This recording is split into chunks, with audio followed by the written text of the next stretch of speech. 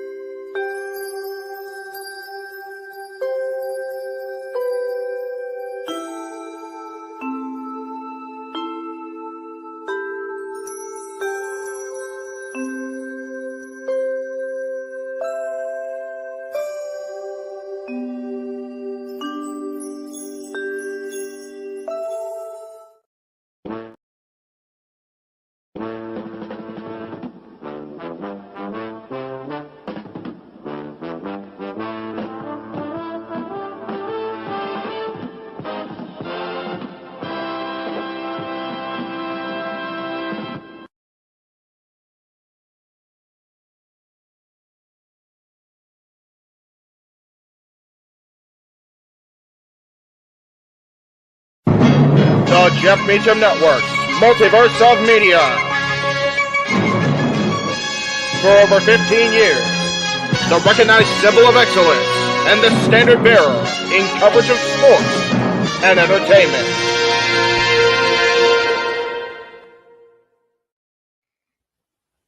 JJ, Jeff, you want to kick this thing off? Because I'm still trying to process everything here. Yeah, it's like, who wants to go first? Yeah, who wants to go first? Well, Come on in. It's open mic night with your host. you could maybe say there's really 4 topics, but it's split into 6. The Renegade, JJ Williams. The Sammy and Eddie Kingston thing, which one's the better smelling turd? And his panel of co-hosts. I am founder. We'll call me that for today since we're going with the Jeff Jarrett love theme here this week, according to JJ. The West Coast Professor, Jeff Meacham. Karma is karma is karma. That's professional wrestling! Damn it! The Simple Man, Noah Foster. It's showtime! Yeah! How you doing, JJ? How you doing, Jeff? James. Yeah. And the He-Man, James Hebert. Imagine Bill Burr, Joe Rogan, Paul White, the Baldies. There you go. It sells itself. God. Get in there. Short his ass and shit the bed. He's not Amber Heard. Give it time, JJ. Give it time. No, I'm sure Jeff has some stuff that Dumb move. Just don't pull this bullshit again. You get one. Tony needs to stop caring about the ratings. Bradshaw said as long as the ads are in place, we're not going to lose that third hour. Ring of Honor does not have to be AEW Live. They don't necessarily have to coexist with each other. You kind of saw that tonight to a degree. Along with a panel of guests. He's no longer glorious. Don't you bring that up. You want me to rant about what my NXT used to... No, we are done here for the night. I swear, James. Because you never know who may show up for open mic night. I leave our company in the capable hands of an extraordinary group of superstars, employees, and executives. The first thing that came to my mind was, it's about damn time. Amen. I literally touched everybody in the state's trash. So it's horrible, you guys. Peyton's new thing is Dennis the Menace, but it's funny because she calls it Dentist the Medicine. And that's great. When Elliot Taylor came out and did Born for Greatness live, I was popping my pussy, having a great time. I didn't care. I was having so much fun. Sit back, relax, and enjoy the show. Fuck Bill Belichick. How'd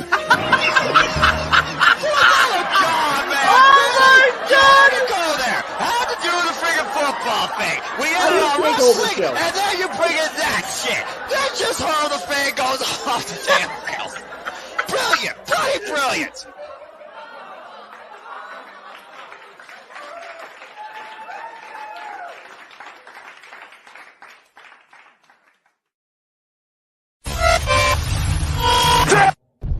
We're here.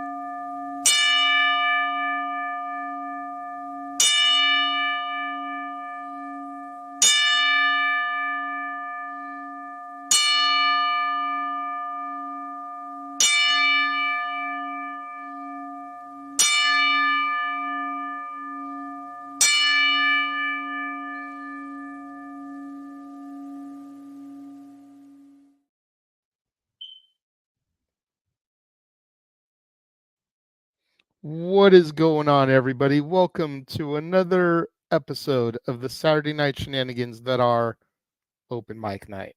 I, of course, am your host, your moderator, back to health. Gonna go ahead and start bringing in the panel of regulars. What a motley crew we have this evening. First of all, the man who just yesterday became another year older and another couple days wiser, the man, the myth, the legend, Jeff Meacham. Happy birthday, good sir. Teo. Yes, 41, and got new stuff for birthday presents. So got to trying out the new equipment. I did a little test yesterday, but I'm here. I'm 41, and I feel every bit of it, especially after yesterday. But so it's okay. I know. We all know. I'm not looking forward to August when I add 7 more years to that. And I meant about my yesterday and the bullshit. But it's okay. Well, yeah. I will never not pop at the end of the opening with Jesse popping her things and fucking Bill Belichick. It's just a beautiful way to end the opening. I love that shit every week. So I was cracking my ass up over here. It is. We have a surprise return to the panel. What? The Heeb man, James Hebert, look out! Found his way back home. Who says you can't go home? That's right. Hey! Listen! I'm comfortable in my own home. I have no problem finding my way home because I like that bed and I like to sleep, which is what I was doing. Which is the reason why I didn't let you guys know 3 hours in advance, like I said I would, that I'd be on here because I ended up passing out, and and because I'm so focused on this edit of the documentary that I'm losing sleep. It's fine. But yeah, James eats his memes, folks. It's okay. I mean it by memes. The documentary that we've been plugging the ever living shit out of. Yes. I appreciate you guys doing that, man. That's great help. It's coming along so good, by the way. Oh man, wonderful, man. You guys are. If you guys love sports, check it out. That's all I'll say. Like it can't. There you go. Cannot speak. I'll be in big trouble. Yes. There you go. Thank you, Rambo. Appreciate that. Everybody, if everybody's coming in to have birthday, say thank you. I appreciate that. Happy birthday to Jeff. Happy birthday to Jeff. That's right. And then we've got the other half of the AEW commentary team.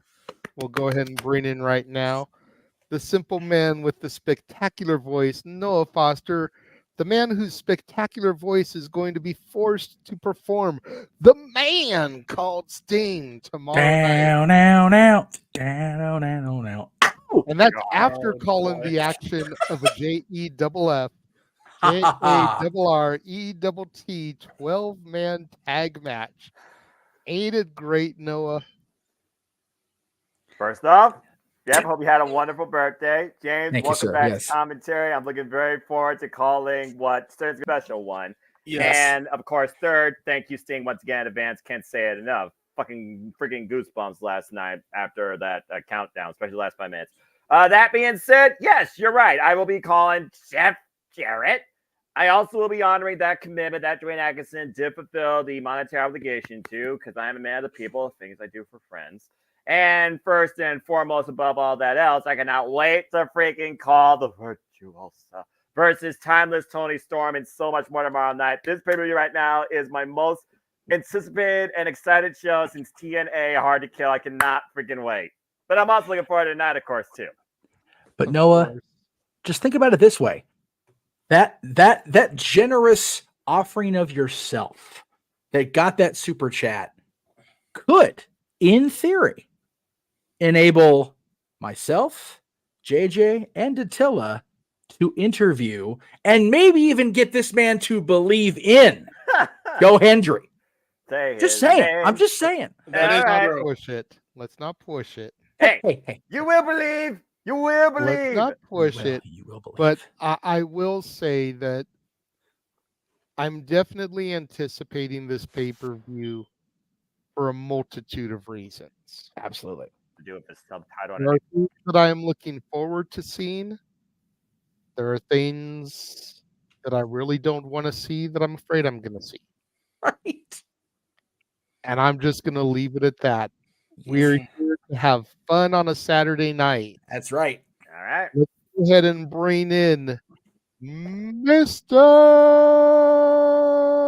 Reliable. God, I missed that mic.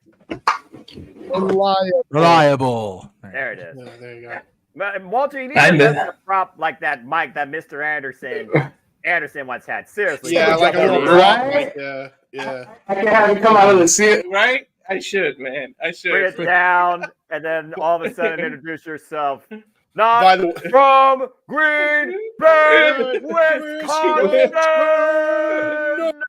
Yeah, He was I recently missed that watching shit. Mr. Anderson matches.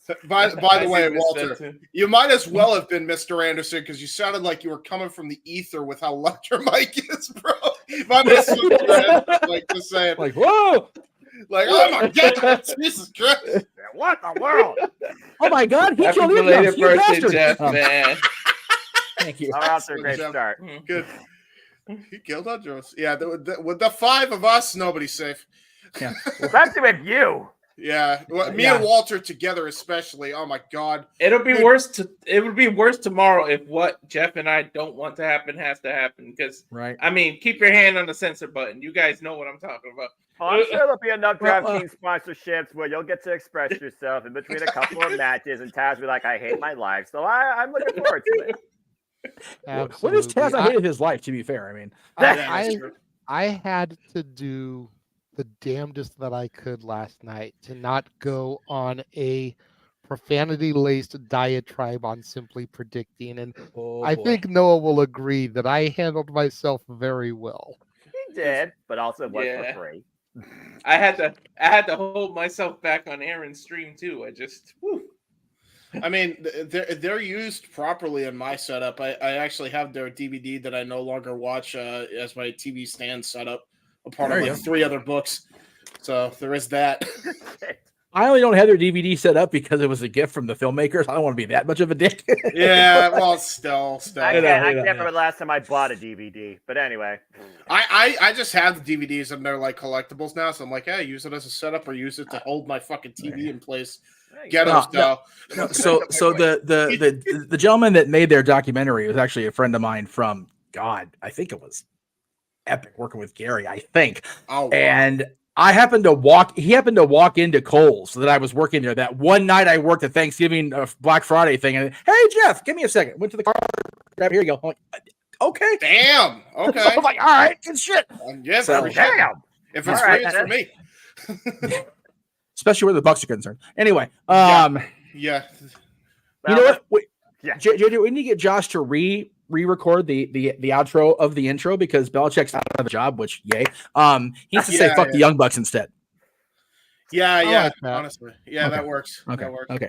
I agree. But we'll work on that. In the meantime, we're 15 minutes in with JJ. We're off to the races because everybody's been just randomly shitting. It's okay. It's okay. He started. This is He going to be instigated. another. This is going to be another kind of just like chill, free-flowing episode. Yay! As we have part 2 of Push, Bench, and Repackage that we are going to play. Yes. And I will track the order. For those of us that weren't here last week, shame on you. What we did is I had 50 images. We only got through 30 of the 50. Correct. So we're going to do the other 20 this week.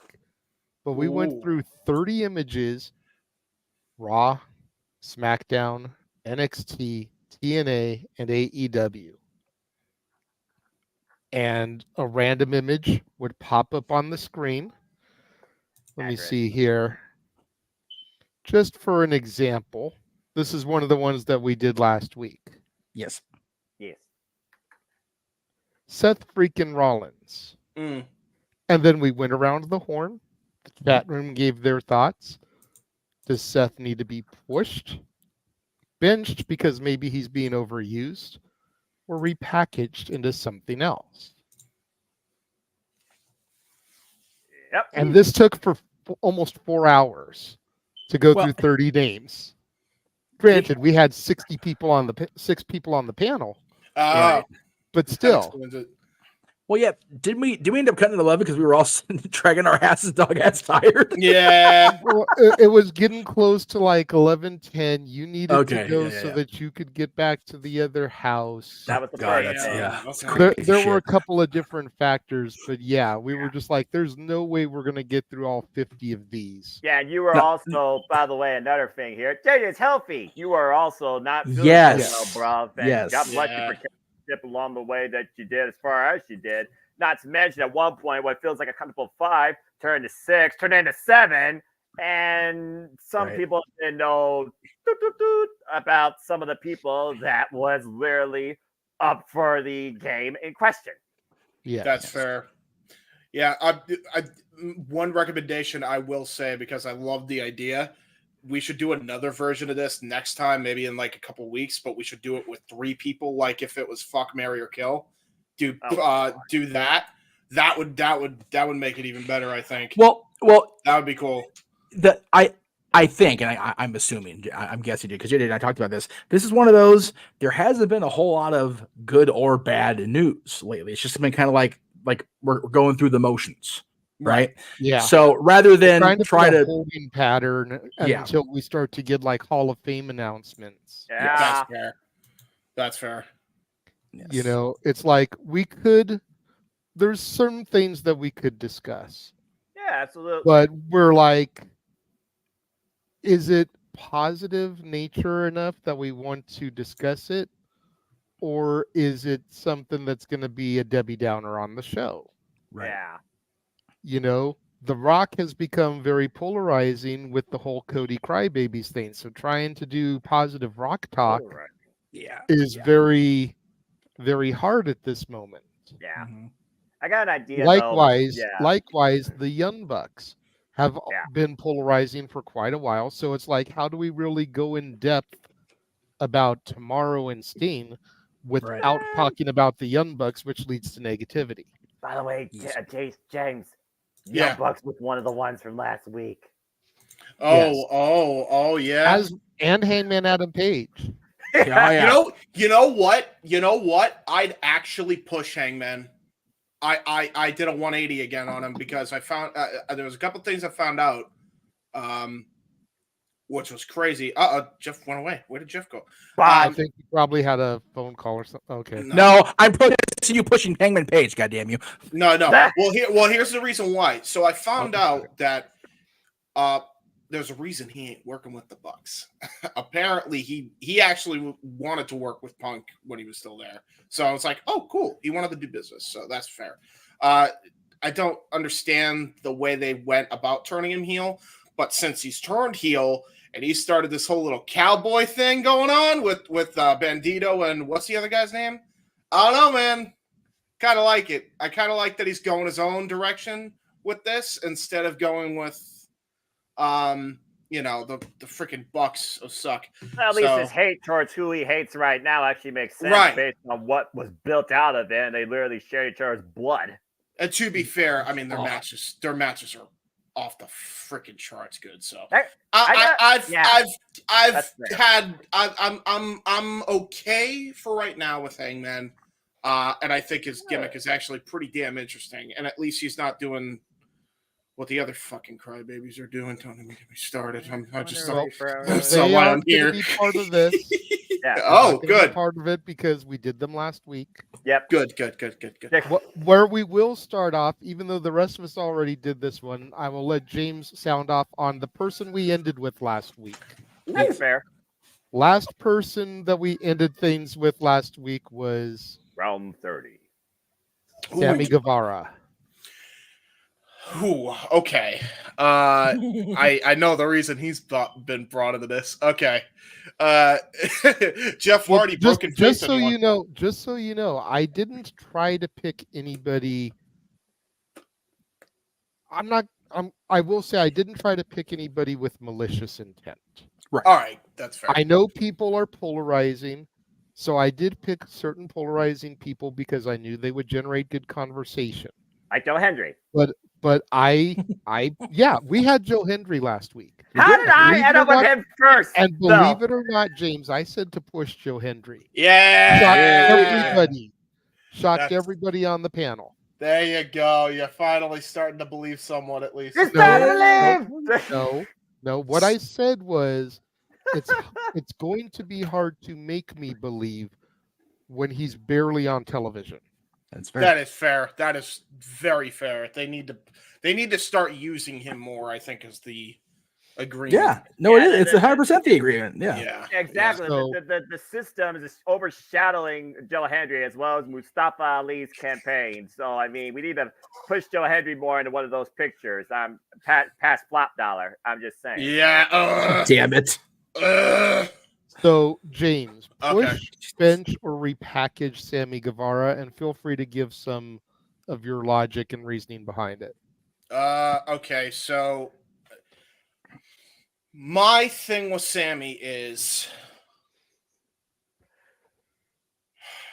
I can't necessarily say bench, but I can't necessarily say repackage because he's been constantly repackaged. He's the Big Show. Yeah. He might as well be the Paul White of AEW for fuck's sake.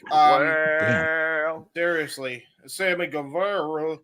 Well, he done turned again. Yeah, he's gonna jump off a ladder tonight. Okay, my thing with this is push him, and the reason I say push him is he is very good at getting heat or getting cheered. He's one of the few guys that is this young in this sport to be able to do something like that. That doesn't happen on accident. You're either born with that weird-ass chaotic personality trait or you're not. That's really good to have something like that.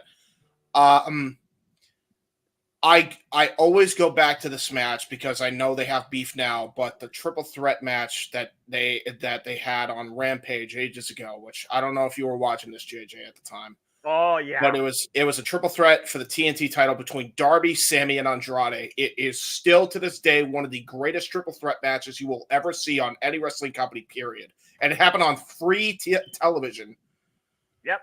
I know exactly what he's talking about. You give this guy something tangible to do and sink his teeth into that, let me preface this, does not require a hardcore match where he breaks someone's face. There you go. Then you got a star in Sammy. Face, heel, don't matter. I really do like Sammy. Right now, I think the best utilization of him, especially with how they kind of booked him in the I don't know if anybody's seen Backstage. He became a babyface in my eyes because him and Tay Conti were like, that was one of the most blossoming real relationships ever that I think anybody in his position would be jealous of having, because that woman prays for him in big moments that he has. Like, praise of the Lord. That should be showcased more between the two. Like, see what you could do as a face. If it's between push and repackage for me, because the only thing you can repackage really, it's not really repackage, is showcase that relationship more. Show her, doing a Father, Son, Holy Spirit in a big match. Like maybe he goes for the AEW World Title again, doesn't win it, but has like a killer performance against, Samoa Joe or something like that. Little David and Goliath action on television. Have like a 25-minute belt or something like that. And then like that, even in defeat, makes him look like a star because he just went toe-to-toe with Samoa Joe, which they should have done for Hook, but that's kind of my thing. I would push and or repackage by showcasing that relationship more. I'll just lean towards repackage in that regard, just because I think that needs to be showcased more. What you showed on backstage, show more on the television show. Respect. Okay. So there. Really quickly to answer the question in the private chat. Yes, Walter, we did Sammy last week. That was the last one we did. So that's why I figured it would be a good place to kind of jump off, let James get a feel for the game. Yeah. And now we'll go straight into number 31. We'll start with me and we'll just bring the rotation down. So JJ, Walter, Jeff, me, James. I will keep that order in mind as we begin round 31. And chat, let us know your thoughts too. Please stay on topic. And I'm pretty sure during the hour break, if not post, we will remind people what exactly we're doing. So with that being said, JJ, game on. Let's do this. All right, round 31. Fight. The OC. Oh, wow. The Good Brothers, AJ Styles, and Meacham. Drop it like you picked the fourth group here, the first one of four. I did. Oh, boy. Well, he starts off. So this will be this table very, very badly needs to be repackaged. Yeah. Right. AJ Styles, with his heel turn, has already distanced himself from the Good Brothers and Mia Yim. Sorry, I cannot call her Meechin. Just Thank like you. you have a hard time calling Gunther, calling Walter Gunther. Yes, I cannot call her Meechin. I'm so proud of you. It's too close to my damn name. So, right there, you've got that problem with AJ Styles' heel turn. The Good Brothers were on NXT this week. That is how mighty they have fallen. Yes. I'm happy to see them on NXT because they ain't doing jack diddly shit else. Right. Yep. And throwing them in the division, having them feud with Baron and Braun right now is going to be nothing but good for them. Especially as Braun continues his squash matches over on SmackDown like he did last night. Poor Zion Quinn, but I digress. Right. Yep. As far as Mia Yim goes, this girl is too fucking talented to not get title shots. Yep. I realize that she is like coexisting in a world where when she's not injured, Charlotte Flair exists, Bayley exists, Bianca Belair exists, Io Sky exists as champion, Asuka exists. Like, I get she's having a really hard time fighting for TV time and real estate. Right. Put her on Raw. Mm. Raw suffers in their women's division. Yep. We made this comment last week, I think. You've got Becky Lynch, and that's about it. Because everyone else is like he a tag team. Seriously. So I say you just completely repackage them. Yes, that means that we don't have a Bullet Club faction in every company anymore. But is it worth it? No. At this point, I say no. Walter, push, bench, or repackage? I'm with you. You need to repackage this poor group. I knew as soon as AJ got hurt and moved away and they were going to push it, I called it. I said, we're not going to see nothing. They weren't even on TV. They weren't hurt. They could have been on TV a little bit. You could have reminded us of them somewhat. They were there like here and there, maybe like once a month. but you completely made us forget. Out of sight, out of mind. In the wrestling business, the moment we don't see somebody for 2-3 consecutive weeks, the attention span goes, and we forget about who they are, unless they're a really big star. And so you need to repackage them into something. Maybe change their name. Maybe separate the tag team, or I don't know what you can do, or just run amok in NXT as the OC. I don't know what you're gonna do, but you need to get the AJ Styles stink off, and we'll see.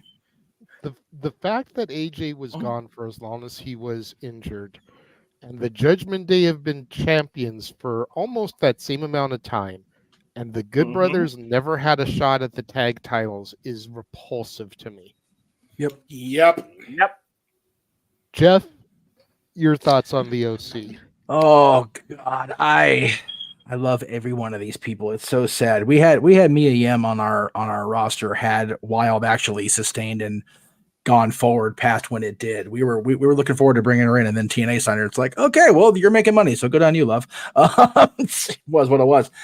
But yeah, I complete repackage across the board, and I'm not saying them in NXT is a bad thing, because as you said, JJ, we've seen the folks go down to NXT, Dolph Ziggler, Mandy Rose, Baron Corbin, and to get that fresh coat of paint on them, and they thrive. So maybe Gallows Anderson will do the same thing, but they're only down there because they've flopped worse than a freaking 2-day-old fish on the pier on the main roster.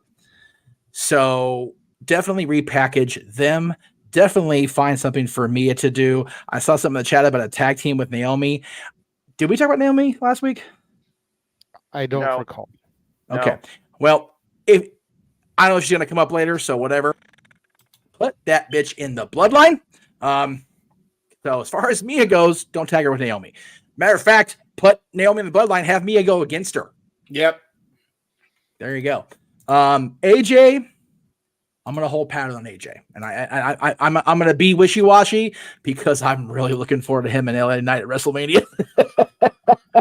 Like, that's gonna be really good.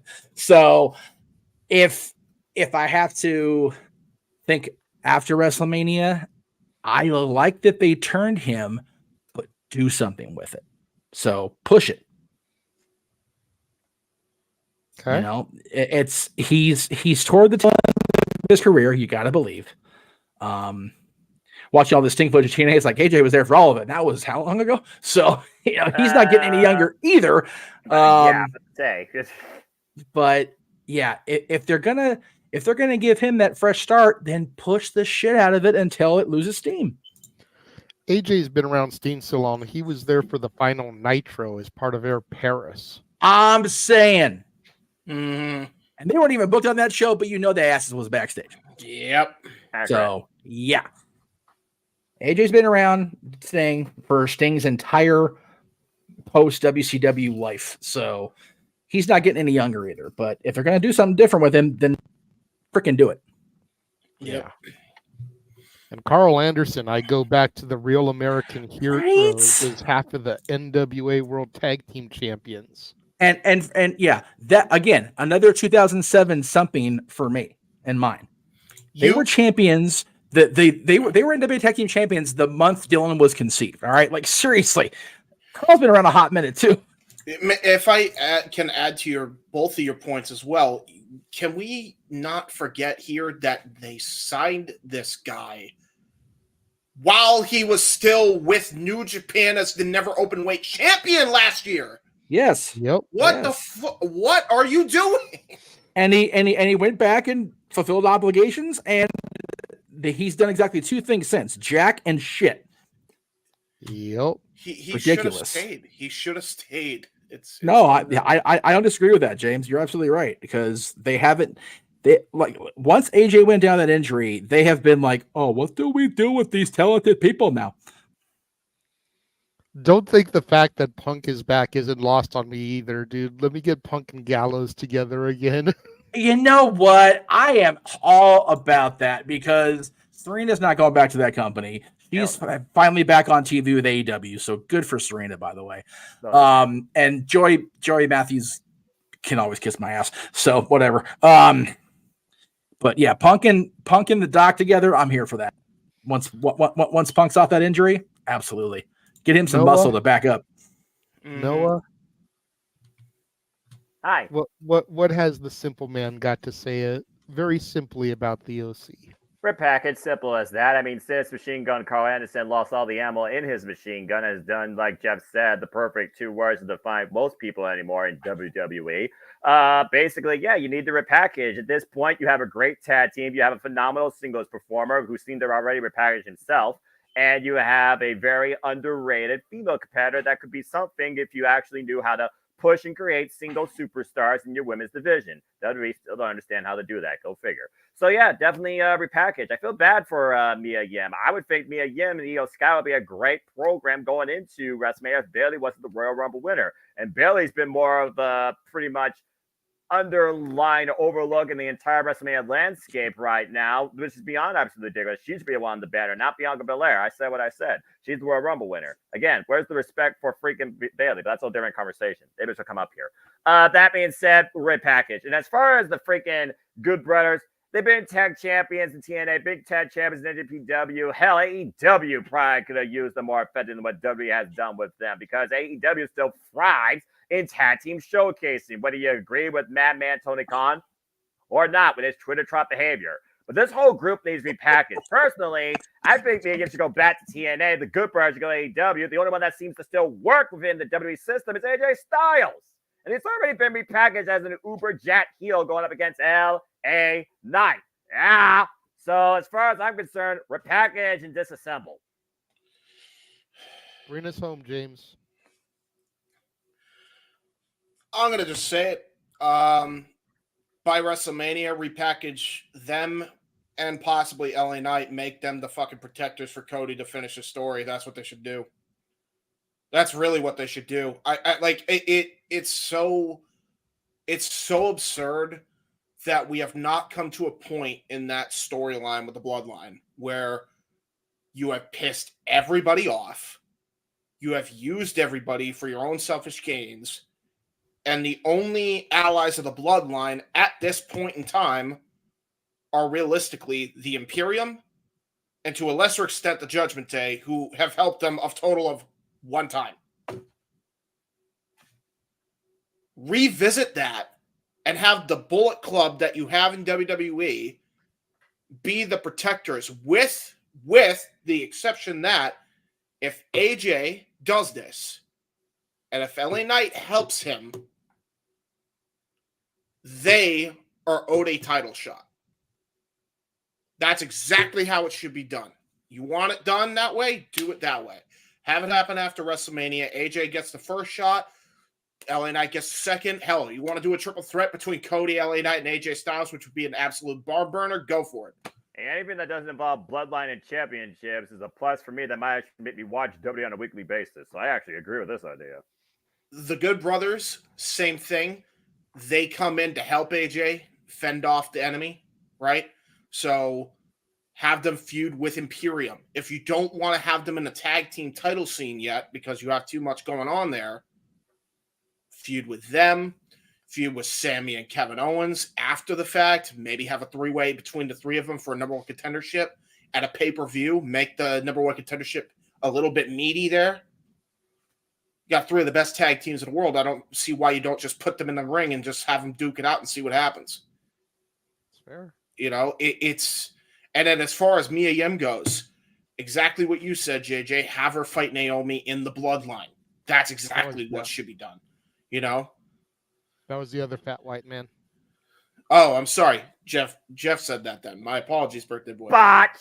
Big botch. Still, it's unbelievable to me that we are at a point where you don't know what you're doing with any of these guys. Yes, I'm even going to put AJ into that. Yeah, I know he's retiring, but it's like you're not ready to push them to the main event yet, but you just have them feud with each other for the sake of feuding with each other, when in reality they should be angry with the guy that screwed them in the Fatal 4-Way match at the Rumble in the first place. Where the fuck are the priorities? Like if you're going to have AJ be a prick and you're going to have LA Knight be a babyface prick, at least make it make sense. It ain't hard to book. It's just hard to finance. And WWE doesn't have that excuse. And if Logic and WWE are in the same sentence, then maybe this kind of be worth watching for me on a daily basis. You have 2 different world title belts, which you could go either direction with, that is going to change the face of both your flagship shows. You don't have a reason not to push these other people. You just need to start doing it, especially with this impending Netflix show coming up for Raw. You need to start doing that. You need to start pushing these guys, making them bigger, larger than life. So by the time they are on Netflix, all they have to do is show a package as to why these people are important, and then bang, there you go. I don't think you can afford AJ to retire until 2 years into this Netflix deal anyway. So you might as well use them the 3 years you fucking got them still.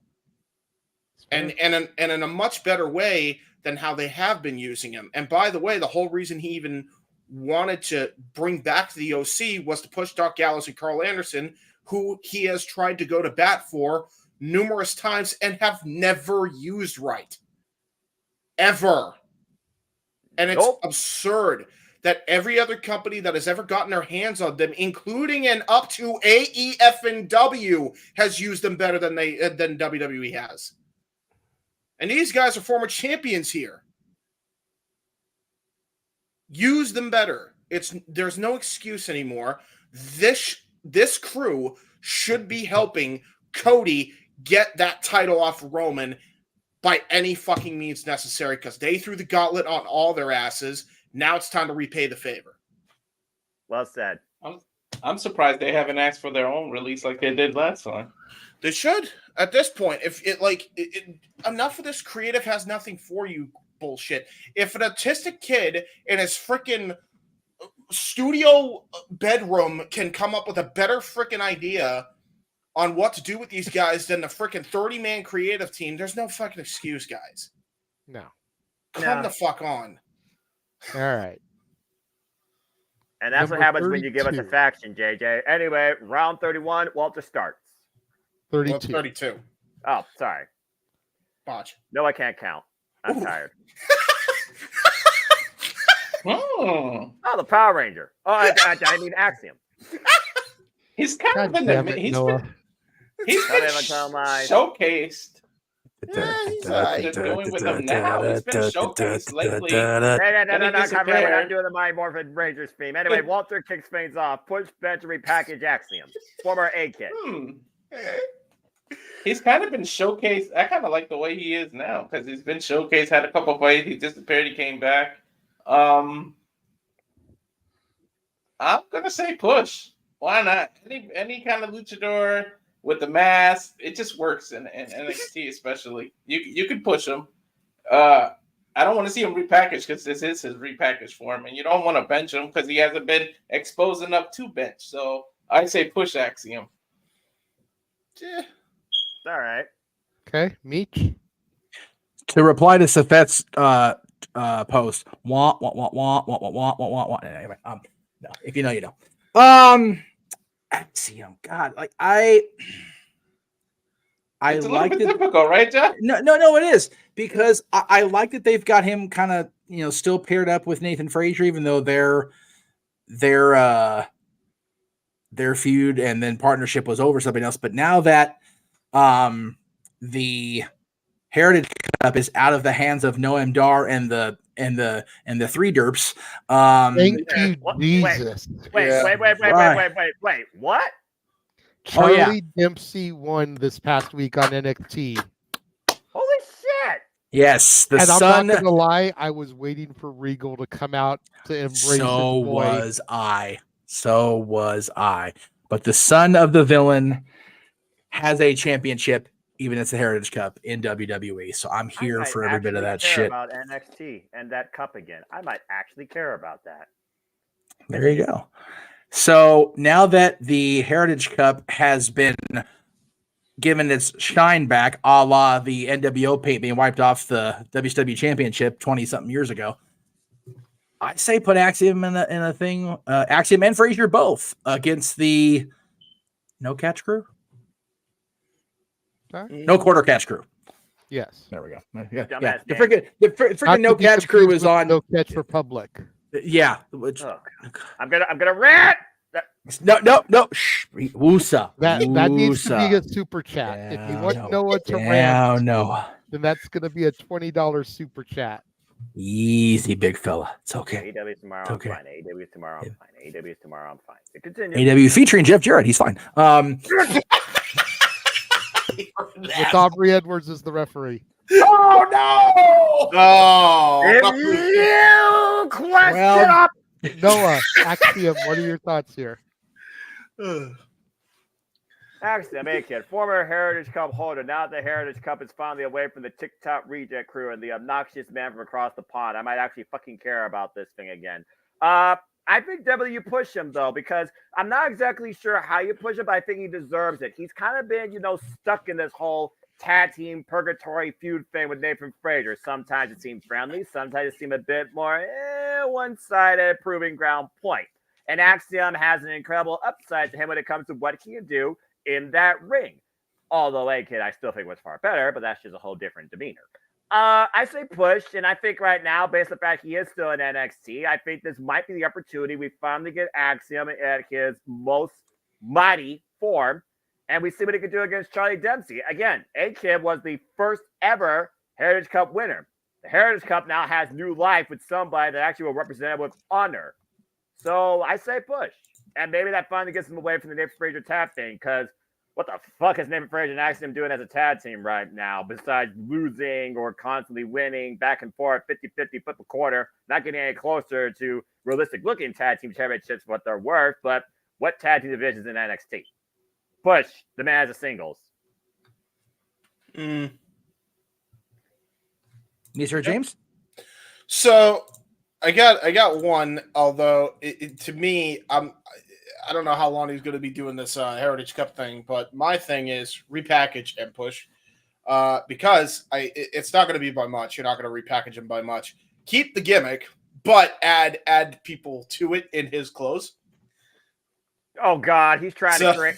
Damn it, James! So hear me out. Hear me out before you say it. Get Sin Cara back. Get Fuego del Sol in. Have him join up with Axiom. And then you can add Dragon Lee, and you can add another luchador if you want. And then the final one, okay, it's got to be Hurricane as the Green Ranger. God.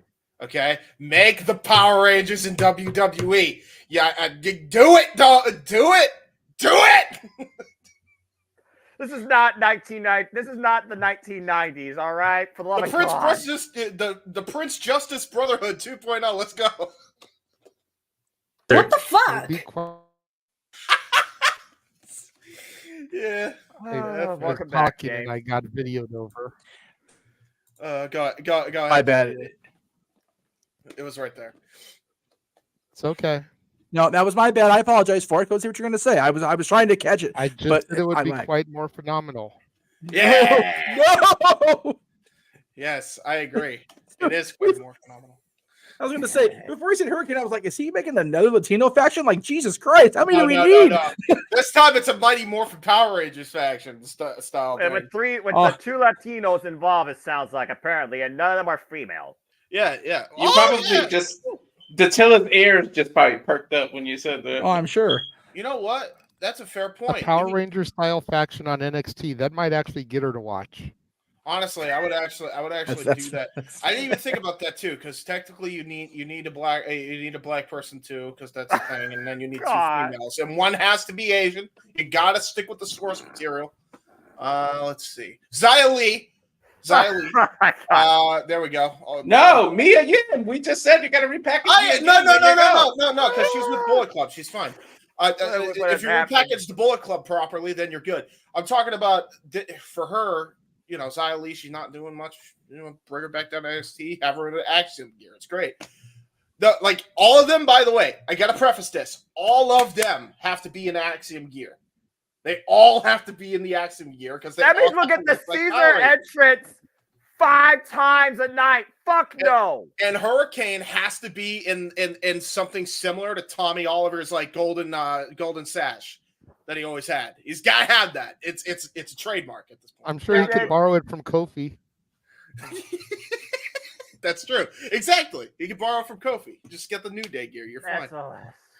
Moving on, number 33. Well, hold on. I haven't given my thoughts. Yeah, JJ hasn't given his thoughts. Let him give his thoughts. That's right. I'm sorry. My brain's broken. But I do concur as far as push goes. I don't know about the whole Power Ranger thing, but I definitely feel like he's been catching steam here lately with Nathan Frazier. Continue the push that he's on. Push him a little harder. Okay. All right. Jeff, number 33. Jeff starts off. Oh! Jeff gets the smoke. Oh, golly. Okay. Almighty now. Right? They are almighty. The Street Profits. Goodness gracious.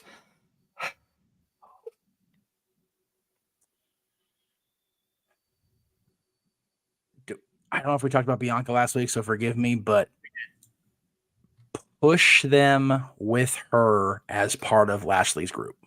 Yep. If they're going to do it, freaking do it. Let them turn, quit pussyfooting around, and actually do it. These guys are too damn talented. Yes, both of them. And I understand.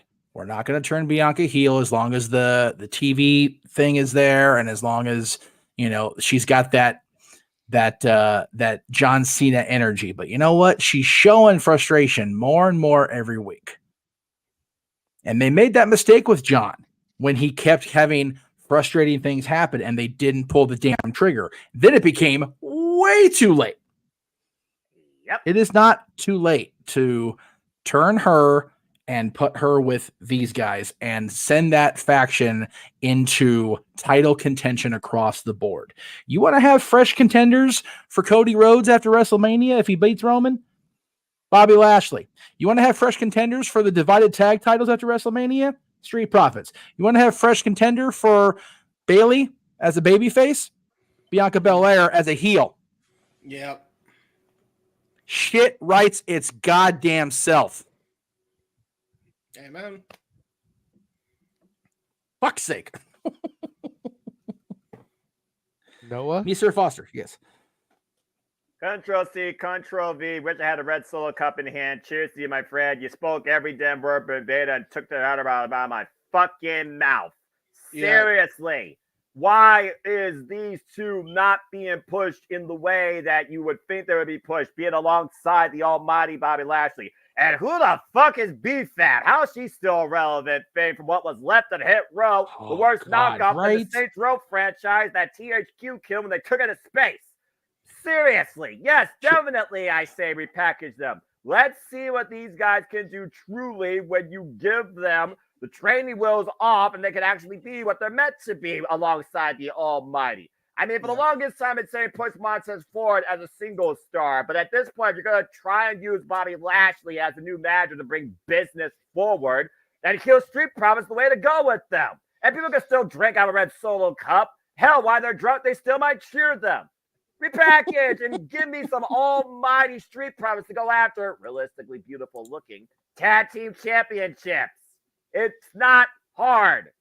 It's fucking lazy with your dadgum 12-digit figurative revenue wallet ass stream I can give two shits less about. The only reason that B-Fab wasn't the worst member of Hit Row is because freaking Top Dollar was there. Well, true. She didn't go over the top rope and flopped. Poor AJ, dude.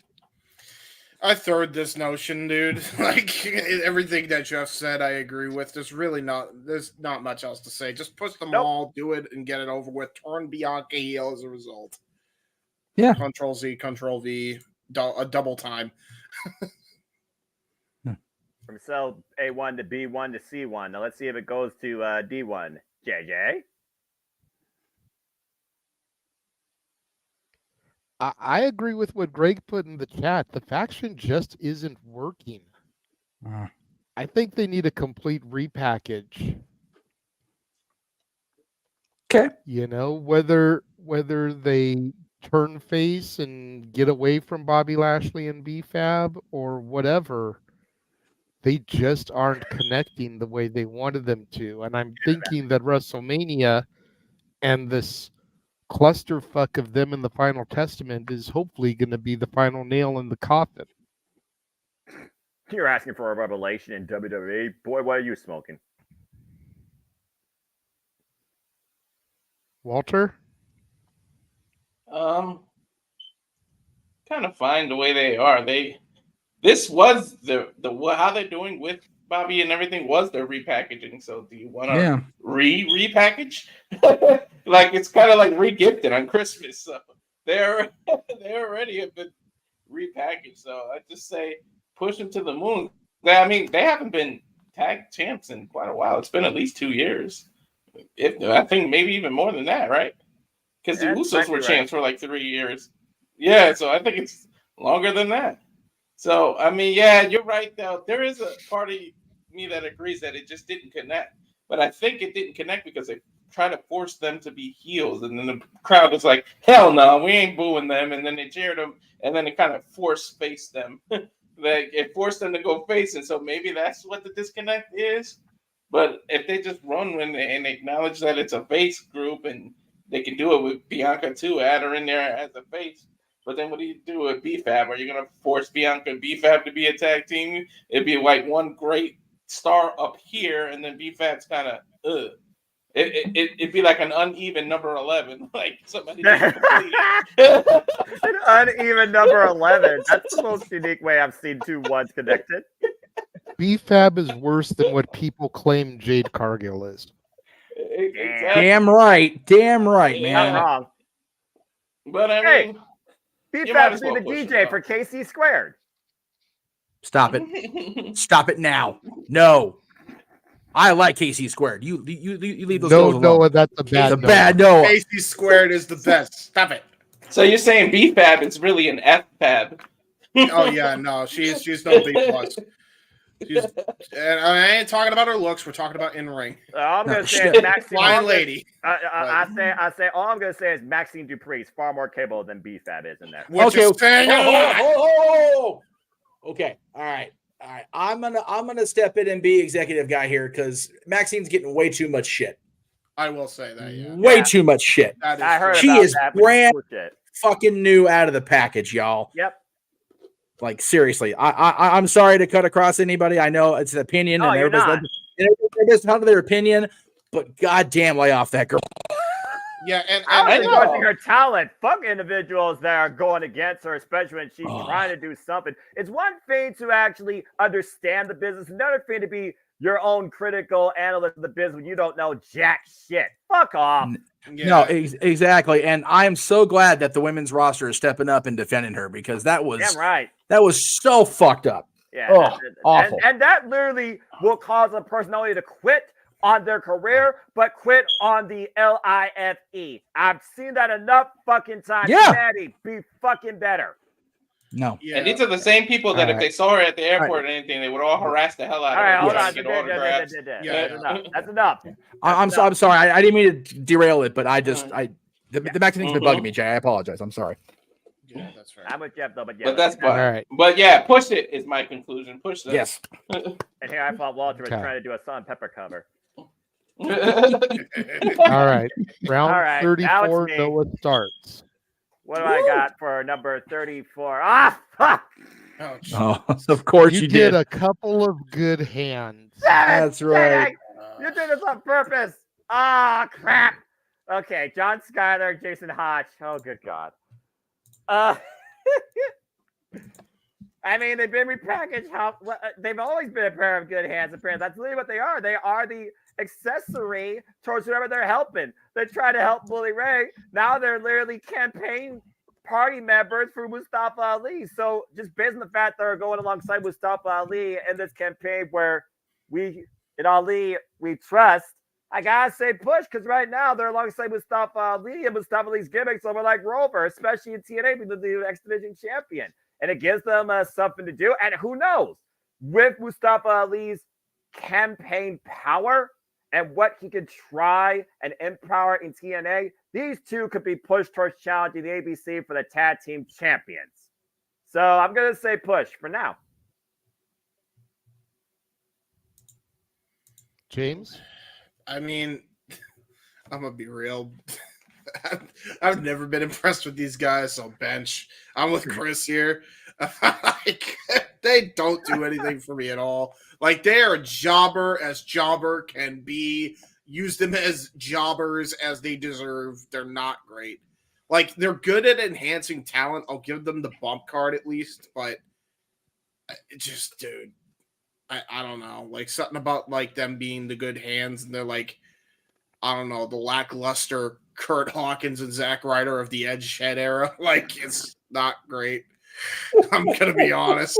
Like, it ain't doing anything for me, dog. Like, I mean, you could repackage them. Maybe it's not totally lost. I'm just thinking, like, you could get much better teams to push in TNA than the good hands.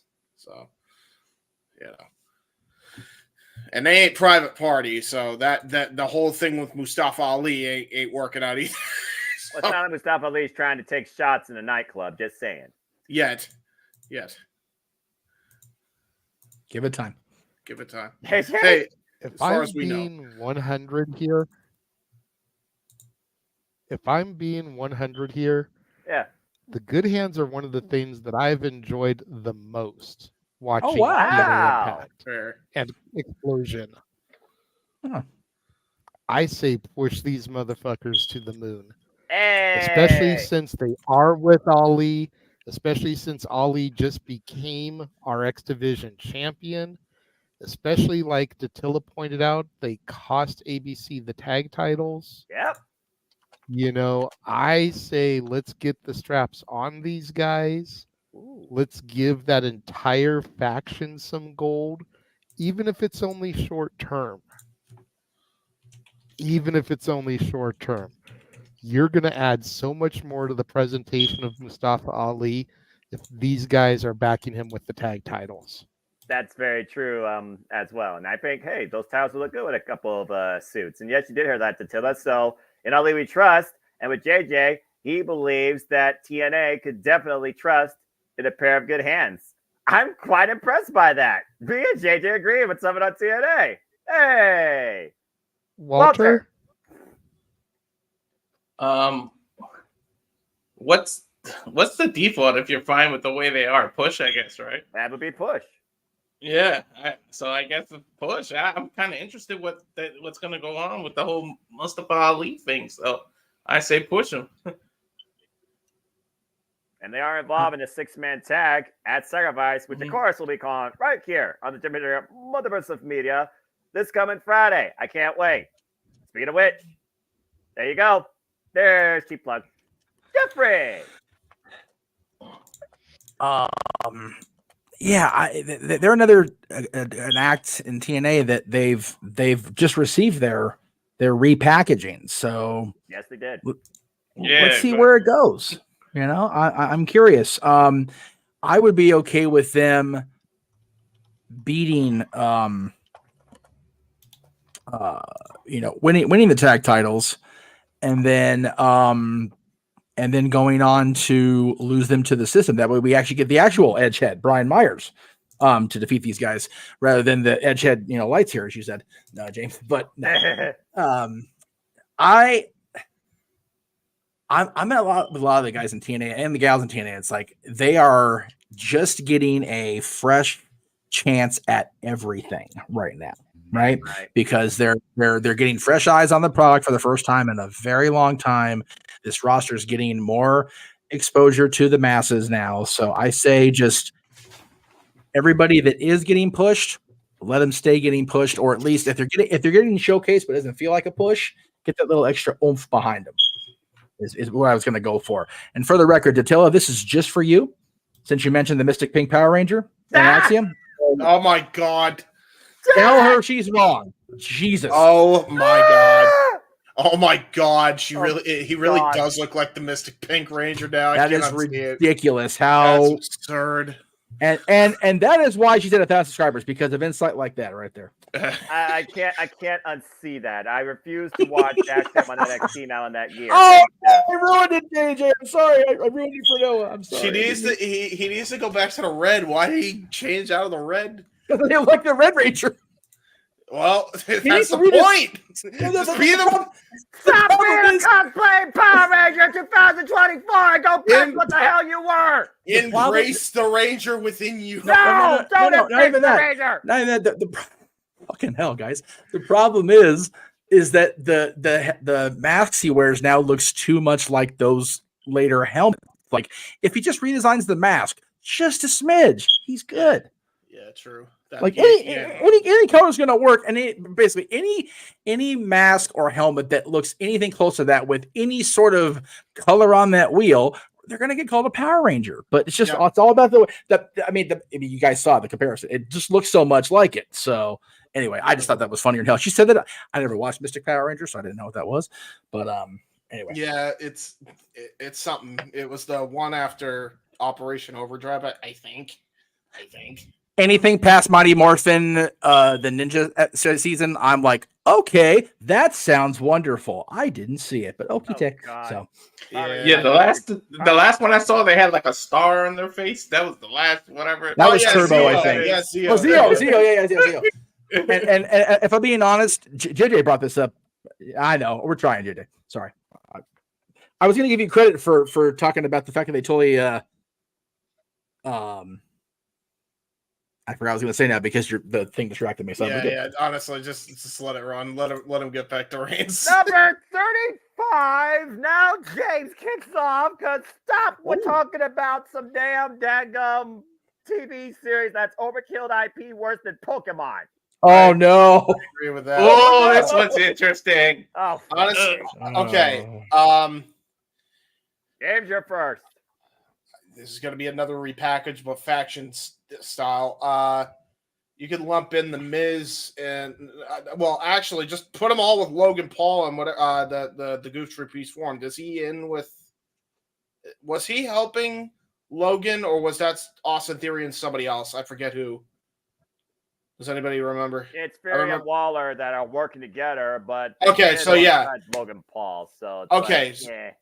Well then, never mind. I guess just push him with Theory and Logan Paul. Like that's such a great group. You could add the Miz into that as well. I don't know why they had the Miz turn on Logan in the goddamn first place. It made no sense. And you know what? To add some veteran experience to this crew and the social media game group that they got going on here, why not just bring back Billy Kidman? Anybody remember the Kid Cam? Anybody? Oh dear Christ! Billy, he's the first original vlogger. Jeff, you got to give me credit there. No. I am friends with the original vlogger, so he's in the Guinness Book of World Records. That guy. Exactly. But no, Kidman, I think, is long retired, and God bless him for it. So yeah, we don't need another freaking WCW cast off from 25 years ago on our television screens anymore. Hey, listen. He could be a manager. It's fine. No, he could be the social media manager and the pro wrestling manager all in one. It's great. We need some sort of shut the fuck up, James to the Josh. Just goddamn it. No. All right. Before we go to JJ, let me go ahead and say the quote because achievement.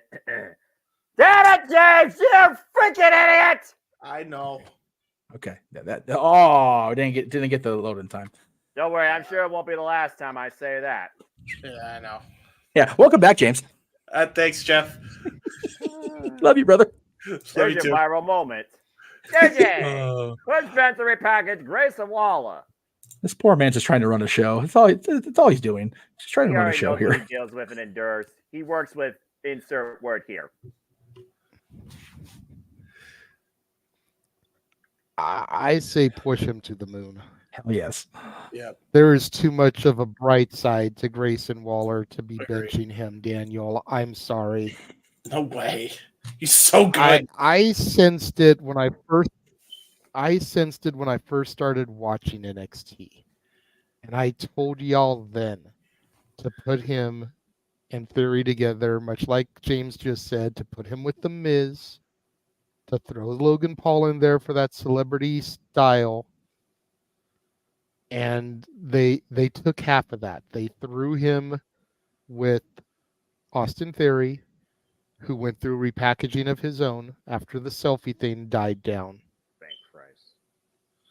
And Miz needed a fresh coat of paint. He turned babyface.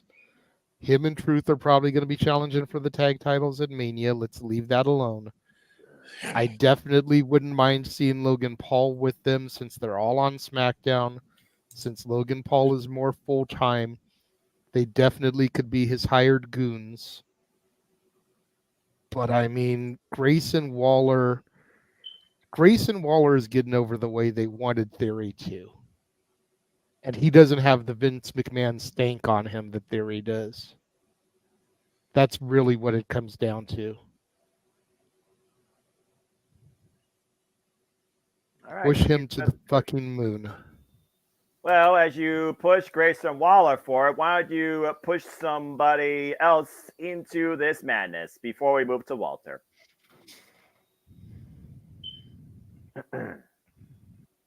What's up? It's me. I thought there was somebody else in the green room, but I could be wrong. All right. Yes, Walter, it is you. Do you push, bench, or repackage Grayson Waller? I will push the living hell out of this guy. Right now, with him screwing over Theory a couple times, you do it one more time. Maybe you push the hell out of Waller and you make Theory the face. And now Waller's still the ultimate jackass heel because he's good as a heel. I can't cheer for Waller. I'm sorry. Even if you package it, he just looks like somebody. All due respect, it's his character, not the human being. I want to smack the shit out of this guy, like looking at him. But it's the character. It's not. You're not wrong. I mean the human being. I mean the character. So, but especially after that video of somebody calling him fake and the way he acted and everything, I feel like that was awesome setup. But yeah, I say push him to the moon because you got the rivalry right here. I want WrestleMania. I want Theory versus Waller. Like I feel like you have to do that now. It almost feels like that's what they're pushing towards. For Waller abandoning him in Australia and what he did last SmackDown. So I would love to get this guy pushed as a top heel. And like JJ said, he doesn't have the Vince McMahon stank that Austin Theory has. So you can get this guy as a legitimate upper tier heel. Like he can be right under Logan Paul or equal to Logan Paul. They just both come out with that same kind of personality. Yep.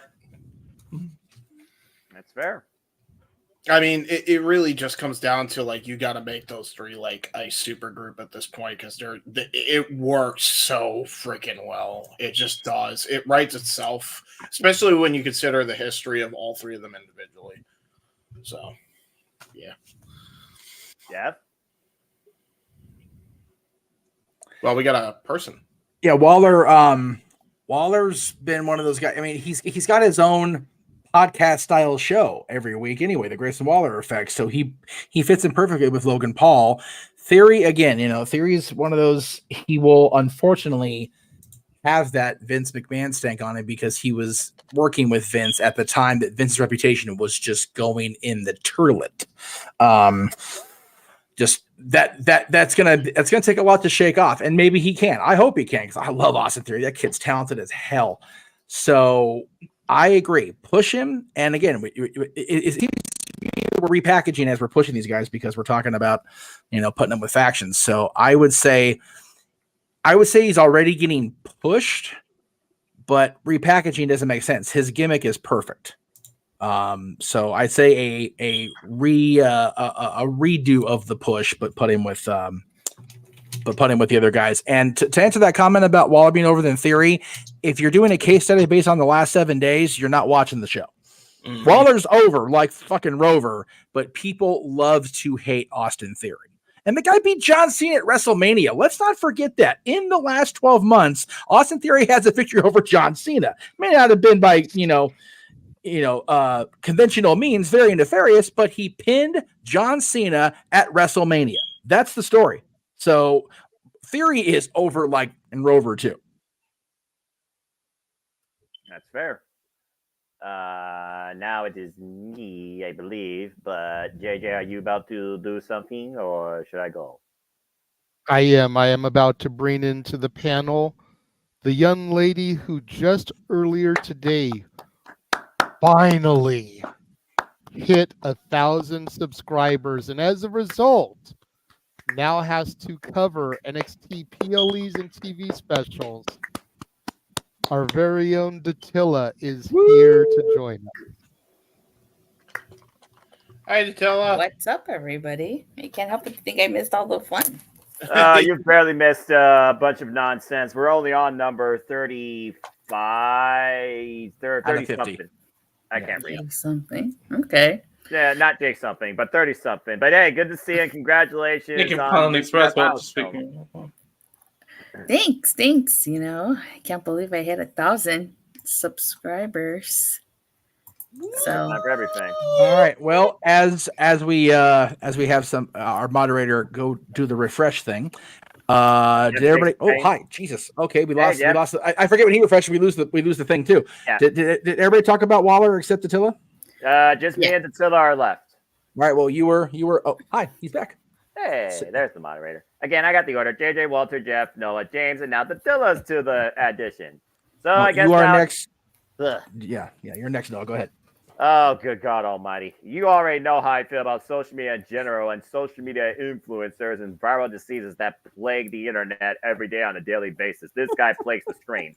But there's no arguing right now that the gimmick works. I hate this character. I want to see Taylor Swift slap the taste out of his mouth and kick him where the sun don't shine and send him down under, 6 feet under. But I gotta say push, because whatever he's doing, it's working. His obnoxious overall presentation, without the shoeies, for God's sake. It works for what he does and for who he is, and there definitely is potential, and this guy being must-see. Will be awesome? No, it'll be its own thing.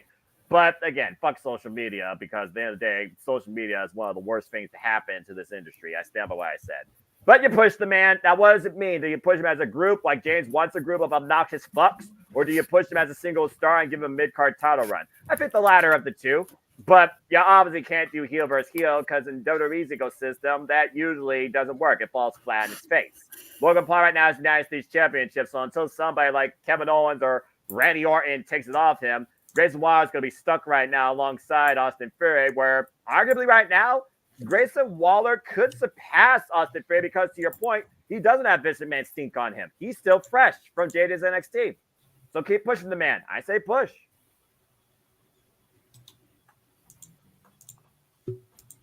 And that means our own Datilla. Oh, okay. I'd say push as well. I think that he deserves a push. I'm not a huge fan because it's like, but that means he's such a good heel because I can't stand his character. Yes. So push. I think it was unanimous pushes there for Grayson Waller. Good for him. Damn it. He deserves it. He deserves it. He's really good. I want Theory with him, too. Yeah, you're not arguing. Yep. Well, Datilla just came in, and I added her into the order, so Datilla will be first on who's next. Hopefully not Goldberg. So what's next? Oh, wait, I skipped one. No, that's right. Yeah. What are you doing? Yeah, 37. Sorry. Go ahead. You just misnumbered, that's all. The numbers are numbers, all right? Yeah. The numbers don't matter. It works. So, Datilla, that is, in case you don't know, because, again, you're still fresh to JJ's NXT. I'm fresh to all things wrestling. Shout out to the W Crew. Bea Priestley / Blair Davenport. And the last thing she did is she won the Iron Survivor Challenge last year at NXT Deadline, and then lost her chance against Lara Valkyria for the NXT Women's Championship. She's currently right now in NXT. No idea what the hell she's done since. So, push Benson repackage, Blair Davenport. Well, I wish I wouldn't gone first on this one, but I don't know much about Blair to even say push, bench, or repackage. So I guess leave as is. I don't know. I don't know much about Blair to even give judgment on this. I respect that. Also, you could just say I would stand until you hear everyone else's opinion. So how fitting that after you is the guy that literally knows all about this woman because it's NXT. All right, JJ. You want to push Benson repackage, be Blair Davenport? Gotta push the shit out of her. You know, to Matthew's point, the fact that she hasn't been champion yet and is barely getting featured on the roster is just the drizzling shits. Put the words out of my mouth. There's so many other women that need to get pushed over some of the ones that are getting pushed. You know, she deserves a mega push. She deserves to be the face of the women's division down there. All right, that's a push. Walter. Walter, you're up. Sorry, was on mute. I know. I'm gonna go with JJ. Yeah, I don't know how.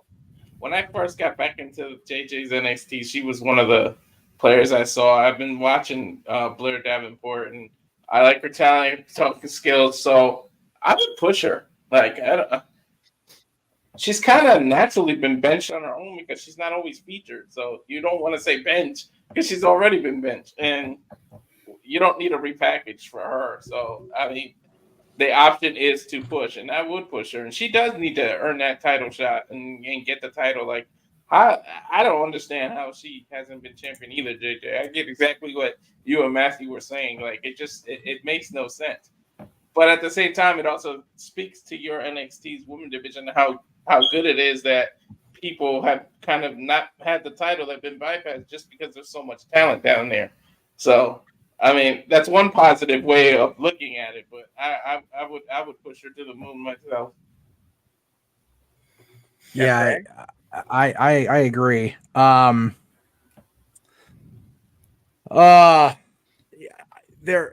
It's never a problem to have too much talent, except for the talent, because a lot of them don't get showcased, right?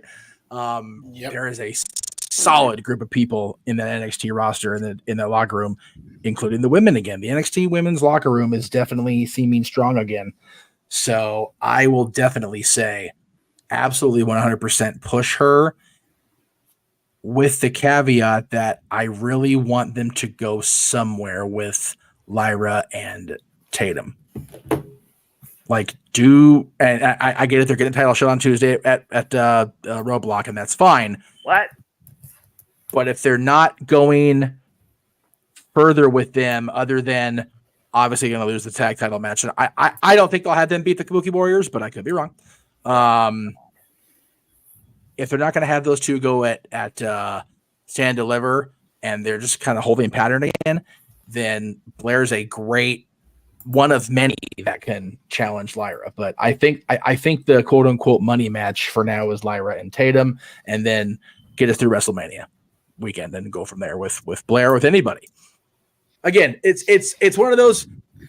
It's good we're doing this show because there's no news, and we need to make sure we want to have stuff to talk about. But it's like the entire industry is in the holding pattern right now because Mania is right there. So I love Blair Davenport. I've always been impressed with her, but I've been impressed with a lot of NXT people since I've given it a renewed chance on Tuesday nights. So she's one of many I could say push to the moon. And how has she not been already?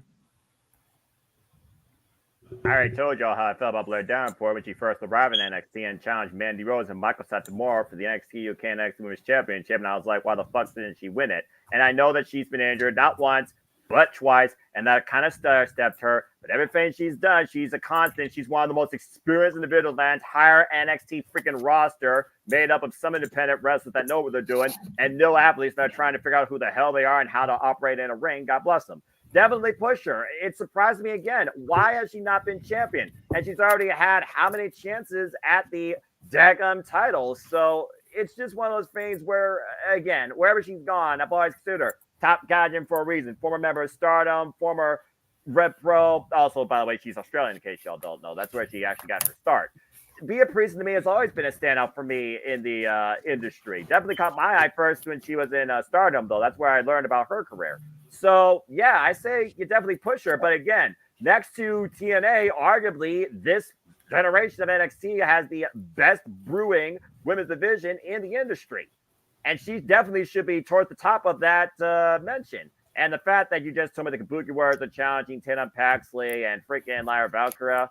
Oh, wow. What's going to happen during that match? Gee, I wonder. Seriously, just do Tatum Paxley and Lyra Valkyria, Stand Deliver, and then give me Blair Davenport versus Lyra Valkyria, and then let's see how we go from there. Again, right now I feel like the NXT Women's Championship got more going for it than the other main roster championships. Ain't that something?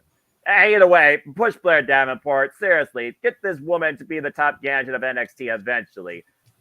I think her and Lyra is the perfect end game for Lyra's run right now when I look at the NXT women's landscape. Push Blair, and I call her Blair Davenport because Blair Davenport's actually a name that sounds normal for a woman like her. I'll say push. James. I agree. Blair Davenport should have been pushed anyway in any company she was in. I feel like they've dropped the ball since, Stardom. Like, she was in Stardom. I feel like every company's just kind of dropped the ball with her. Even AEW did when she was there for a short minute. Like, you keep every star that was unable to come overseas, but not her for some reason. Okay. Strange one, that, Tony, but okay.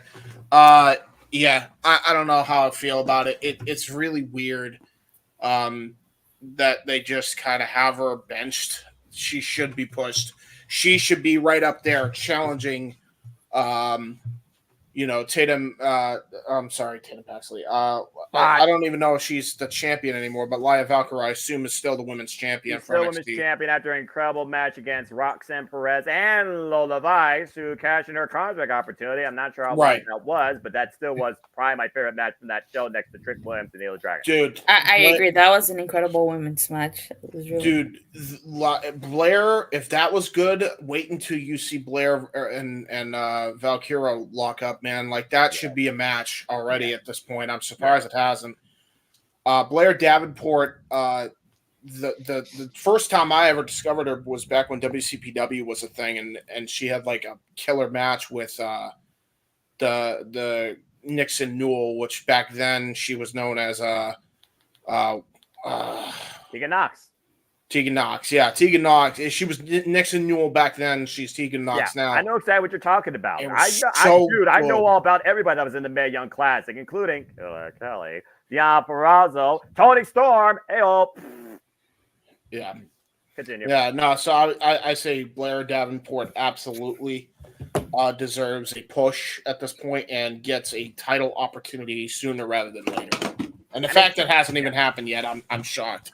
It actually did happen because, again, she was the winner of the Iron Survivor Challenge last year in December, but she lost to Lyra. She's already had a match, but it's just a typical match on NXT television. Yeah, but I mean for the title, though.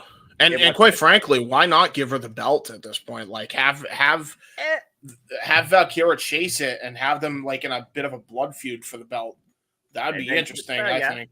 I mean, Lyra, again, she already rose to the occasion and beat the man Becky Lynch. I can see Lyra becoming a two-time champion going after Blair. Blair truly becomes top gadget, goes Japanese strong style, and tries to rip Lyra's wings off her, proverbially speaking. Again, though, Lyra versus Blair sounds more intriguing to me than Becky versus Rhea and Bayley versus Io at this point. Anyway. Okay, JJ, you are next. You actually start up the next round here. So, who's next? Did Tilly go? Before we do that, we're gonna go to a trailer. Oh wow! Before we do that, we're gonna go to commercial. I had told Jeff that we were gonna do that so that he could throw to it, but he dipped out for a moment. So, all right. We're going to run James's trailer. I'm having a serious lag on my end, so I'm going to try to reboot while the trailer's running. That's fair. And we'll be back once James's trailer is done. Sounds good. Enjoy the trailer, folks.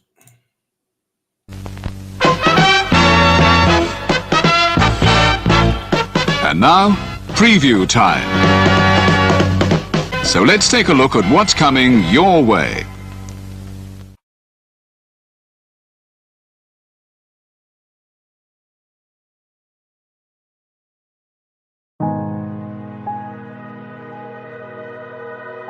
Gary Hebert, the man, the myth, the legend.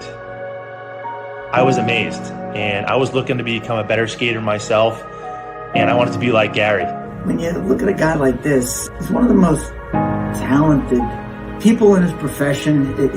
He's been given gifts by God. It can get frustrating at times when you're trying things that, that maybe don't come as quickly to you as other things, and you never really felt that sense of frustration with Gary. It was always about improvement and positive reinforcement. Was it really the end? Was that head injury really the end? God has called Gary to continue to be a blessing to others and to be a passionate example. My name is Gary Hebert, and this is the World Academy of Hockey.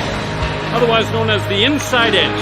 I would recommend anybody that have a chance to come to his hockey school. I think it would be well worth it. It would be rewarding to all the kids and anyone he coaches, from whether it's an adult, a professional player, to a little kid like a Mite or a Squirt. Gary, from day one, has been instrumental to my hockey career. I started out as a potential Division III player, and Gary brought me single-handedly through high school and into a top Division I prospect. I owe it all to Gary, the biggest legend on and off ice there's ever been. Listen, watch, learn, be confident, and have faith. Those are the answers I was brought to. Yet, I only now am really learning how truly important those 5 things are.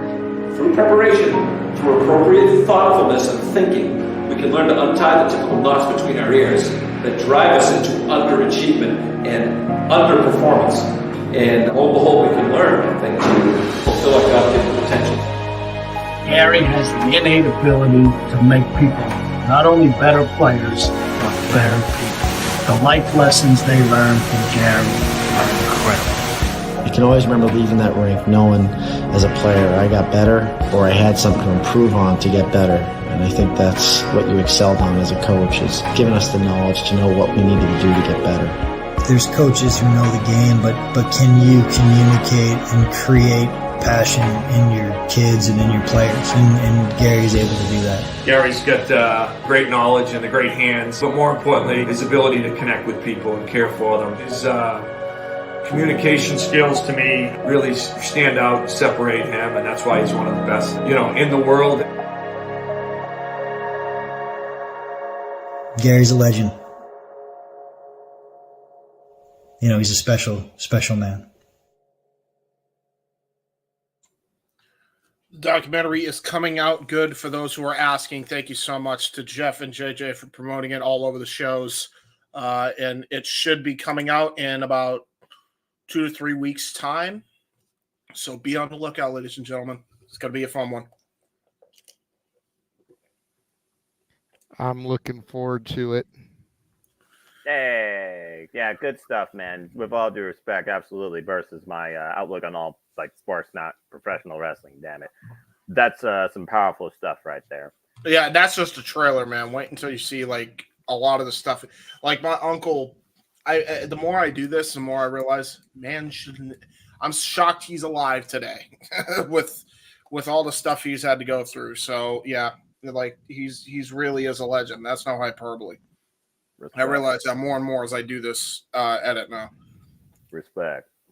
Anyway, welcome back, folks. JJ back once again, and hopefully now the internet doesn't be the drizzling shits for him as we get back to the continuation of Open Mic Night Game Night here with Push Bench and Repackage. And currently it will be JJ, I believe, that will be up to bat first on our next topic. So, JJ, let's continue the shenanigans.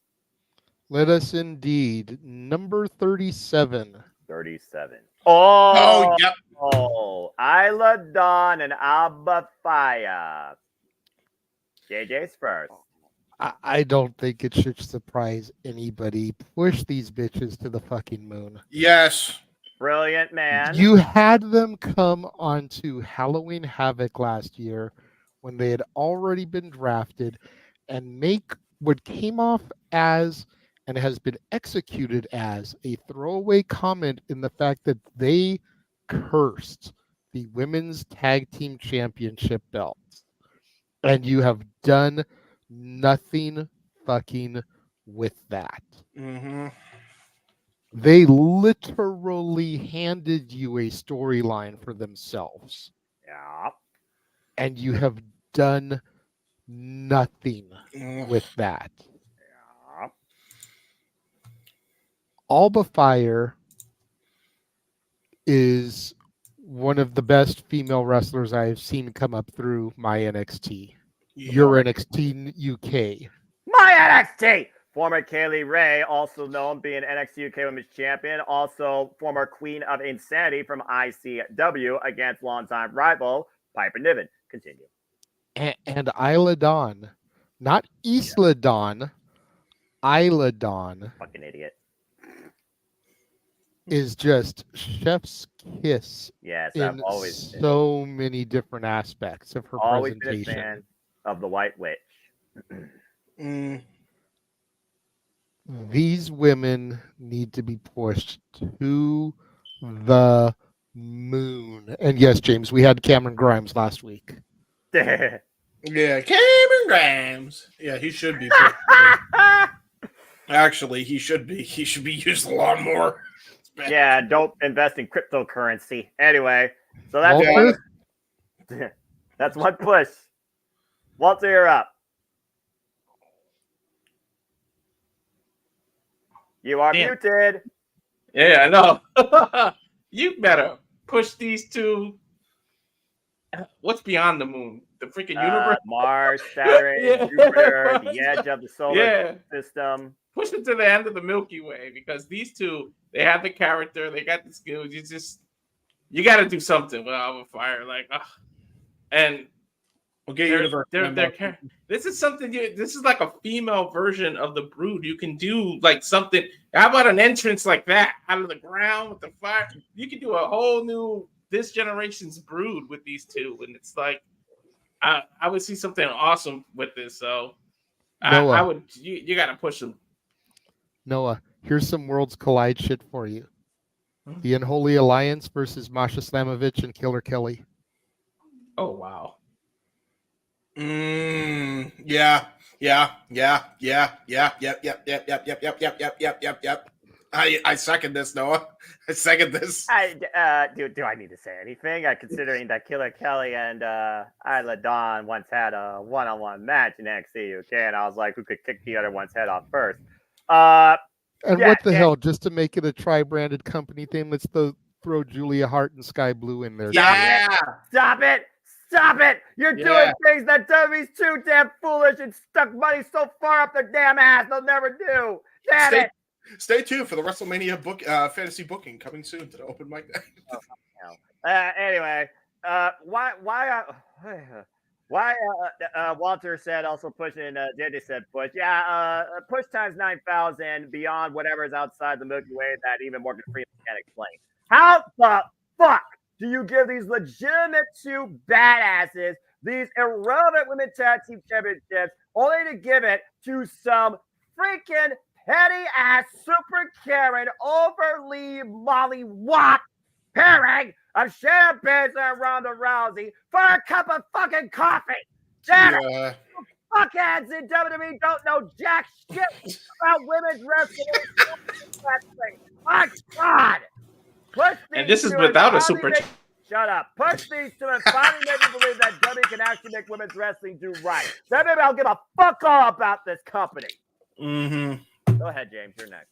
Well, no. Let's rewind back to Jeff since he just came back from the potty.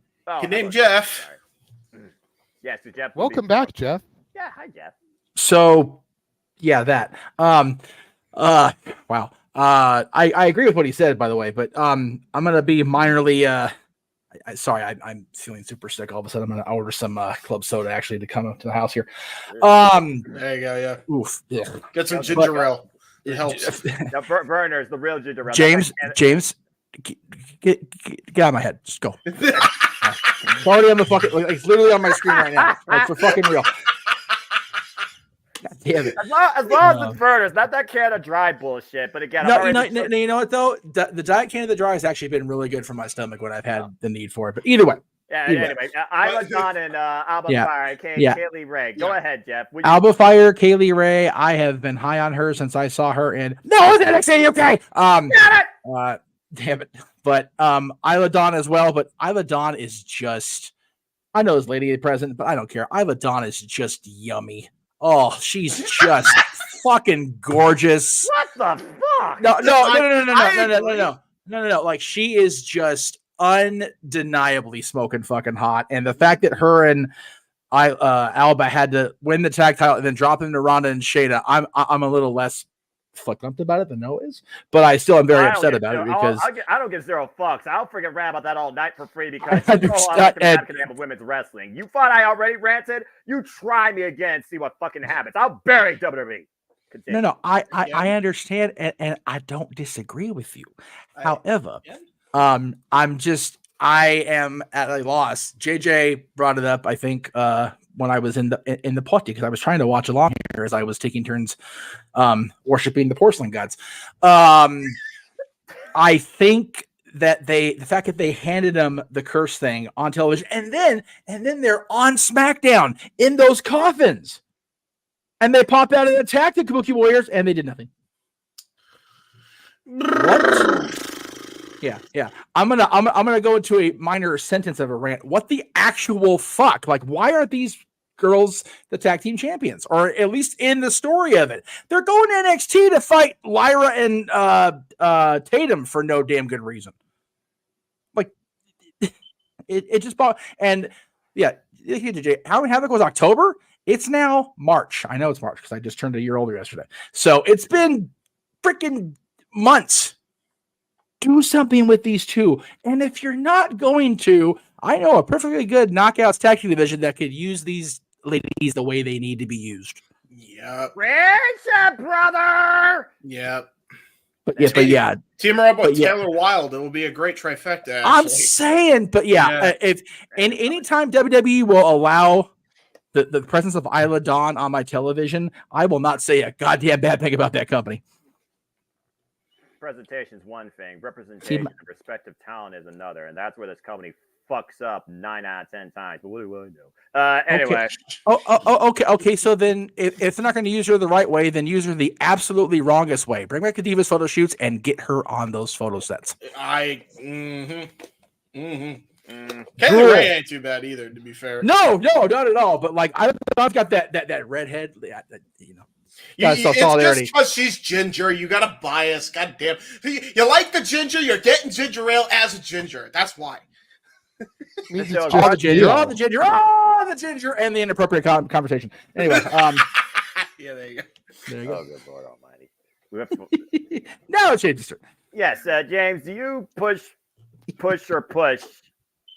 Isla Dawn and Alba Fire? Push yes, and furthermore, push yes. However, I'm also going to add because you can't repackage them because you keep the same gimmick. Dude, put them with whatever the hell's going on with I keep saying it. They should do the freaking stupid like Judgment Day Armageddon like super group at this point and make the Armageddon group like on SmackDown. It would be funnier than hell. But I really do think if you do that, yeah, why not put them with freaking Scarlett too? Because Scarlett absolutely fits that vibe with them, and have her manage them to the tag titles while she goes for the title. By the way, Scarlett should be used better too. I'm surprised she's not in here. Make her wrestle. She's so underrated. It's actually absurd. Yeah, it is. No, it is. Dude, like all three of them pushed to the moon.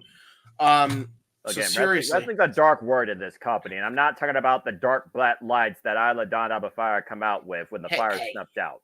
Listen, to be fair, they're getting better. I'm not saying they're not getting better. I like Matthew's suggestion here. I do too. I will buy every one they have and just give them to you guys as gifts. Wait, I do tube? YouTube? Yeah, I agree with Matthew's comment. Yeah, but I think you said tube instead of two. But I said what I said. I know what I meant. Oh. Go ahead and finish your retort game. I said two. What the fuck? I said two. Oh, I thought you were going a different type of tube with it. Never mind. This is going beyond women's wrestling and ring. I can already tell what I'm dealing with here.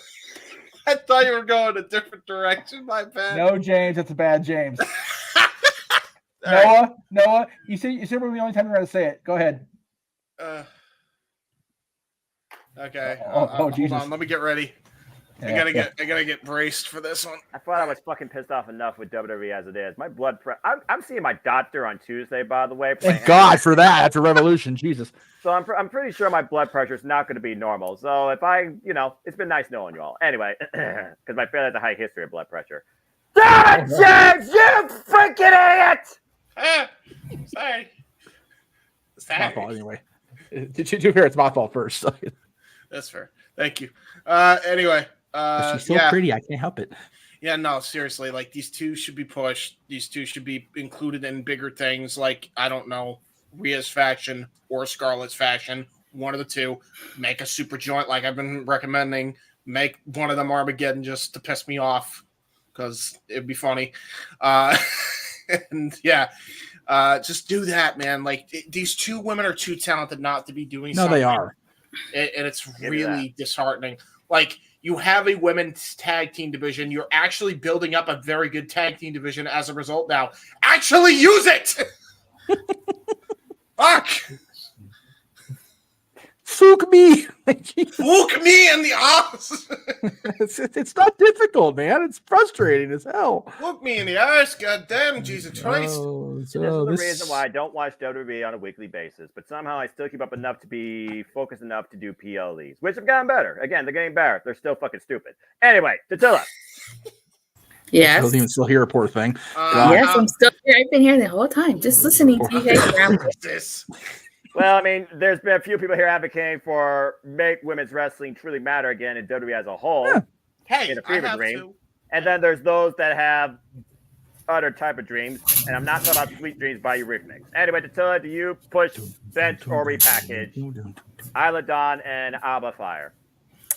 You know, it surprises me that WWE, and I hate to compare, but it surprises me that WWE, who has somewhat of a women's tag team division, doesn't use all their tag teams, and yet TNA barely has a tag team division at no fault of their own. They use all three of their tag teams. So I'd say push. I want to see them get pushed. Where have they been since they dropped the women's tag titles on and off? I would say catering, but that would be too much like in the graveyard. It's like you can have a tag team division. Use it, utilize it. So I say push. Pushes across the board, JJ, for Isla Dawn and Alba Fire. And Michael Cole, if you fuck up another name for an actual talent in WWE again, so help me God, I'm gonna mute WWE for a little while. Freaking Isla Dawn. At least Isla Dawn is closer than calling Candice LeRae Candice Michelle. Oh, I bet whoops his ass for that. Yeah. Well, to be fair, that's like me when I accidentally called Joaquin Wild Joaquin Phoenix. So You're not the digital media head of the WWE. That that's true. And the freaking voice of the company since JR left. All right. He has no anyway, excuse. Fuck that. No, there's no excuse. Okay. Okay. I'm not reading numbers. Walter leads off the. Oh, Saya Brookside. Yeah. All right. Cool. All right. Well, this should be it. Let's see how much Walter actually knows about this. Walter, push bench repackage. I know about her. What? And I know about her, and I'm proud of you. Saya Brookside, push bench repackage. What do I do with her now? This is hard for me. Dude, you close your eyes and this don't sound right at all. What you just said. Hold on, you say, what do I do with her? You know what? She's got the talent. She's got God. the in-ring. She's got the talent. She's got the in-ring skills. I just don't see enough of her. So let's just push her. I'm gonna go with push as default, and I'm curious to know what Noah does with this character. Does that sound better, James? There you go.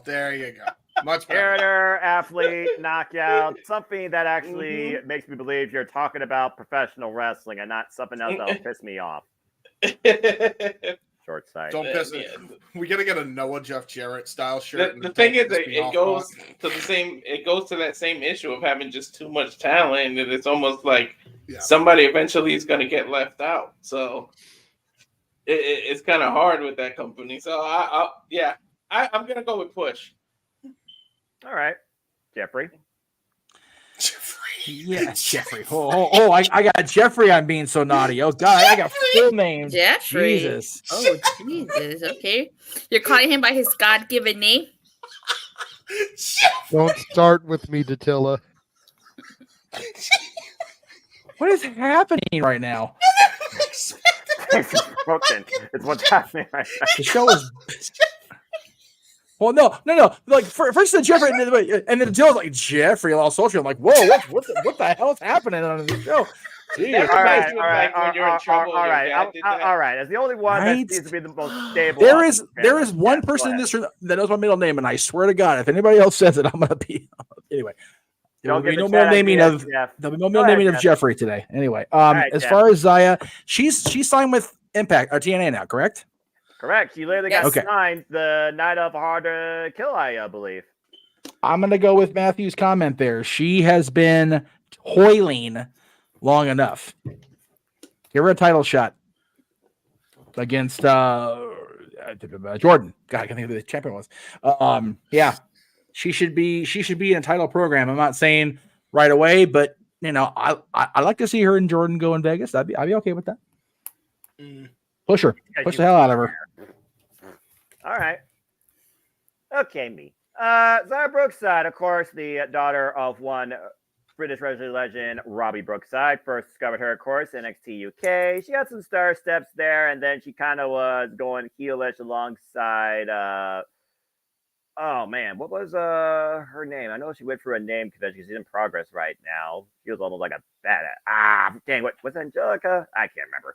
NXT UK died of horrible death, RIP, when it went into rainbow shit. But that's a rant for another day. But yeah, I definitely agree. Push Sarah Brookside again. She's with the best women's division on the Western Front. She's worked her entire life, earned this on her own. Let's see what she could do. And so far, she's been involved in this budding feud with Tasha Steelz, a former TNA Knockouts champion. And it's been a very fun series of matches, considering, here's something for you, Jeff. You must not saw TNA last week.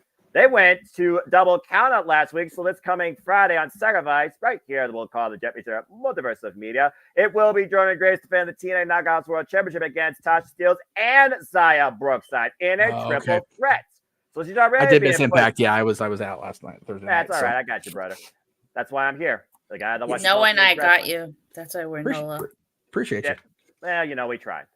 I tried. Some people tried. Anyway, definitely push her. I want to see her continue to get that push and challenge herself against all the knockouts. So far, she was able to stand out and show out in that Ultimate X match that we called. Again, that pay-per-view was so much damn fucking fun. And again, right now, she's feuding with Tasha Steelz. She's going after the Knockouts World Championship. I'd love to see what she could do against the likes of Danny Luna or Jodie Fred or Savannah Evans. Again, there's so many possibilities right now. And to this point, again, you talked about the whole talent pool getting lost there. TNA right now, to me, has the right size of talent that you continue to manipulate and mess around with in both the TNA Knockouts division for the tag and the world title. And Zaya right now, who knows? She might find a partner and become part of a tag team down the line. You never know who will show up in TNA. They just signed Alex Hammerstone, for Pete's sake. Definitely push Zaya Brookside. And I'm very happy to see her part of TNA. Push. James, you're next. I say push. You got a great asset. I remember back in NXT UK, or NXT no. Damn right. Yeah, she was really good. I think she's gonna be a standout and future star. I think she's got that very bubbly personality, very much similar to a Kylie Ray and or a Willow Nightingale. Definitely should lean into that more. Yeah, she's super dope. Hope she gets a title shot at some point. She didn't necessarily have to ring it. Triple threat? Yeah, a singles match outside of triple threat. About that. And then I hope eventually if they do anything with her, if they want to put her in a tag team, bring Kylie Ray back, those two would be a hell of a tag team. I mean, Kylie Ray's super underrated in the ring anyway. Ain't that the truth? And then her and Zaya, those two, you could call them the happy trails because they happy. They're always happy, smiling. Happy trails. Great. Hey, listen, I come up with shit on the fly, man. It's just who I am. I know, James. I know. We love you for it. There you go. All right. So far, it's all unanimous pushes. Attila, my fellow TNA correspondent, what do you think of Brookside? Push, bench, repackage. Isn't it obvious? Yeah, but you need to say it. I'd say push. I think she's an incredible talent. And like you mentioned, she's got a victory over Tasha Steelz, who, in the words of Tasha Steelz, is the greatest that beat the greatest. Referencing her victory over Mickie James. Yep. I'm really excited for this 3-way match at Sacrifice. I think all three ladies are going to knock it out of the park. She's definitely a future Knockouts champion. And if they put her in a tag team, she's a future Knockouts tag team champion as well. MK Ultra, though, they don't care who's in front of them. They'll take on all comers. I still say Triple Threat Monsters Ball Rebellion. I'm going to be pissed off, though, if you three get to see that. Anyway, all right. Well, that was another unanimous across the board. So I like this so far. Jeff leads off with the next one, JJ. So bring it I up. didn't go. Wait, he didn't go? Oh, that's right. No. Walter went. All right, go, JJ. That's what I say, push. There you go. I can't nearly speak to the level of efficiency that you did when it comes to her, but push her. Unanimous. I love unanimous. See, this is how. Yes, I was on NXT just before JJ came back to full-time fandom. So that is true. There you go. All right. Well, Jeff starts off with this one. Oh, damn it. Should be fun. Yeah, especially since this guy beat somebody that Jeff knows very well. And I don't think we've seen the last of that rivalry. Hi, Jeff. Oh, definitely not. I got a prediction for Sacrifice. Story package. The world-class maniac, Eric Young. it sucks. I love me some Showtime Eric Young, man. I love me EY. I'm sure you're not gonna be personal here. Well, no. If it was Frankie, I'd push and not give a damn if I was being biased or not. That's my boy. But yeah, Eric. I mean, how much more can he push him to get him a goddamn world title shot in 6 days, right? Yeah. I'm just saying, he's getting a shot at the champ. So, looking beyond Sacrifice, I would say, damn, I like EY, but looking beyond Friday, bench him. Yeah. Wow. Not a bad and I only say that because how do you repackage a guy that's had every style of gimmick in this company, right? Yep. And again, how much more do you push him than getting a world fucking title shot? Like, I've only got an option left at this point. Can I ask? Literally came back from the dead. I was just gonna say, how do you repackage a guy that came back from the dead? PCO. And isn't PCO. Oh, damn it. Right. Yeah, and it's one of those. He has done so many wonderful things under this company's umbrella, and you don't want to let him go because he's not going to go anywhere. He's going to get near as pushed because WWE showed us that twice. Yep. Whatever. I wouldn't mind seeing him in a different presentation, like on AEW, or if the NWA ever pulls its head completely out of its ass. But at the same time, Eric Young has always been best presented under the TNA/Impact umbrella. So leave him with the company, but don't repackage him yet.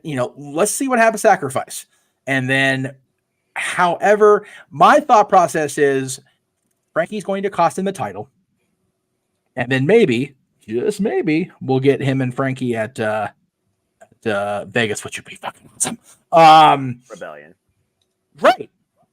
So I would say if that's not the way they're going to go, then bench him. But if they're going to have him lose and him and Frankie are going at Rebellion, then bench him after Rebellion, because it looks like they're going far with Frankie with this King of TNA thing. So if he's as good as is, then not a renewed push. Just keep it status quo until after whatever this is over, and then bench him. I kind of echo your sentiments, Jeff, because at this point, we're talking about two OGs right now that are in a budding rivalry in this new era of TNA that these two helped define as part of the wrestling landscape as the, keyword, the alternative, and still is with an incredible roster now to this day. Preferably, I would say that Frank Kazarian and Eric Young, outside their characters, they're the locker room leaders right now of this TNA since Scott D'Amore is no longer there. But yeah, I mean, after this whole thing with clearly Frank Kazarian, Eric Young, they will have a fallout match where hopefully that means Kazarian will be pushed more forward towards maybe the challenge for the World Championship down the line. I say yeah, because it's not like he needs to go heel. It's not like he needs to lead a faction. And it's not like you have to have him and Frank Kazarian fight forever. I think after the Kazarian program runs its course, you do bench him. Maybe it's a proverbial way to rack him off after Kazarian, chicken wings him into oblivion or cause him to fade to black or does something absolutely extreme, because this is TNA. We know what they could do in a unique circumstance or a match. So, yeah, I think after the Kazarian program's up, you bench for now. and see what happens when he comes back to our screens. Whether he goes after Kazarian again or he comes back as a whole different man. Who knows?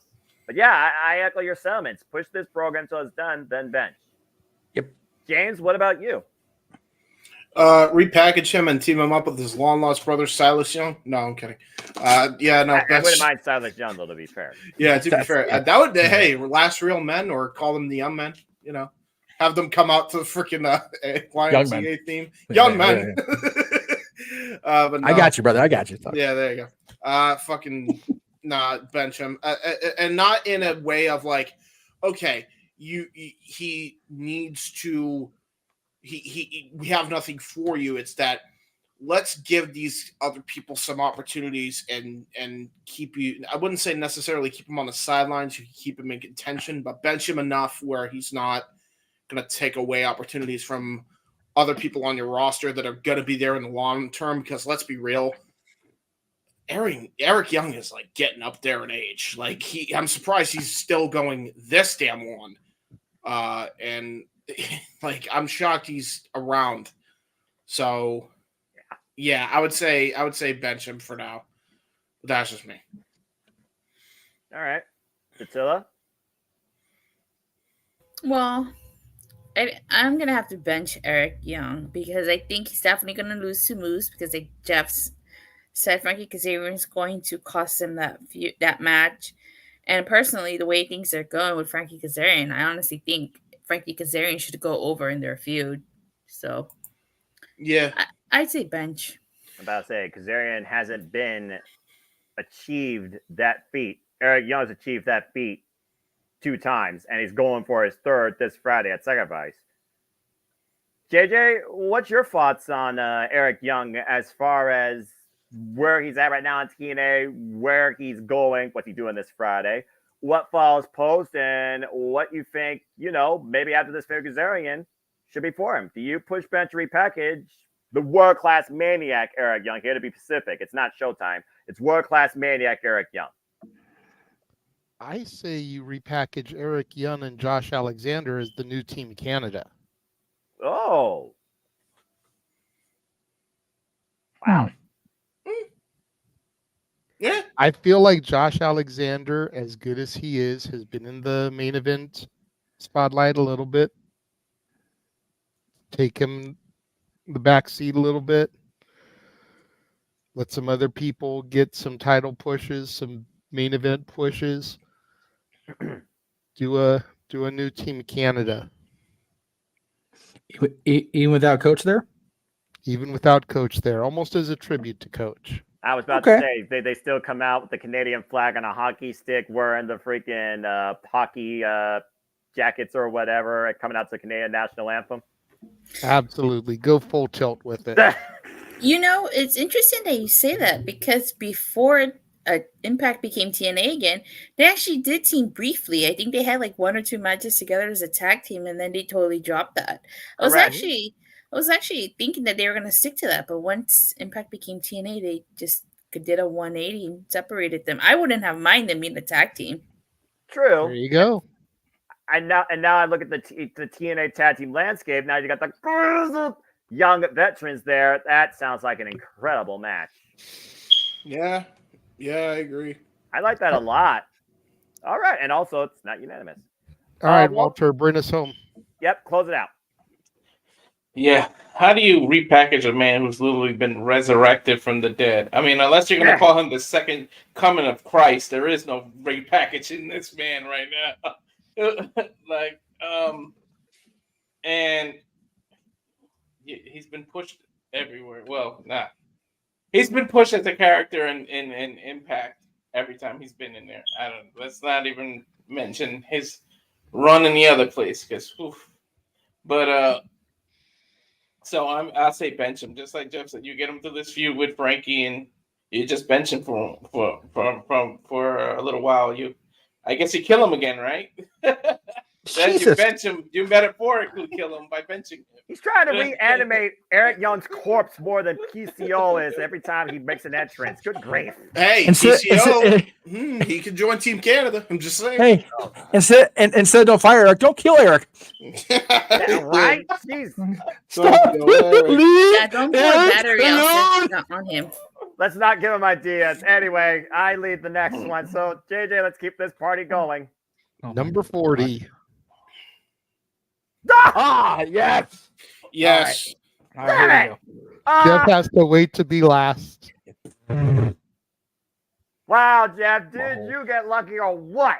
I mean, it's the polar opposite of what we literally were just talking about. Everyone probably bet you again, why the hell would you not push this man? Again, he literally came back to TNA to fulfill a legacy. It's the only damn thing he hasn't done to his career is win the damn big one. He's supposed to be at this point a future first ballot TNA World Champion. Push the self-proclaimed king of TNA and have Jake Chung introduce him as such every week. Push Kaz. Simple as that. Yeah. James. Yeah, I mean, anything else needs to be said by me. It's be criminal. Push the guy to the world title. Give him the belt already. He's your guy. He's been the guy. He just hasn't been put in that spot. Or given the torch or keys to it anyway. I mean, he's appeared on our show so much, so it's kind of biased. But, you know, I just... I wasn't mentioning that, but you're not wrong. Listen. Give him the belt. He already has the World Drinking Championship. I don't know if he lost that or not. He did. Ah. I know it. So did he lose it to an Irishman? Did he? No, lose he lost to one of the band members, and they're having their own shit now. Anyway, good. That's fair. At least it's internal. Yeah. True. Well, damn. I mean, still though, he needs another world title. Give him that belt too. You know, give him a world championship. He used to be the TNA world champion. I'm sorry, I'm my turn. Yeah, no, I agree. I agree. Jeff cannot wait to close this one out. But that being said, so far it's 2 pushes for, you guessed it, Frank Kazarian. Attila is at 3. I say push. I think I'm really digging this heel turn of his. And, you know, like you said, he came back to fulfill his goal, becoming TNA World Champion. I definitely think he is. I don't think he's going to take the belt off of Moose, but he's definitely going to be. I think that if Nick Nemeth wins the world title, I could see Frankie Kazarian taking the title off of him. And as he likes to say, you have permission to hate him for doing that.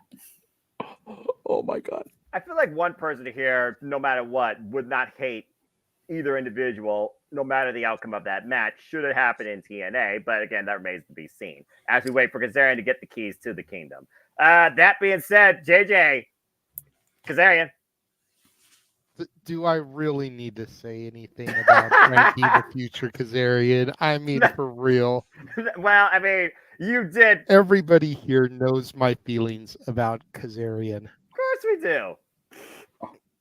Push this guy to the moon. I love the fact that he is a heel right now. I want him to go in there and just cripple Moose. Yes. Yeah.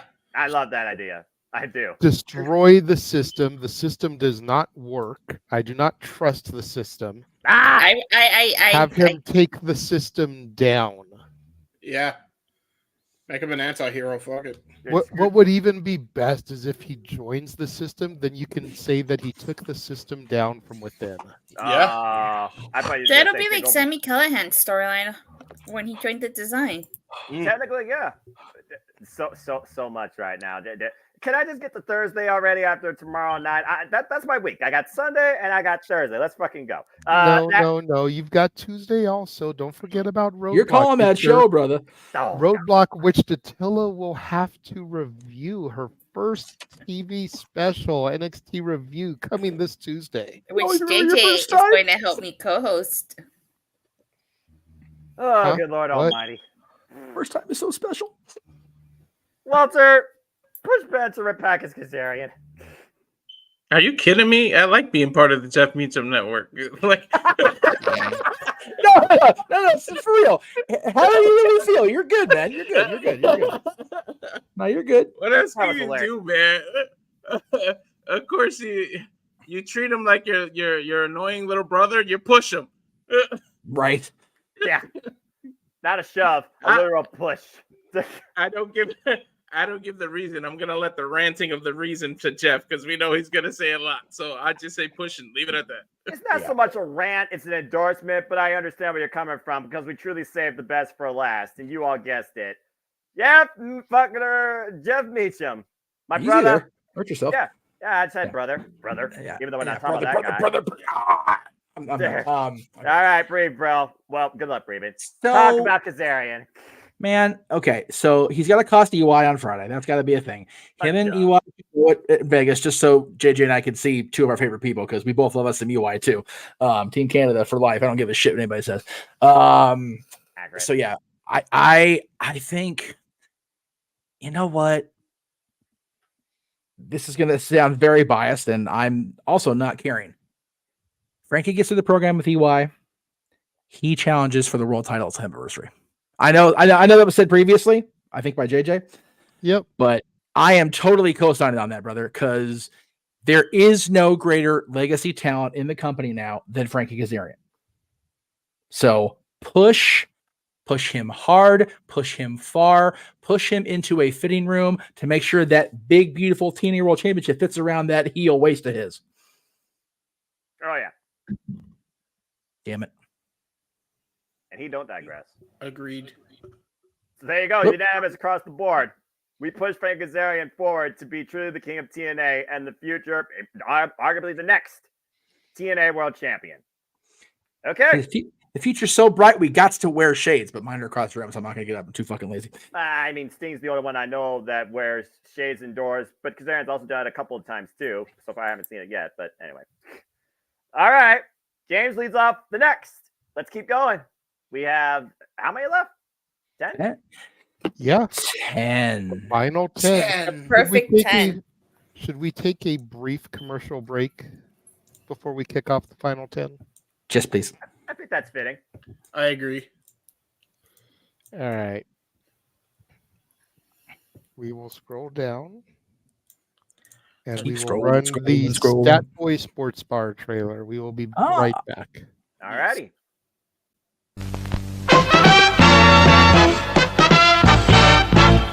And now, preview time. So let's take a look at what's coming your way.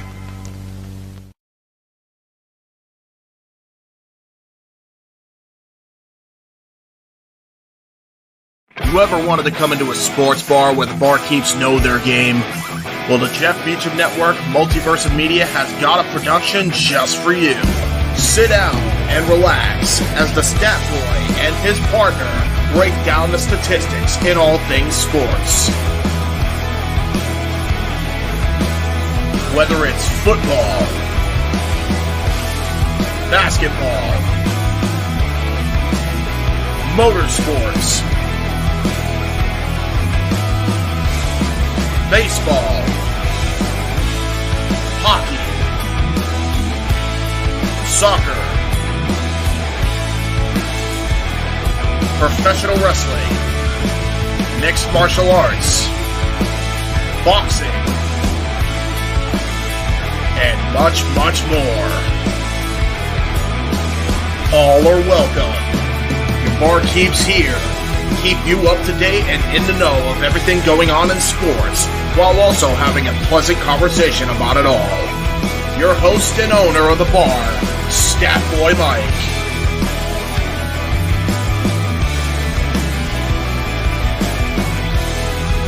His partner in crime, Dory Lou.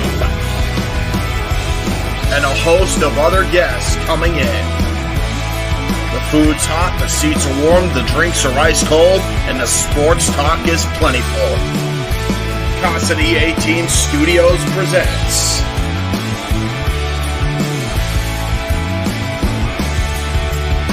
Stat Boy Sports Bar.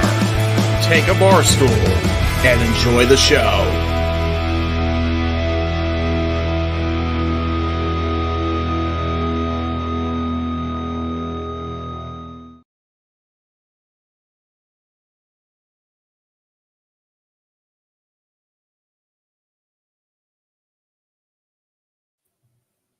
And we are back. So, number 41. And it starts with James Hebert.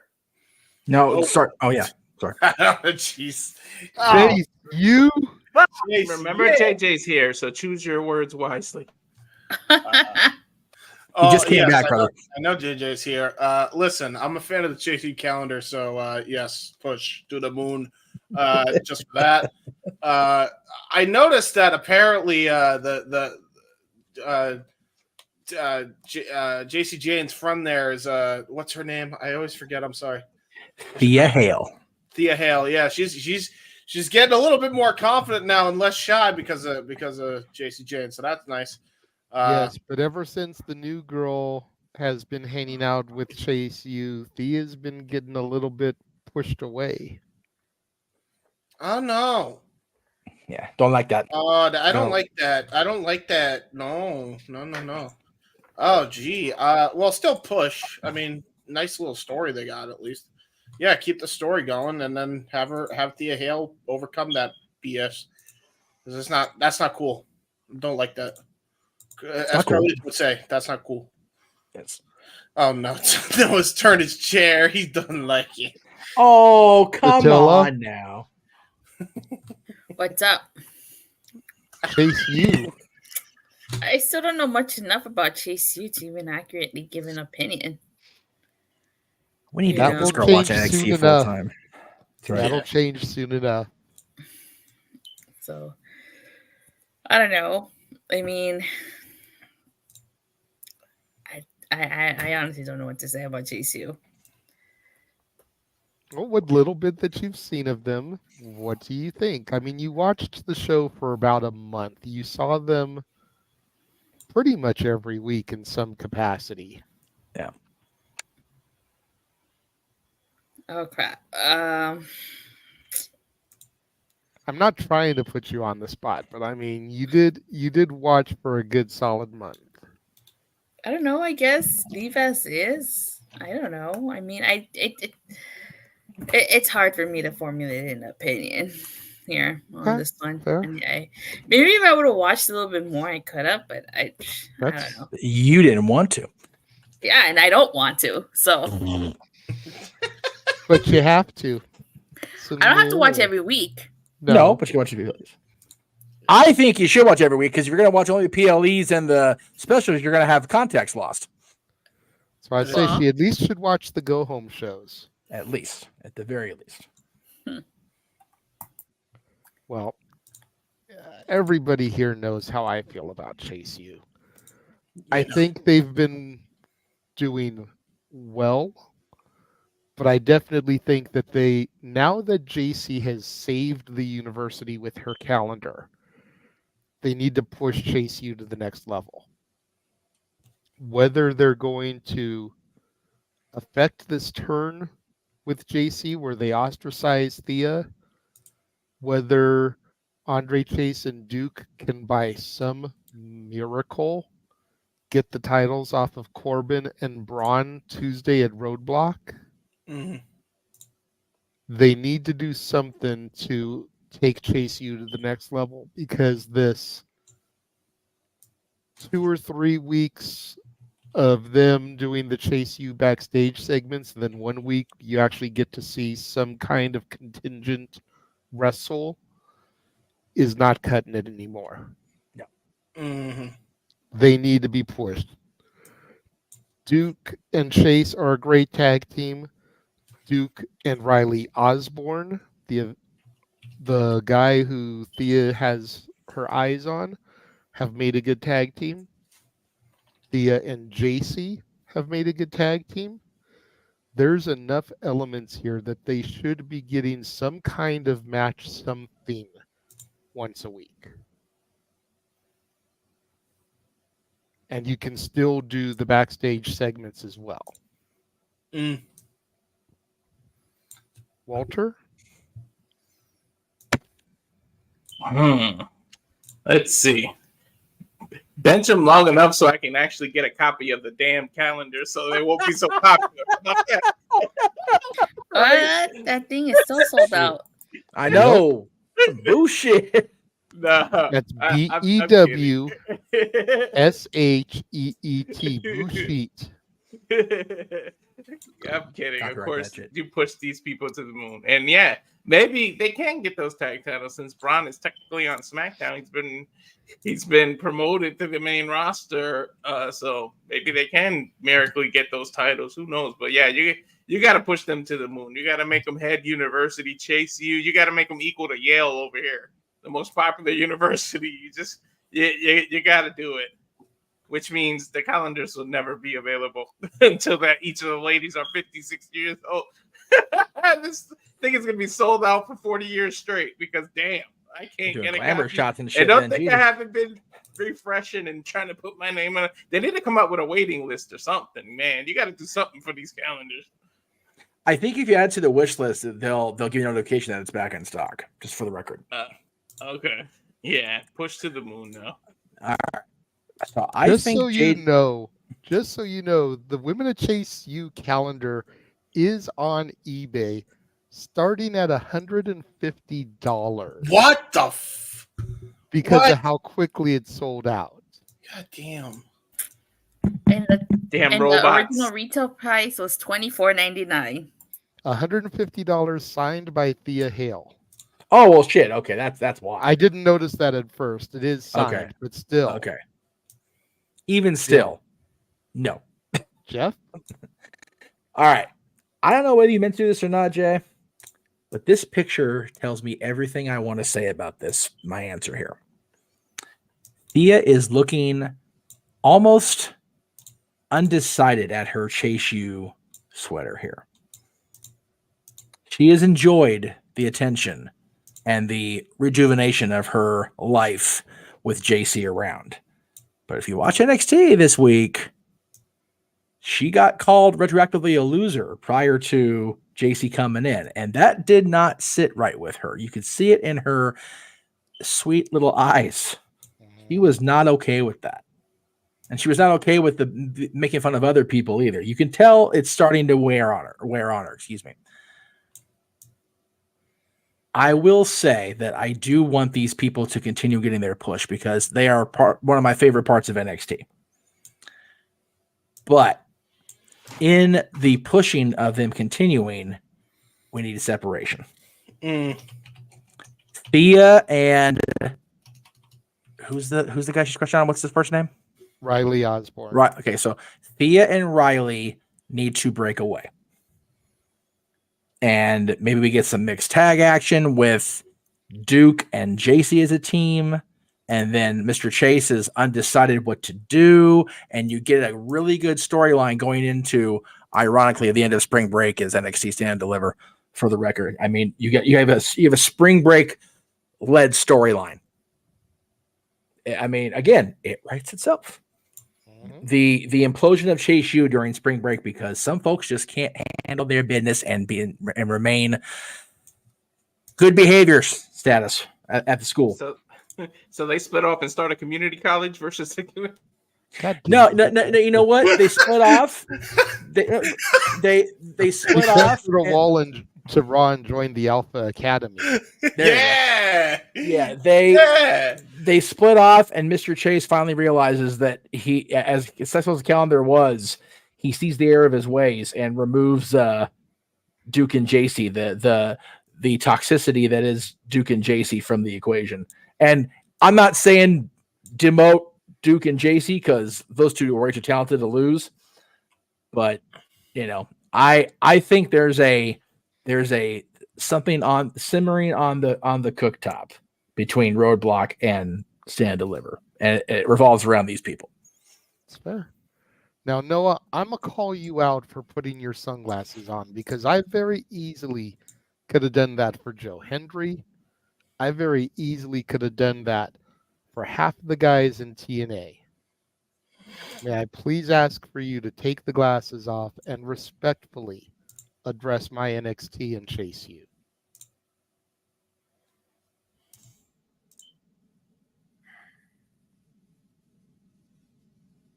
Fine.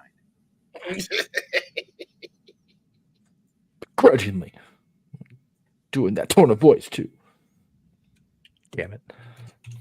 talking about this group or the individual? Huh? Wait, say that again because your mic cut out a little bit. No. Technology, fuck it. You're talking about this group here or the individuals? You're talking Harry- about the group as a whole. Oh, okay. Well, JSU is still not an accredited institution, although I do support people in the Higher Learning Commission. Ain't enough freaking respect to teachers as it is in today's society. Fucking America. that's valid. Mm-hmm. As far as Duke Hudson, I guess there's more in education than there is in gambling. So at least he's away from the poker table, as far as I know.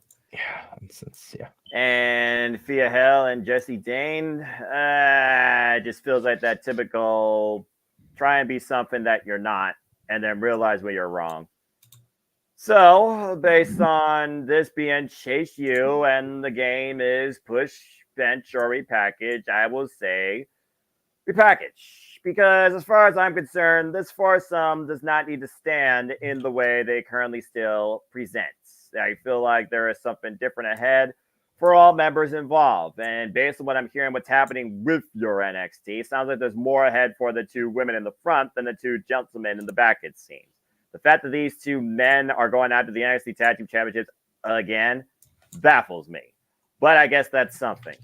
Simply put, I'll say repackage. I think that Fia Hell, Jesse Jane go their separate ways, do their own thing, have a fallout feud. Who else is involved in it? Don't know. Not really sure. Don't really see anybody else being involved, if I'm being perfectly honest. I think these two could be standouts on their own without additional parties. And as far as Duke Hudson, yeah, he could continue being the next guy to lead this unaccredited institution when Mr. Chase retires. So I'll say repackage and leave it at that. Okay. Is that everybody? That is everybody. Attila starts the next one. All right. Ooh. Oh, all right. Ruby Soho. Yep. Nice. I agree. AEW. Attila. Push bench repackage. Considering that she just got kind of repackaged, you know, she got split from the Outcast and she's with Angela the Cool Hand Ange. I'm going to say push because I feel like Ruby Soho really, I don't want to say she hasn't done much because she's been involved in a lot of things, but I want to see her at least become AEW Women's Champion. I thought for sure she was going to win the the Owen Hart tournament since this was the second year she was in it and still lost, you know. Personally, I think she should go back to using Rancid's Ruby Soho as her entrance theme. So I say push. All right. JJ. I definitely agree about bringing back the theme, but I don't think we've even seen her wrestle since the whole dissolving of the Outcasts. So no. And she's been involved on Rampage during this whole current saga. Her last match, I believe, was against Anna Jay, who choked her out. Yeah. So fair. It was on Rampage, which explains why I didn't remember it. Well, again, that's why I help you. Continue. But yeah, they need to push Ruby to the moon. I am loving the Ruby Cool Hand Ange saga. It is so warming to watch this. I know love angles and wrestling isn't exactly Noah's cup of tea, but there's just something that's genuinely cute in the way they act around each other. And if it helps Ruby and her career, awesome. If it does something to rejuvenate Cool Hand Ange and Daddy Magic on the back end, even better. Because we talked about 2.0 last week. Yes, we did. So let's push Ruby because as far as I'm concerned, it's a damn shame that she still doesn't have a title and the other two Outcasts have had multiple women's titles. Especially Tony Storm. We'll see if that changes tomorrow. It should. I'll make you fucking ring. All right. Walter. Push bench repackage. Ruby Soho. I want to say push so bad, but I would bench her for a little while because I just feel like she's gonna get lost in the sauce when the rumor Monet comes. You got Tony Storm. You got Long May She Reign here. You got so many women that I just feel like she's gonna get lost anyway. So if you bench her a little while before she gets becomes in all these other women's shadow, and then you come back and repackage her or just push her after she's been benched for a little while, it might be more successful after that, because I think she'll just get lost right now with all the females that are there now. All right. So bench her so that we can miss her, and then when you push her, she won't get lost. Considering they're trying to really push a lot more of the women's talent, especially on Collision. It's a fair point. Jeff, what's your thoughts on Ruby Soho right now? Push, bench, repackage. Sure. Give her a title run. I was looking her up while you guys were talking. She has not held a major singles championship outside of OVW. Dude, that's a goddamn. That's fucking criminal. Dude, that's Jesus. She hasn't won a title in WWE period when she was there, which was also horse shit. Yeah. And her biggest accomplishment in AEW has been winning the Casino Battle Royale, and then she ended up losing that in that title opportunity. Yep, against that bigger DMD at Opera Ash Stadium. Which I don't mind Britt Baker winning, even though people do, and that's whatever. But Ruby just, So, yeah, I've been a fan of all three of the original Riot Squad members. Sarah. Unfortunately for Sarah, she's getting the whole, coals up her ass because of the lack of her wearing the antlers on TV. It's like, that's what we're doing. Really? That's what we're doing. And then Liv, pull the trigger, turn her heel, begging you, just do it. Ruby seems like she's actually going to get a decent little run here now that she's got a viable program with Saraya and Harley. By the way, Harley Cameron's another one of those that I saw her at a local fed out here, and man, I am so glad AEW snatched her up, because she is just, when they turn her loose and actually let her do her thing, it's going to be a thing of beauty to see. Absolutely. Same with Mariah May. Mariah May is awesome too. Again, AEW's roster is seeming to recover. At least on one side. But they gotta go, but they gotta still work with the ones they have, like Ruby, like Saraya, and again, people hate on Britt. Where the hell's Britt Baker been? I thought she was injured last I checked. Yeah, I thought she was I think because of fantasy, they didn't want to see her. She's giving them what they want. I think that's what she said. I guess. And again, Thunder Rosa did talk about, she's the queen of Collision. It's like, okay, that's fine. If that's her niche, that's great. But this lady needs to. Is she involved in the show tomorrow as of now? No. Okay. Lord and Multiverse, forgive me. One match on that card. Her and think of somebody. There's two women's matches. I understand that. So make it three. Her and give me somebody against Saraya and Harley. Against Saraya and Harley, huh? Ooh. Anna Jay. Just be like, I forget. I understand you. I was wrong, and that also adds to it and gives Anna Jay a chance as well. Anna Jay. The enemy is my friend. Fuck it. Yeah. I think she should be showcased on every special until she gets another title opportunity.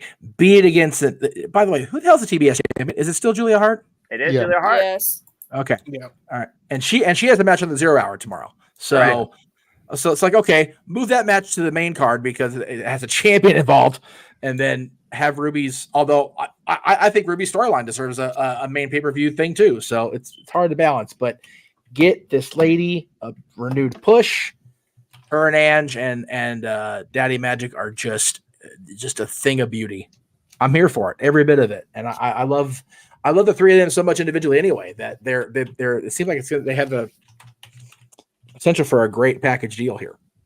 Yeah, I think again at this point you just have Cool Hand and Ruby Soho and Dan Magic Bernard as a package now, since Daniel Garcia might be doing his own thing if he goes the way I hope at AEW Revolution. So that's what we saw on Collision. But yeah, I agree. I say push. Ruby Soho's always been one of those that, again, she goes to the beat of her own drum, but I feel like she's also been underappreciated for what she's done. And I think she's overdue for a moment. Hell, Saraya had the moment in her home country. And Toni Storm's had the moment now 3 times over. And come the Revolution, I expect another moment to happen in the women's division. So yeah, I definitely say push. And it does give Cool Hand Ange newfound life. Why Daddy Magic, Matt Menard right now is still doing things alongside Daniel Garcia. And again, the passion of that guy alone is enough for me to be engaged with that individual on screen. And once they go to Canada, you know that 2.0 are going to be welcome as heroes. There's a reason why Kevin Owens endorsed these guys. So yeah, I definitely say push. I guess at this point, I'm just wondering, what are they building to? Because since Saraya's brother now is officially All Elite, so she says, of course, it's been involved in Ring of Honor. Yeah, there's your mixed tag right there. There's Ruby Soho, Cool and Ann for Saraya and her brother, Rick Knight, what's his name? And basically, you could also have a sub program where you have the women in the corner that builds into the mix. Because I do think the end game is Ruby Soho and Saraya. And it was the problem if both these women actually want that. And that's what they're trying to tell in storytelling. So yeah, I definitely say push. As far as putting another match in the card, don't give that curly hair madman more ideas. Although I wouldn't mind seeing more women's matches on this stacked pay-per-view. But again, that's me just being an advocate of women's professional wrestling. Damn it. But definitely, as far as only seeing this individual right now in the picture, deserves push. Period. Seriously, we got 27 matches on the card, and the fucking Deonna Purrazzo Toni Storm match is going to happen at 6:25 p.m. JJ, I love you, brother, but so help me God, if you're right, I'm blaming you. I'm going to hold my decorum during the match. I don't give a fuck what happens afterwards. I'm ranting. Now, we must get through the card, Noah. Woosa. I'm perfectly fine right now. And you are not going to give me any kind of crap about it. It's Tony Khan's fault for booking it that way. Well, I'm not going to give you crap. We can set our clocks by it. Look, I'm not going to give you crap about it. It doesn't mean I'm not going to get. Look, if I could shit the WWE, I could shit AEW. I will throw fuck alls against anything that pisses me off in this industry. Don't think you could freaking shame me. Anyway, I'd like to hear Noah rant about that type of stuff. Super chat. And now remember, you gotta save your rant energy for the 0 hour and get it all out, because once Jarrett leaves the screen, you're good the rest of the night, brother. You're good. Right. It's okay. It'll be okay. And you just need to save your energy, because this is probably going to be the 8-hour pay-per-view with fuck me, right? Oh my god! I feel sorry for the East Coasters if this is at 3 hours, 58 minutes, 30 seconds. That's usually the time that Madman Tony Khan tries to put his pay-per-views by. And the fact of the matter that we got single-digit main card, that's a plus. Right? So That's fair. That's fair. That's fair. We have 11, but only 9 on the main card. So for now, yeah. JJ, again, don't jinx it, or I'm going to be pissed off at you because you'll jinx it. James, push Spencer repackaged Ruby Soho.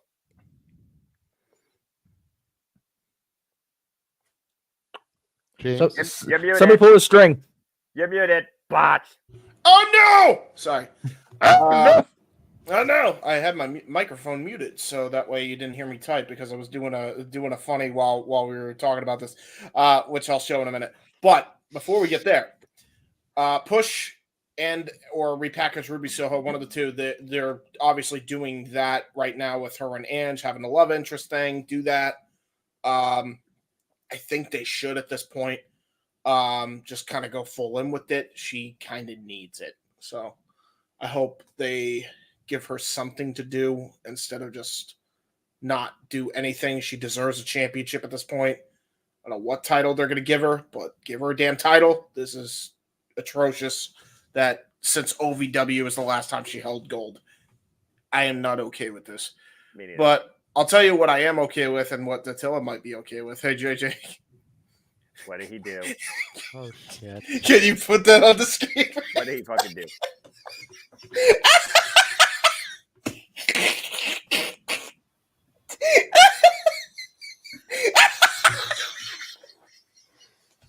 There you go. God damn it, James. Can we put the Founders Tile your shit graphic and move on to the next picture that JJ is going to lead off on before I go into another rant? Oh, sorry. I had to. It was good. Sorry, giving him 2. Damn it. Yeah, thank you.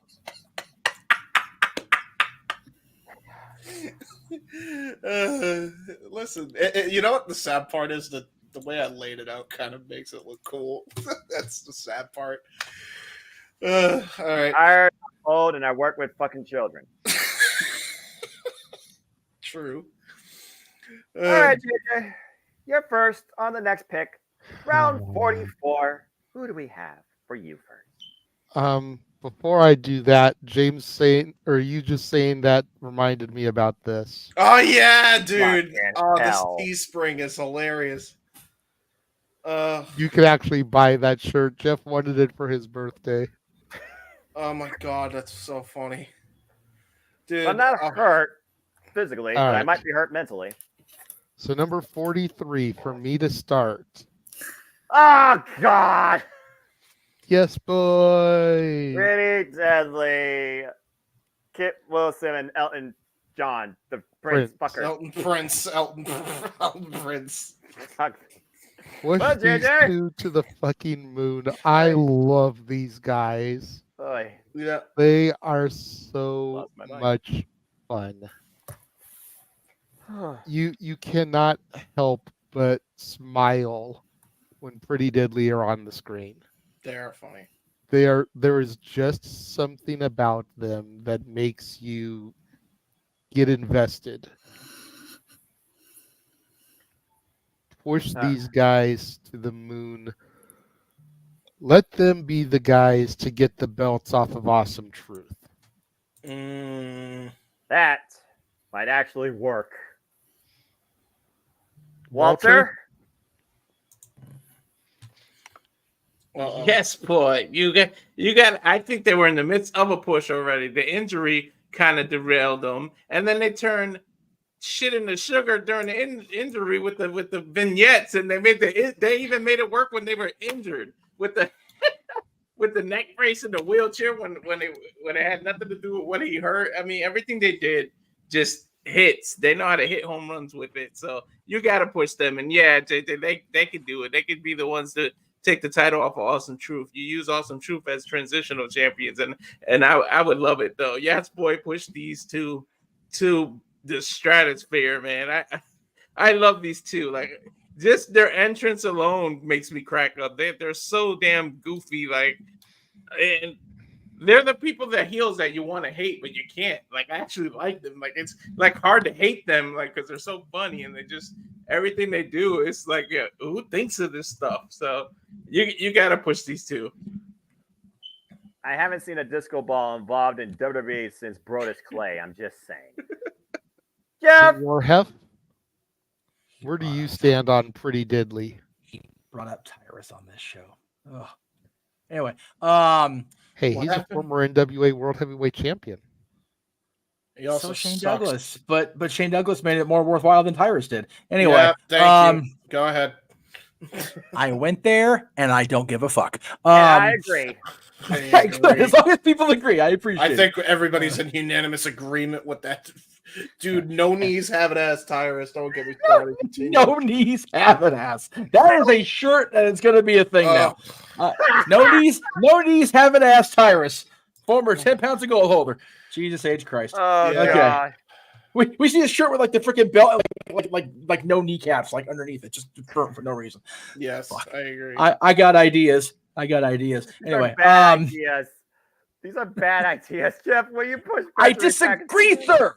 Okay. Anyway, Pretty Deadly. I want so bad to like these guys.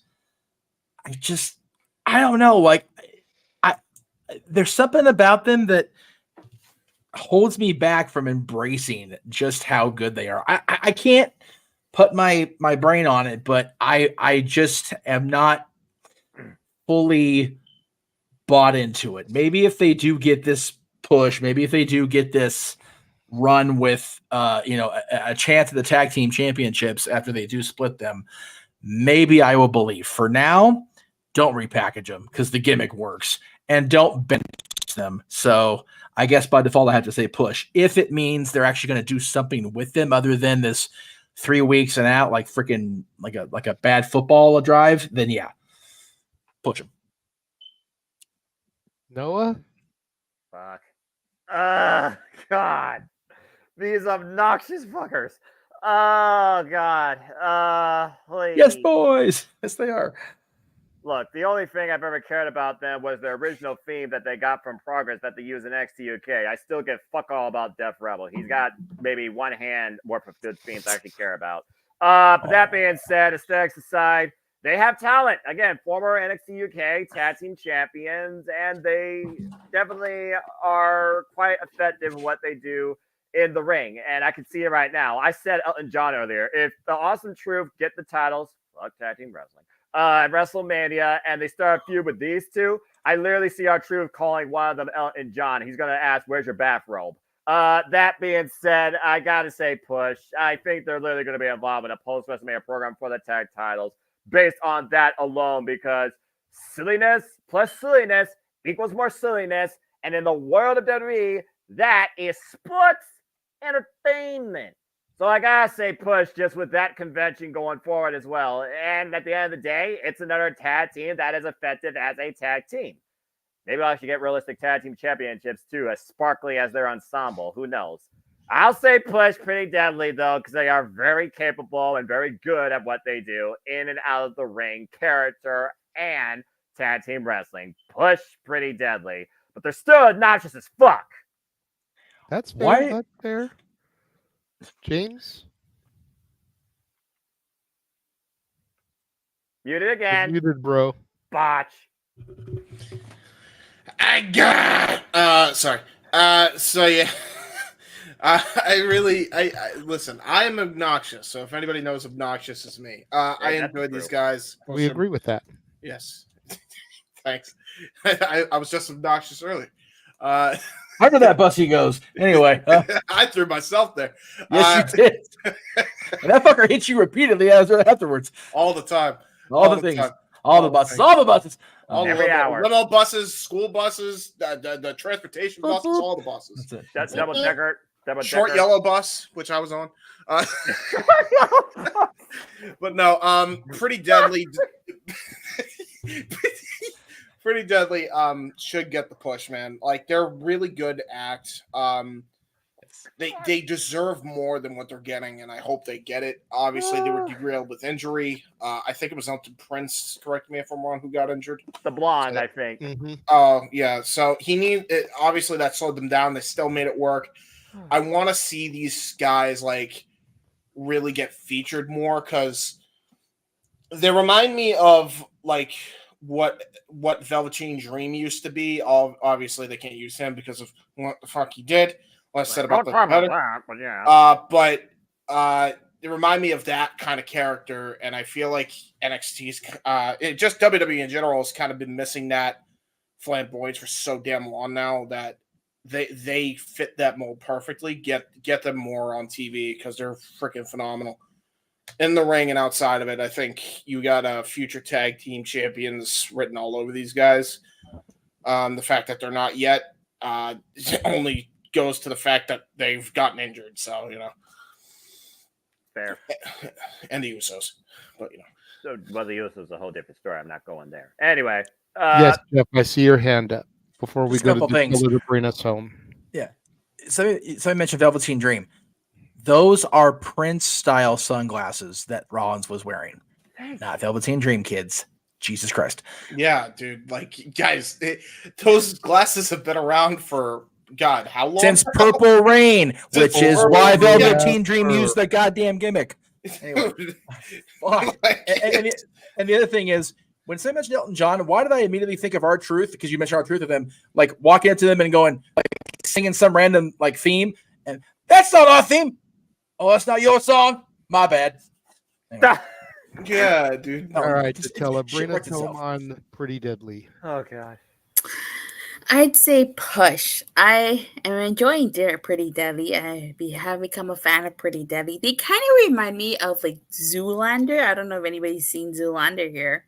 I would pop if they do the Blue Steel or try to do Blue Steel. Yeah. So, and they really made Elton Prince's injury work in their favor. I mean, homie had a broken arm or dislocated shoulder, and he went out there in a wheelchair.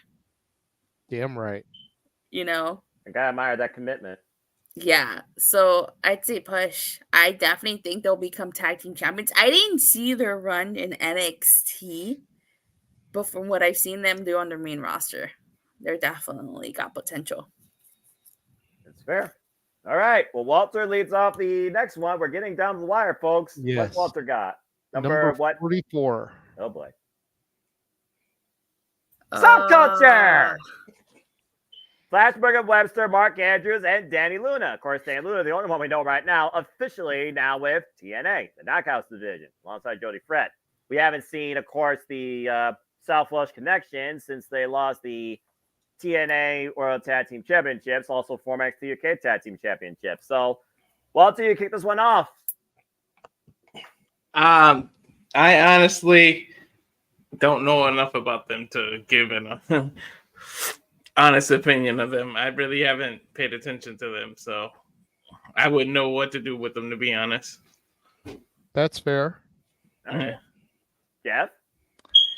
I am going to name my marquee rank here. If we're going to do this again, because everybody seems to want to do this one again, y'all need to start educated on everybody in wrestling. Damn right. Because these abstains are putting a stain on my brain. Same. And even if I don't know, they teach us this in group. Fake it till you make it. I think there was a song like that in Burnout Paradise. Anyway, very Jeff, likely. But I am familiar with Mr. Andrews, thanks to NXT and the NXT UK.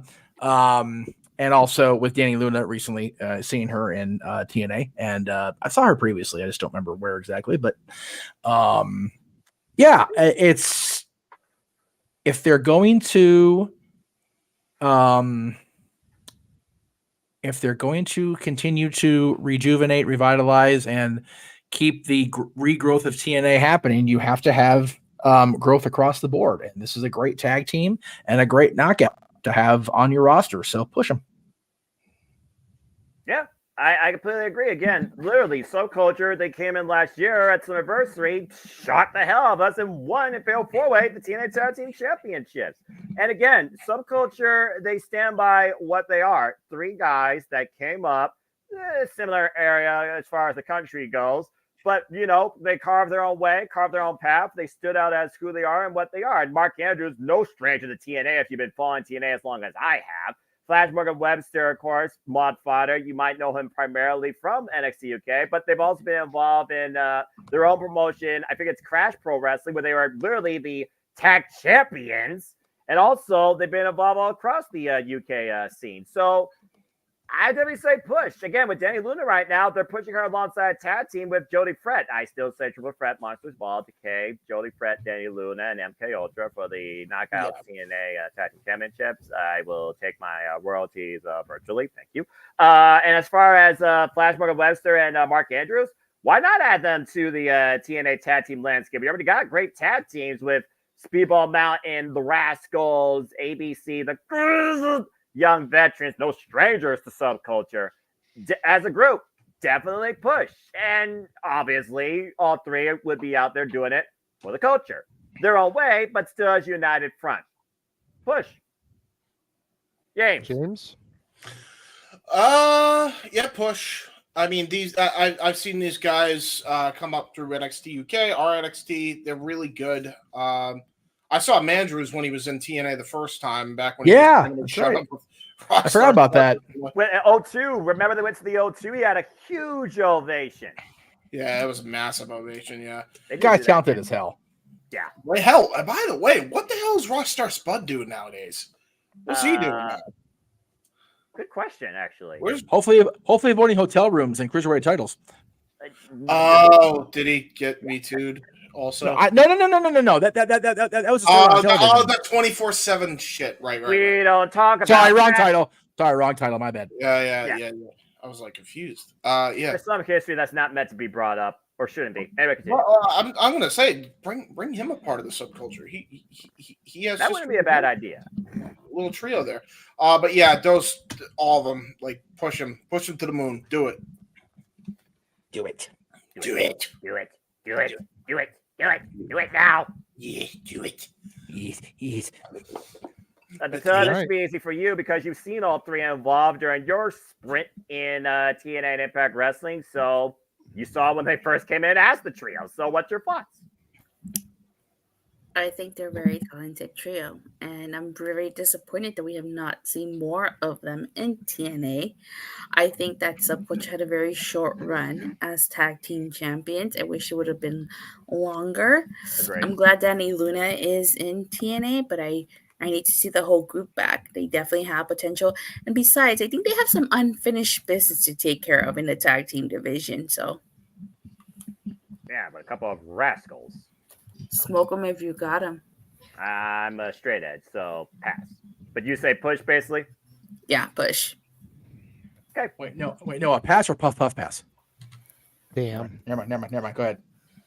That's Walter's area. Hey, that's my shtick. Hey, that's Walter's stick, if anything. Hashtag stick to your shtick, Meacham. It's definitely not my stick right now with the freaking house trying to stay clean. You kidding me? Jesus Christ. Yeah, exactly. JJ, do you push back to repackage Subculture based on what you know about them, based on what you've heard here and what you've maybe learned about Jane Luna since you started diving into this during TNA? What's your thoughts?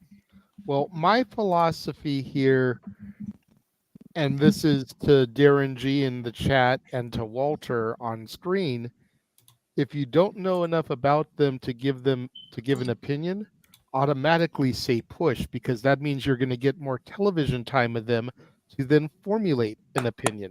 Exactly. Yes. So that's where I sit with these three. I believe I've seen Subculture a couple of times with our watch-alongs and whatnot. Mm-hmm. Not since I started watching the weekly product. I've seen Danny Luna more as a solo, and I do love some Danny Luna. Mm-hmm. Yes. I think the team that she's got going with Jody Threat is got some great potential here, and that's not a promise, that's a threat. But I like what you did there. I want to see a lot more of her and Jody and the stable as a whole. Push these guys. And next time they go across the pond, hopefully it doesn't take forever. You reunite Subculture and add Jody Fret to the mix because she's her own subculture straight out of the Toronto area. So there you go. All right. That being said, round 45 begins with Jeff. Oh, fuck me. Bench them now. Bench them forever. Done. Dead ass serious. Bench. That's not your turn. Noah? Okay, everyone, let's calm down because now, ladies and gentlemen of the Multiverse of Media, you know me. I'm nothing but a simple man. I'm an honest man. I'm a respectable man when it comes to talent. But fuck this TikTok reject group into the recesses of the social media oblivion. Bench. The only damn possible talent it looks like out of these four yahoos is the giant woman that was running roughshod at freaking deadline. And she doesn't need a bunch of rejects alongside her. Yes, I'll say it. Lash Legend's got fucking potential. Who the hell thinks a guy that sounds like a mouth disease, some freaking obnoxious, non-obnoxious in a good way type buffoon that held the freaking Heritage Cup in a daggone escape tank without water, and some other jackass woman part of this group, I don't know her fucking name, worse than a reject out the mud that couldn't pass to be part of Transfer Final San Andreas. You expect me to believe that this group has some potential? Fuck that shit. Bench to oblivion. Okay. So for y'all at home, that was the last free one you're getting. Okay, I'm gonna do this like this.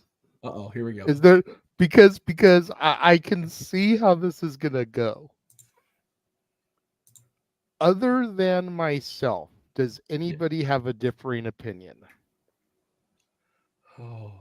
Or does everybody agree with Jeff and Noah's sentiment that they should be benched? Yeah, bench everyone except Lash. That's how I feel. Okay. Repackage Noah, bench the rest.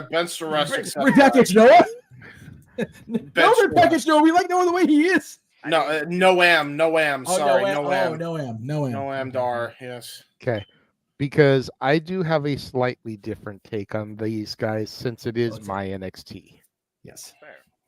The gimmicks go. I say completely repackage all four of them. Okay. Yeah. Oro Mensah and Noam Dar need to take a long walk off a short cliff. Let the family do something with them. They can disappear for a minute. There you go.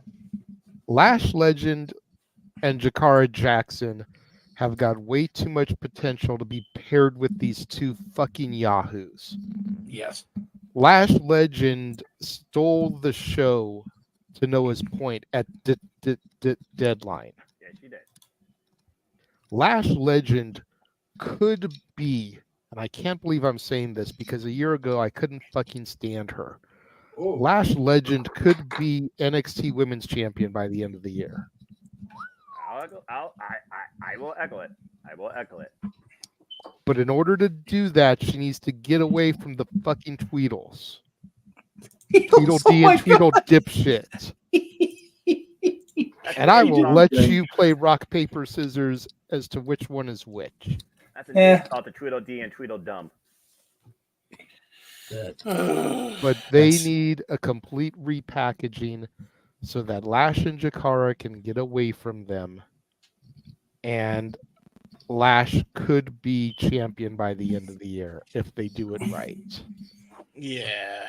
And especially now that Noam has lost his Heritage Cup to Charlie Dempsey. Thank you, fucking God.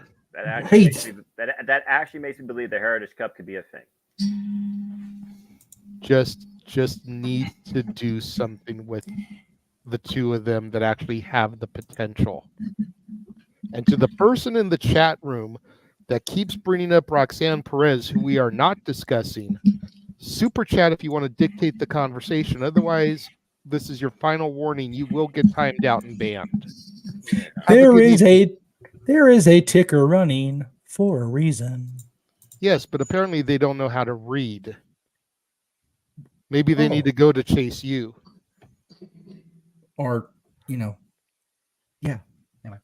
Anyway, so that concludes this number. On to the next, where I start. All right, Noah, let's see who you get. Oh, wait. Ooh, this is the Viper. Randy Orton. Oh. Well. Oh, jeez. The guy that came back with second life. Damn. I don't know if you necessarily repackaged because, again, you remember he was brought in with Evolution. Then he became with voices in his head and started a legacy. Then he went full on mental and kicked everybody up in the brain into concussion territory. And then he became part of literally the authority. He became the figurehead. And then he kind of was doing his own thing. Wasn't sure what to do at the point, kind of like coasting till he tried to freaking Concerto at Edge. Got massively masked up in the back. Wasn't sure what his future holds. And thankfully, the man has a second chance to finish out the career the way he wants. And arguably, I don't know if he's even done yet or he wants to be done yet. It feels like he's having more fun than ever. Just seeing him in Elimination Chamber kind of proved that. So I think just because of that, I don't think you necessarily push him to the world title picture, especially by having an Elimination Chamber. But I think you do still push him because I do think there's a program in play for him. And him becoming United States champion, not a bad idea. It'd be interesting to see Randy Orton with that title because I can't remember the last time he had a title that wasn't a world championship associated with him. And Logan Paul versus Randy Orton would be a unique first, especially seeing the Maverick fly off the ropes and doing RKO. That'd be a moment for me out of nowhere. So I say, because I got nothing but respect for the Viper, the last class of the original people and the guy that was deemed the future, someone else here will tell you that verbatim till the cows come home. Push Randy Orton, because as far as I'm concerned, he's only just beginning on this run, and I think he's absolutely loving it. I know I am. I'm going to say push. Yeah, push. James? Yeah, push. I mean, by the way, I agree with everything you said. I don't really have much I can add to it, but is that red and black camo on his trunks? He actually finally changed it up instead of being boring black every time? Yes, that's correct. Good touch. But yeah, push Randy Orton to. I wouldn't say to the moon because he's already been pushed to the moon. But yeah, definitely push him. He's having a good time right now. Let him keep having fun. Yeah, this proverbial favored to the audience. I wouldn't say he's full face because when you think of Randy Orton, you more often think of the Viper being a villain. But he's just having fun right now, so let it continue. Okay. Datilla? The Legend Killer Randy Orton will always be my favorite Randy Orton gimmick. That will always. I agree with everybody else. He just came back from an injury that could have potentially ended his career. Yeah. So I say push. Okay. I'm going to take host privilege here. I'm going to go last. Walter? Fair enough. Well, considering an injury, just benched him for 2 years. You don't bench this guy. Yeah. Might as well leave him. I guess by default, I got to say push because I say leave him the same way you got him now. Leave it, as Jeff put it, the status quo. So leave him exactly the way you got him. You don't need to make him any higher. He's at that point where he doesn't need to accomplish any more. But, I mean, you could give him one more title run, have him kind of catch up to Cena, and then see, make it a who can catch up the Flair thing. To be fair, he's 14. He would need 2 to tie Cena.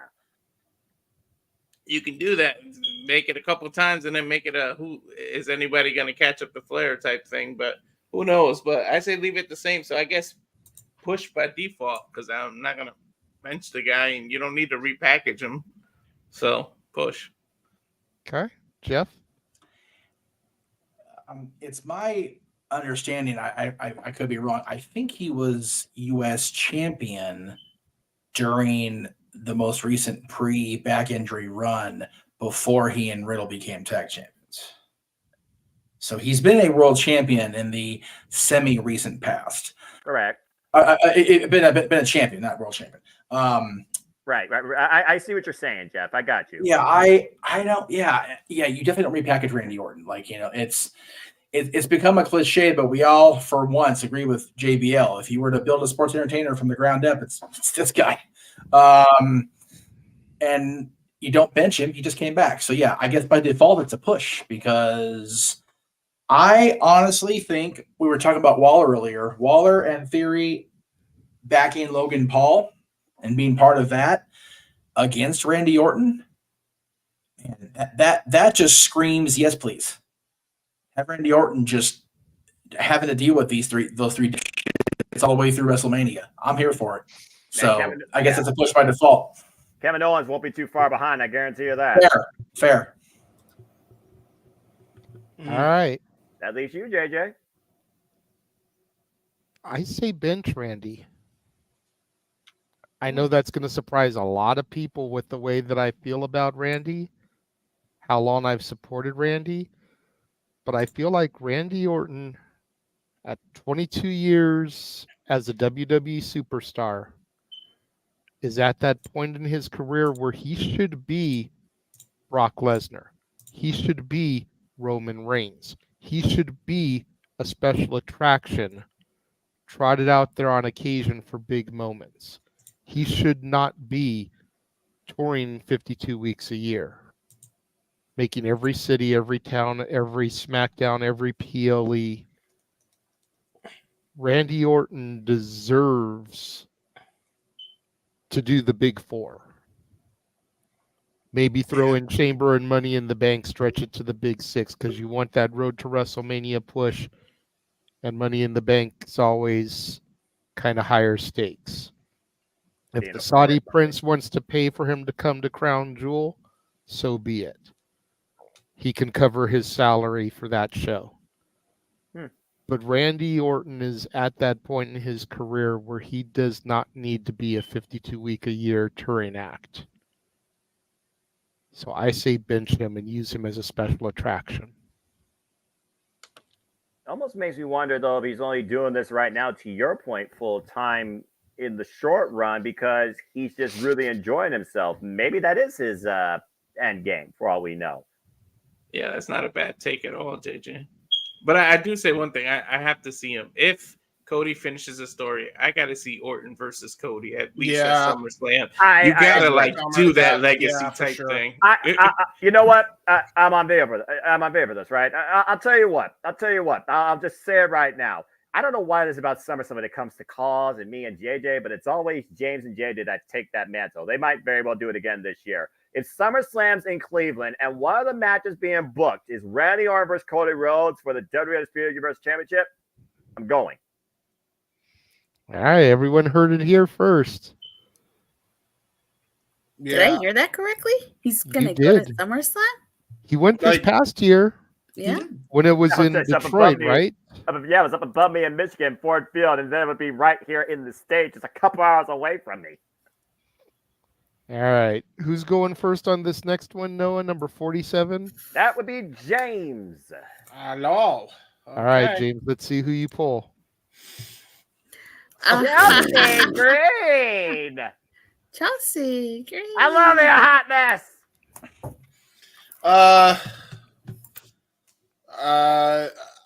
Copy and paste what JJ booked with her and Sonya Deville and Tiffany Stratton and paste it here.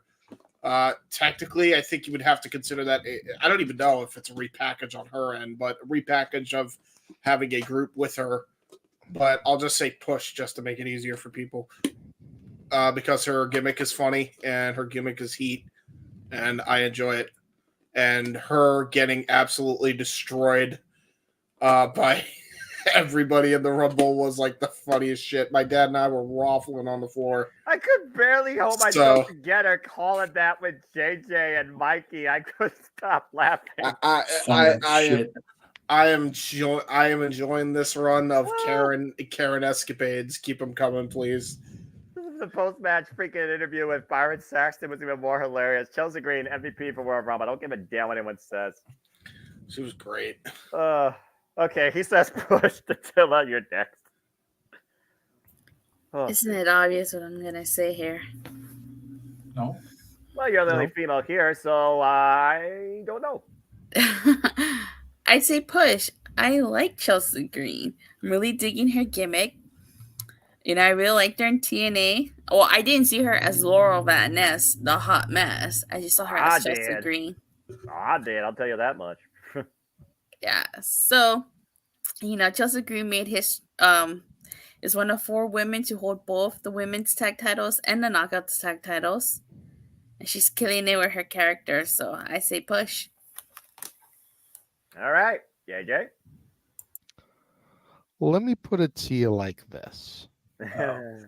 Last week, we discussed the man Becky Lynch as part of this game. Yes. We all know now that Becky Lynch is going to be taking Mommy on at WrestleMania. Yes. I want Becky Lynch to die a slow, painful death in the ring against Mommy, if I'm being perfectly honest. Not literally killing her. Let's just make that clear. But I got you. I want her to get destroyed and ripped limb from by Mommy. Eradicated. Got it. The only way I want to see Becky win is if Chelsea takes the title off of her the next night on Raw. Yes! Chelsea Green is too damn good to not be getting a push for the women's title. Yes. Her and Piper did great things with the tag titles, but it is time for the hot mess to be a hot mess with the World Women's Championship. Yes. So basically, since I know that's not going to happen, we're just going to still go with push her to the fucking moon. Okay, good. Yes. But yes, the only way I want to see Becky win is if Chelsea takes the title off of her the next night on Raw. Walter? I need Chelsea Green pushed. You got to push her. So, I need one or two things. I either need a super Karen group where, everybody's a Karen in it, or I need her to, lose every match in, a controversial fashion, and then she complains to management, and every single one of those losses has to get reversed. She just keeps complaining, and then they keep reversing the decisions because the Karen complains to management. Oh my God. And then on TV, she loses every match, but technically she's undefeated because all of those gets reversed, and then it leads her to a title match. And then that's the one she wins on actual TV. Like, I need to see one of those two things to happen. Yes. And I would love to happen. I'm going to stop you right there, Walter. Do you remember when referee Tim White was trying to commit suicide every week on Raw? I do remember that. Do you want Adam Pearce to have to go through that? Right. Why are you doing that to the scrap daddy Adam Pearce? Adam Pearce is stressed enough in life as it is. He's a friend of the channel, man. You want We live in the Chelsea Karen to era. complain to him every week, getting the losses reversed. What you're going to have Adam Pearce trying to commit suicide every week on Raw, and this is not an era of television where we can get away with that. Every week, bro. I think we can. And Tim White all over Scotch, and I think Scotch or some kind of alcoholic beverage has to sponsor. No. Because Here's what Adam's Adam going to be Pearce would drinking. do. He will pay Nick Aldis whatever amount of money he wants for no return in trade or value to send Chelsea Green to SmackDown. So once again, Nick Aldis gets Adam Pearce for sloppy seconds in wrestling. Got it. Okay, cool. Very good. Basically, but we see how stern Nick Aldis can be when he deals with Chelsea Green. Yeah, Nick will put up with that shit. And if he hits with that shit, he'll bring Mickey and be like, "What bitch?" I think that would be some entertaining TV, though. Complaining, getting all your losses. Yeah, like, it would be. I'm not gonna lie. I love how you say. I probably would fast forward through Raw just to look at those segments. Killing himself every week, Tim White style every week. That'd be crazy, Mr. White, Mr. Pierce. That's not wise. Yes, Patilla, I see you raising your hand. I was gonna say, I think Chelsea Green did a really good job with the fact that she had to change partners 3 times. First Carmella, then Sonya Deville, and then Piper Niven, and I think she did a really great job at adapting to those situations. So even more of a reason to give her a push. I agree. Agreed. Absolutely agree. She got handed 2 completely big plates of shit, and granted, pregnancy and injuries in the marriage is not exactly a big pile of shit. It's good for Sonya and for Carmella, but Chelsea got the short end of those sticks, and she did very well. Yeah, I was going to say that before Attila said it, so that's good. Also, Adam Pearce is a friend of this channel, and I do not want to see him go through that, so please don't do that to Adam Pearce. Now, I will say Tim White wasn't doing that for any other reason except he worked with Josh Matthews every week. I'd want to kill myself too, if I'm being honest. That's fair. Little fucking prick. Anyway, as far as Chelsea, traded to SmackDown. Do what was said about her completely continuing to bitch, moan, gripe, whatever. Maybe not the reverse losses thing all the time, because I think that would get a little extreme. But she gets so obnoxious about it that Nick goes, you know what? I can't handle this anymore. And I'm not going to quit my job. I'm going to bring in somebody to help and have Chelsea and Mickey have a little bit of a run. Oh, Mickey's not done yet, people. I'm telling you. So push Chelsea enough where she gets traded to SmackDown and gets involved in maybe Mickey James' retirement program going into SummerSlam, and give Noah the opportunity to see Mickey James' last match.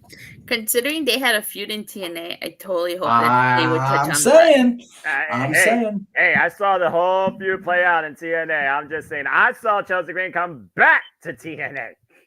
Yeah. Me too. I saw her come back. When you have a character like Chelsea Green who can almost actually out crazy Mickey James, like, I'm here for that shit all day. Yeah. 2 crazy bitches. I'm all for it. All right, Noah, bring us home on this one. Again, what do I need to say besides, again, I'm always going to say the same thing. I love me a hot mess. I've been a fan of Chelsea Green for such a long damn time, since Women of Honor. Again, such an underappreciated, I think, individual that just carved her own way. And I watched the Chris Van Lee interview, and at this point, she's already a champion in her own right because she's winning in moments. Again, what are we talking about with the Royal Rumble? We're not talking about this person did this person did this, this person did this. We're laughing our ass off for the most memorable run of a woman in Royal Rumble history. Chelsea Green getting obliterated by everybody. Again, I need to see more of that. Chelsea Green, for me, is a special, one-of-a-kind individual in the industry. Push her whatever way possible to keep her on my screen, truly not just wrestling, but actually entertaining me. She's one of those that actually does both that I care about to the fullest degree. Push her, most definitely. I would love to her, though, to get a world title run. It'd be one of those like bonuses, a big thank you, because she more than deserves it. And to this point, she really has adapted when it came to those women tag team championships. So I gotta give credit where credit is due. So I say you push her, and post WrestleMania, if they don't do it right after Mania, missed opportunity, will be the first fucking time, WWE. Then I definitely say you give her a world title run. Now it's just a matter of, do you have her go up against Bayley or do you have her go up against Rhea Ripley? It's one of those things where what does crazy counteract more? A role model or an eradicator? Just saying.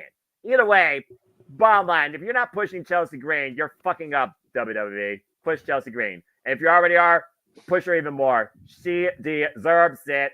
And she can actually be a top single star if you push her right. What a crazy concept. Push Chelsea Green. I'm going to say Shepard right away because I love what Matt's doing right now in the Indies. But, man, if it gets to the point where Albus brings in Mickey to deal with Chelsea's bullshit, that's how you get Matt Cardona back on WWE television. Oh, yeah. Yeah, absolutely. We saw that. Didn't we see that in TNA? The Altis versus the Cardonas? United. It was literally the battle of the couples. And guess which couple won? Mickey James and Nick Aldis. And that's how you get Nick just that one more. Just that one more. Yeah, I think I don't think he wants to anymore, but I don't know Nick because he has me blocked because I did nothing whatsoever. Yeah. I know Adam's done. He wants to be done, and I don't want, like I said, I don't want Adam to be driven to the point of suicide. I love Adam Pearce. He's good people. So unless it's Tim White style where it just keeps coming. No, because that means Josh Matthews is back on television. I don't want that either. Absolutely not. No. That's fair. That's fair. Fuck Josh Matthews, all in his little square little butt. No, absolutely. Well, not. it doesn't have to be Josh Matthews. It could be Pat McAfee. Then it's funnier. That's fair. Sorry. JJ, let's continue the game. Now that we talked about Chelsea Green, push her into absolute top championship and have her have an incredible run. We literally only have 3 left, y'all. Let's try to stay on focus here. Exactly. So number 48 starts with Dattila. Eddie Thorpe from NXT. Okay. She's going to be passing on that because she doesn't watch NXT. Yeah. I don't even know who he is. All I can tell you, because I know the man before NXT, but again, as somebody that needs to know all things wrestling and chooses to do a degree, I'm no professor, I'm just saying. Eddie Thorpe is the former Kyle Fredericks, a student of Katsuyori Shibata from the LA Dojo, formerly involved in New Japan Pro Wrestling, been involved in NXT as a nature guy, feuding against Dijak most recently, I remember, over some ceremonial tree, and I think it got settled in some underground brawl or whatever. So that being said, JJ further elaborate and push bench to repackage Eddie Thorpe, aka Kyle Fredericks. You know, go ahead, Dattila. I'm just gonna follow Gigi's advice, what he said earlier. So push, I guess. I don't know. Push. That's a wise move. Push. Sure. That's fair. I mean, I was gonna say the same thing. There's a lot of guys on NXT that don't really seem to get pushed for some reason. It's really kind of funny because NXT is having the reverse problem that AEW has. AEW has this decent roster of women, but you never really see them over 5 hours of television. Mm-hmm. NXT, and we all know how much we champion women's wrestling here. Damn it. You see a shit ton of fucking women's wrestlers, but you almost never see the dudes. Unless it's Braun Breaker.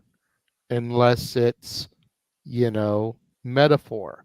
unless it's Baron Corbin, unless it's the D'Angelo family, unless it's that certain niche of guys that you seem to see on every show. You don't see the Eddie Thorpes and some of the other guys featured prominently. So I say push him. You've got to get that exposure. Fair. Walter? Yeah, I remember when I first started watching your NXT and I saw this guy a couple of times. I was like, who's this guy? He looks like a generic Deacon Batista and smaller Batista. Well, I mean, I'm still more Leviathan than the Deacon, maybe. But anyway, yeah. I mean, you're not holding around a box asking for ties. I'm just saying. That right there was a violation. Look at that picture right now. He reminds you of Leviathan, like Batista before he was like, when he lost his smile. I say that's a really good point of what you just said, JJ. It is true with the men's, and like I would love to see this guy push. Like he grew on me. I haven't said what I just said. He grew on me, and it's his character, and he's got talking skills. So why not push this guy? You're right, JJ. They need to push the guys more often. They got the women's division down, and they're doing a good job. But it's like if you're not that breakthrough person like Trick or Carmelo, then it seems like you get lost in the fold somehow. I don't know what it is about them, but hopefully they do push this guy. So I'm with you on the push. Yeah. Okay, Jeff. Yeah. So I was pretty sure I was correct on my the thought that came in the back of my head when I remember Eddie Thorpe's name. His name is based off Jim Thorpe, the longtime two-sport athlete before Bo Jackson made it a cool thing. He was a football player and a baseball player at the turn of the last century. So not I'm talking like going into the 1900s, because he was born in 1880 something. But so he's got the name that harkens back to amazing athletic history. He's just kind of there right now in NXT. So I definitely agree, push him. And they really, if they're going to have his ring name be based on somebody that made that kind of history in two sports, where the name Jim Thorpe, if you're a sports fan, you know who Jim Thorpe is, right? So I say get behind him and use that to your advantage. The dude is obviously athletic as hell, and he's got that it factor about him that they could go somewhere with him if they push him the right way. Maybe North American Championship contender status for a while. Maybe even be the guy to beat Obafemi if they do it right. I'm not saying Obafemi because, like I said every week, Obafemi's a bad motherfucker. Keep the belt on him. But then down the line, I can see Eddie Thorpe being one of those guys that could be in the discussion of that. Push him. Okay. Moving on down to Noah. Yeah, I echo Jeff Simmons when I was just figuring about Eddie Thorpe's look. Even you think about Obafemi and that, that culture that he brings out in his personality, in his entrance alone. Talking about this man right here and what he's carrying, not just in name but his presentation. I think you literally are looking at a future challenger for the NXT North American Championship. So. And yeah, I would say that kind of right now he has kind of been lost in the ever-growing environment of NXT. As we know, there's probably going to be a new crop of students pulled out along the entranceway, introduced to you. Who's this? Who's this? Who's this? Who's this? Who's this? Who's this? Who's this? Probably after WrestleMania at the soonest. So I say you definitely need to push him so more people recognize him. For all I know, he could be part of a number one contendership match where he might stand deliver, surprise the hell out of us. So I'm going to say push. I think he has that potential. After all, he's a former student of Katsura Shibata. That's got to mean something. So right. I'm going to say push. Okay. James?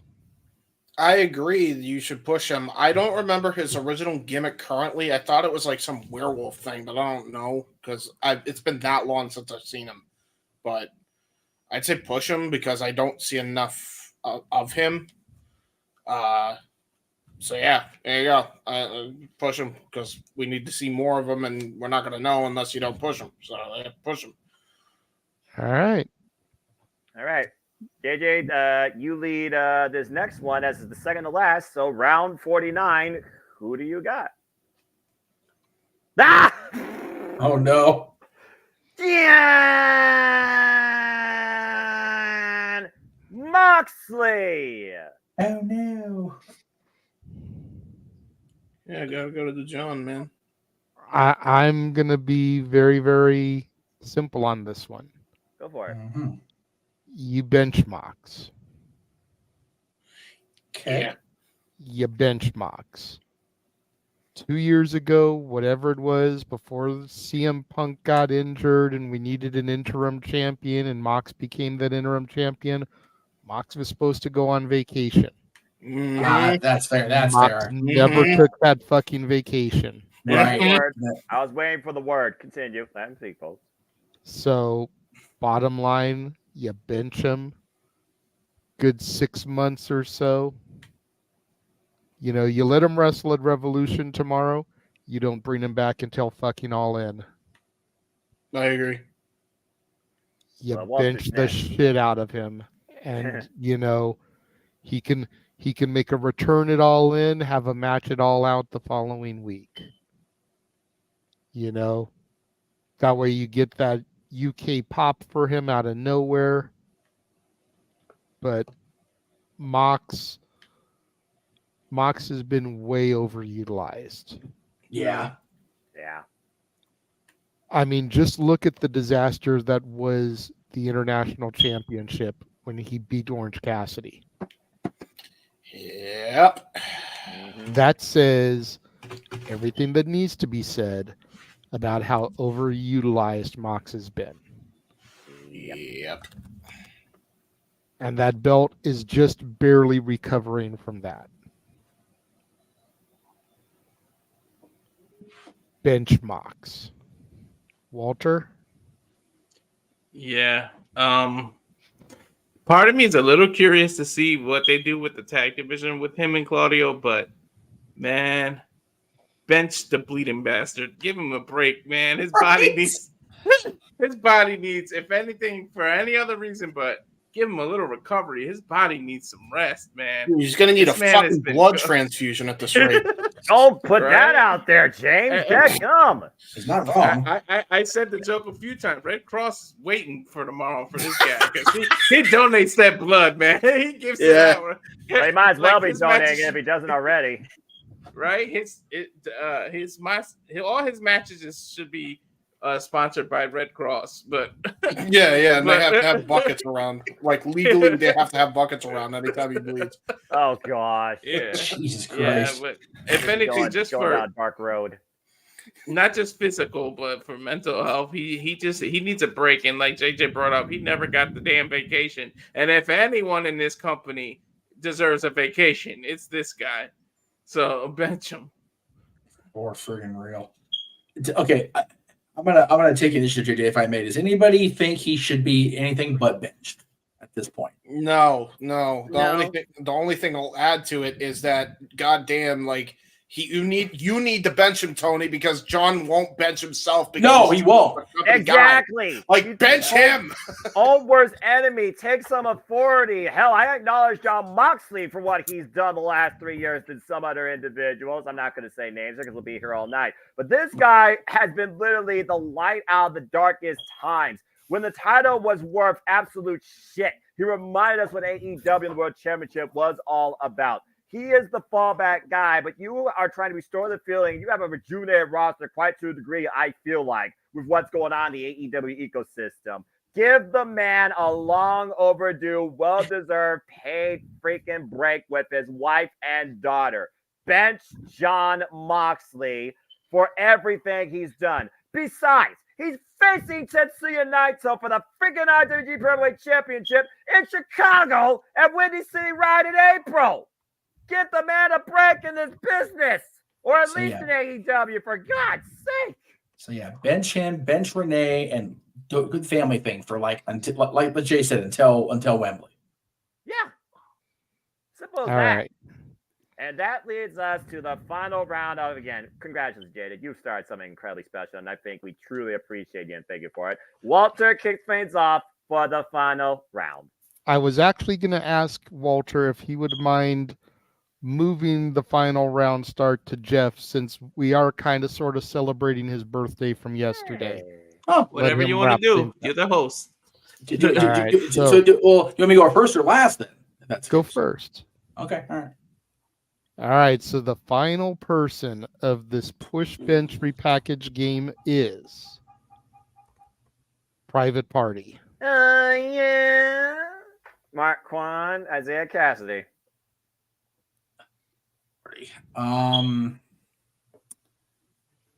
This is where my lack of watching the secondary shows comes in, because and I don't know what you do with these guys. And I don't really say that because they're over the top flamboyant, but so is the Acclaimed. They're a great tag team, but so is fill in the tag team here. Right. They had a great mouthpiece of Matt Hardy, but so does fill in the person here. Like their presence is just kind of there. So I guess repackage them, but what do you do with these guys at this point? Because I happen to like the gimmick when it was first being, process introduced, whatever. But like every facet of their gimmick has been absorbed by somebody else and done better. I like Isaiah. I like Isaiah more. I'll say a little bit, but man, it's rough. So I'll say repackage just so we don't bench him, because I don't think you can get too much further bench than appearing on maybe one show a week. Okay, Noah. Well, since Marquand's come back from injury and Private Party once again has been, doing their thing as a tag team, they've been doing things on their own, but they've been showing a bit more of a heelish persona, being more absorbed in their own, what Jeff was talking about. To the point they had a little short-term feud with Top Flight, and they're 1-1 for now. But spoiler alert for those that don't know, Private Party did win tonight in their tag team match with an assist from Jeff Jarrett and crew, and they will be involved in the 0 Hour at Revolution in 12-man tag team matches. To the point, you might be looking at future challenges for the Trios Championships if the cronies have their way. Fuck my life. So that being said, it almost kind of feels like they are being repackaged slowly. And I think at this point, with the tag team division that has to go through an absolute reset following Revolution, you got to push these two, and they haven't had a tag team title run, despite the fact they are literally one of the very first teams in AEW history to beat the Young Bucks. These two have never been tag team champions, though, so I think they're overdue for that. So I'm going to say you push, and hopefully it means bigger things for them. I just hope it doesn't mean other parties with a particular name are involved on the sidelines, including one Dixon Tyconga wearing blood-headed dumbass. So I'm going to say push Private Party. All right. Well, before we go to James, ding, ding, ding, we do have a super chat from Big G. Thank you very much, Big G. Here's a hot take. I'm going to be taking a break from AEW. Oh, honestly, I can't say that I blame him. No, I can't either. I can't say that I blame him. I mentioned on my show, would have had to have been last week before I took the week off for being sick. All right. That if the elite don't stop overpowering my television set, I'm gonna take a break from it myself. Bro, I agree with G. I can't blame him. I've been there. Take care. I enjoy seeing everybody else on my TV screen in that company. Yeah. But the Hangman Massey saga is a little bit too overprominent, and I'm hoping that with tomorrow it'll hit the brakes just a little bit, because that saga, that push will be over.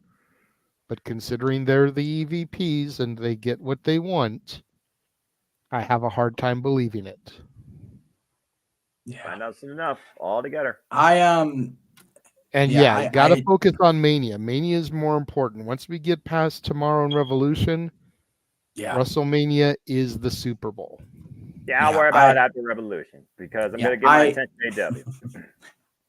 I think I'm interested in the show in Boston because of the possibility of a reemergence. But other than that, yeah,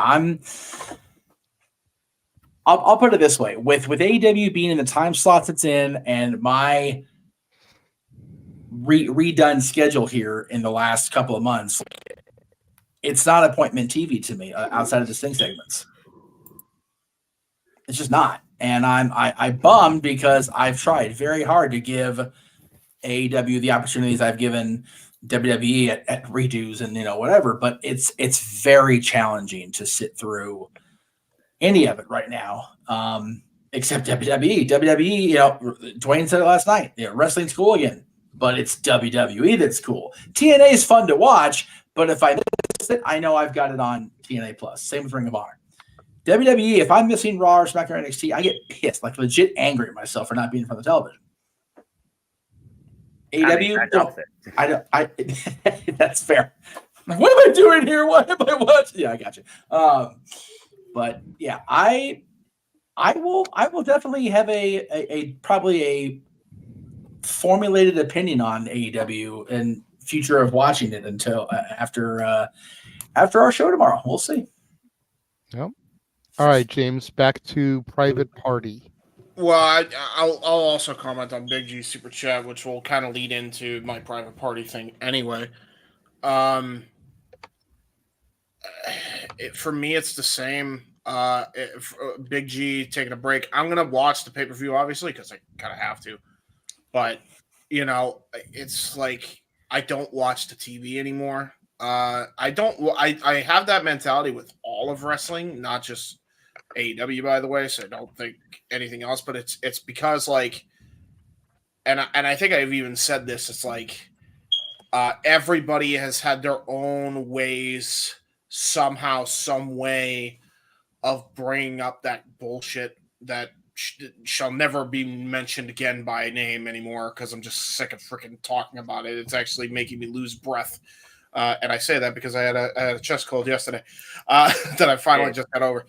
So they've had something. That's why I don't watch Punk. That's why I don't watch Jack Perry. But the most egregious people, I think, without a shadow of a doubt, is the Young Bucks in the equation.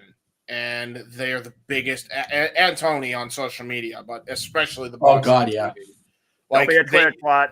Dude, none of these, those three do the most damage. And say what you want about Adam Page, but at the very least, his shit is now interesting. He's gone full heel, and he's actually started his own damn group and distanced himself far away from that shit as humanly possible now. Finally. It took a bit to get to that point, by the way, but he's finally there with a group that I can actually get behind that's cowboy themed. Love me a little bit of a Western kind of front there.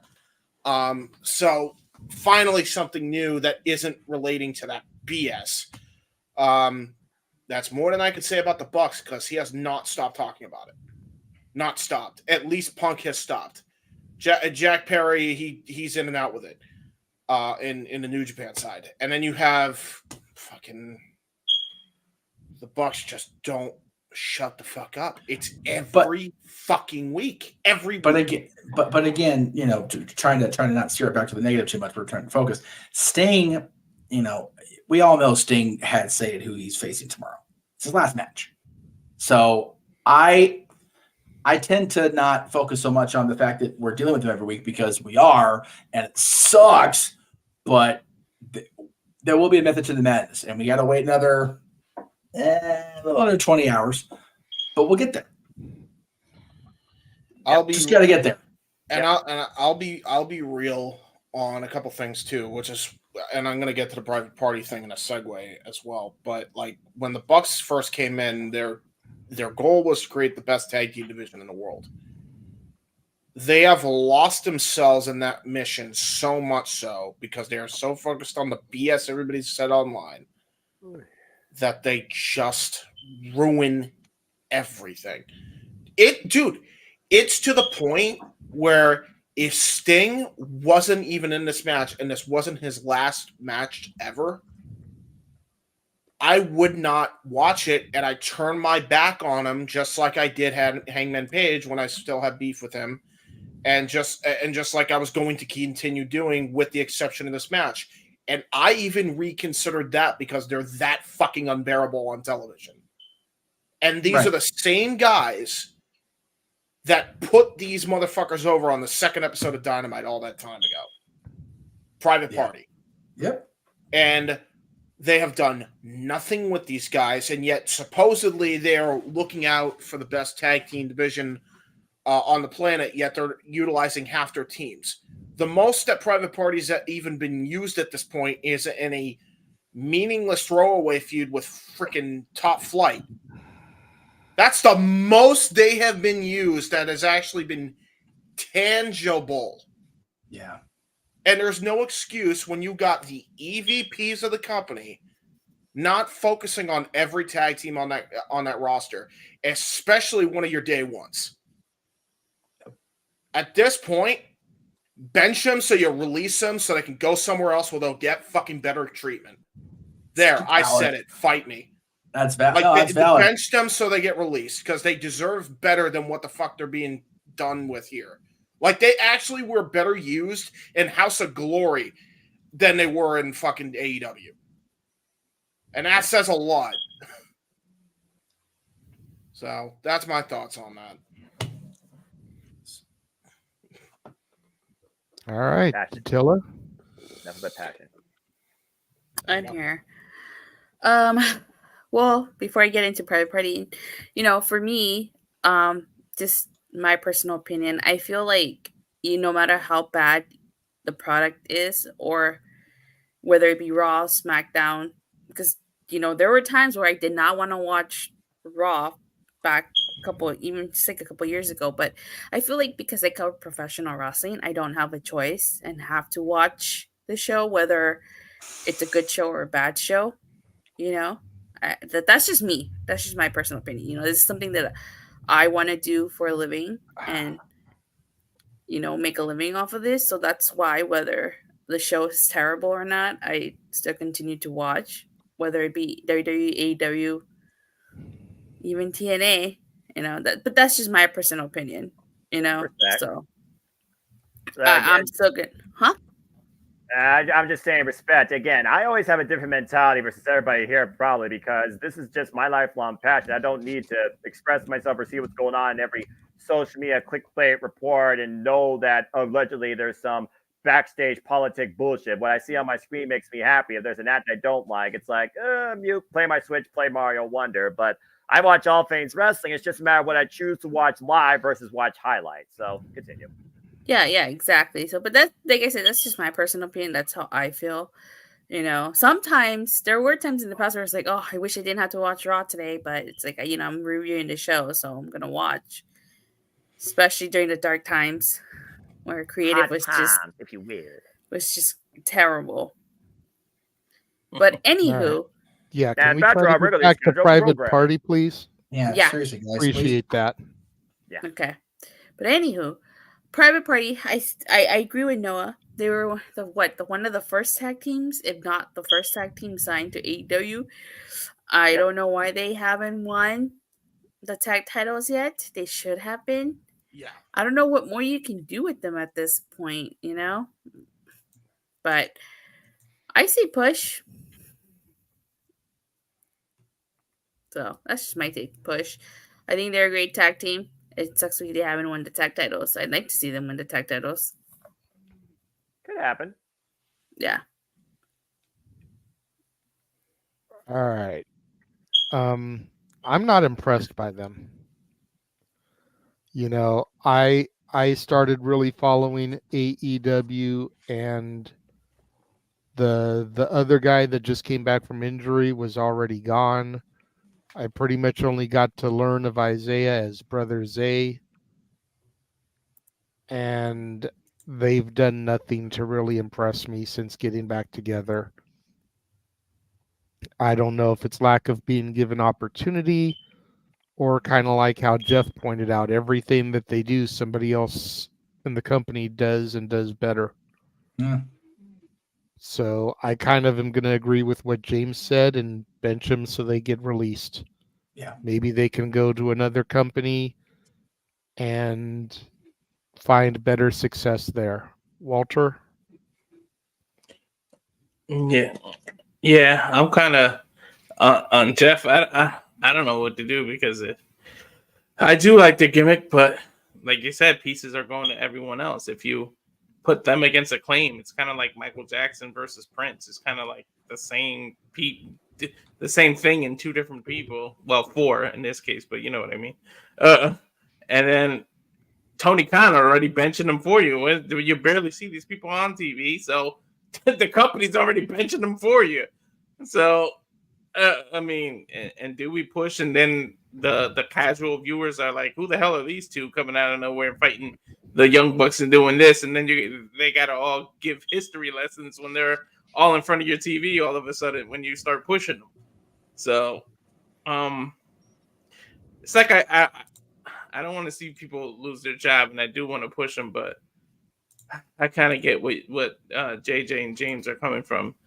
You bench them, but it's to give them better opportunities somewhere else. If you don't want to use them like that, you know, put them out of their misery, release them out of the contract, let them go, make a bigger splash back in the Indies, or get signed by someone else. Because what the hell are you doing with them? Like, you stop. You go, you stop. I understand that, you know, an injury kind of derails some stuff, but then they get back together, and like you said, what the hell did you do with them? Right. Absolutely nothing. You kind of just warmed the bench with them for us. So it's like Tony Khan almost doesn't want us to care about them the way they ride the bench. So why should we care about them? So I say bench to just like you guys, to be released so that they can have better success somewhere else. Yeah. I'm sure Maybe they Impact. could do some great. I was going to say, I think they could do some great things over in TNA. Yeah. Mm-hmm. They actually were. They actually showed up to TNA once with Matt Hardy. Remember, Noah? Yep, I do. Yep. Feels like a century ago now, when reality was like only 2.5 years ago. It's been a while. All right. Well, that is the last team. Hey! Repackage. This was fun. I really liked Hey, it. this is an incredible idea, JJ. Thank you so much. Bravo, good friend. Bravo. Well, thank you. Again, I cannot take full credit for it. I did see Cultaholic Wrestling do it and kind of took the concept from them and just rearranged it, repackaged it, I guess, to my own way, because they did the entire main roster for WWE and we did NXT, we did AEW, we did TNA. You know, we did a little bit of every company. So if you guys out there enjoyed watching this, it's already been suggested we do this maybe twice a year. So thinking maybe we'll do it again post SummerSlam. So September-ish. Since I came up with the 50 superstars this time, it's on one of y'all to come up with the 50 images. 10 Raw, 10 SmackDown, 10 NXT, 10 AEW, 10 Impact. Whoever wants to be the person to do it. And of course, you know, as the great Bobby Heenan would say, y'all enjoyed that. You can praise JJ all you want, but you want to offend him with cash. Or super chats in this case. Absolutely. And again, thank you to Big G for the $5 that we did get.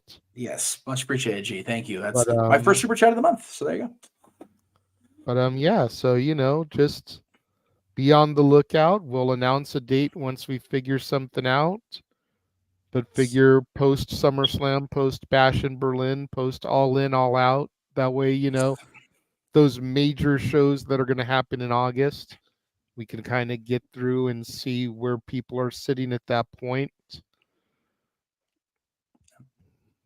But yeah, this worked out well, and I think now that we know that we've basically got to split it into two shows, we'll just do 25 and 25 there next time. Yes, absolutely. But what did you guys think? Did you enjoy it out there? Let us know. Put some comments in there, like the video, share the video, super stickers, super thanks, whatever.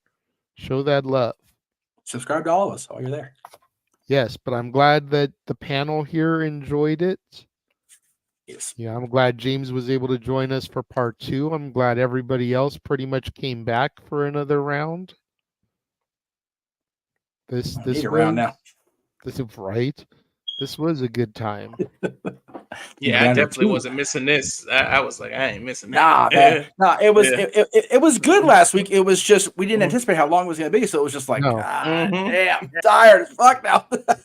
Yeah, let's do the show thing and get the heck out of here. And then I'm trying to do Revolution too. I agree. I'm with Foster on this. Let's do the shows and gets to stepping.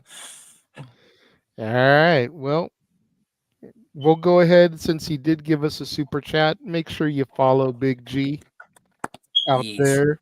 He's on TikTok, Big Baller G 1988. He is on Twitter, NoDQ_Big Baller G. And you can find him on Instagram and Threads at NoDQ_Big Baller G 1988. I guess we'll go ahead and shill for Mansfield, even though he can't be bothered to come around anymore.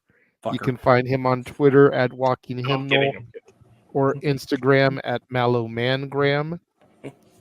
Make sure you get out there and support Datilla, who once again hit 1,000 subscribers. So come Tuesday, she will have to cover NXT Roadblock, much to her chagrin. Oh. Of course, you can also catch her reviews of Raw, Dynamite, and SmackDown every week on Rangers of Wrestling. She also reviews Impact on bodyslam.net. And now, like we said, thanks to her hitting 1,000 subscribers, NXT TV specials and PLEs will be covered by Rangers of Wrestling as well. Right, Datilla? Yeah, a deal is a deal. That doesn't mean I'm going to watch weekly or even the Go Home show. But You I'll should, definitely. though. You should, though. I'm just saying. But I'm not going to if I don't You want don't to. want to be lost. I'm not going to be able to be there every time to do stuff, I mean, think of it this way. There's some PLEs that are going to go straight from PLE to open mic night. I'm not going to be able to do the review with you, so you're going to have to do that on your own. Oh, I know. And what if JJ's back goes out? Right? My brace has not arrived in the mail yet. That's just expensive, y'all. I know this. I have a pad against my back right now because my back's so fucked up, man. This shit's expensive. Yeah, I sleep with a pad against my back. Right? I just got myself a new mattress. Oh, see, she's getting all comfortable and shit now. See, for real. There you go. She got how much? Figured it out. Dude. I think it should be interesting, honestly. You probably can't pick a better time to start watching the premium events for the developmental because it's WrestleMania season, man, and you have 2 of them in the span of a month. So there you go. Yep.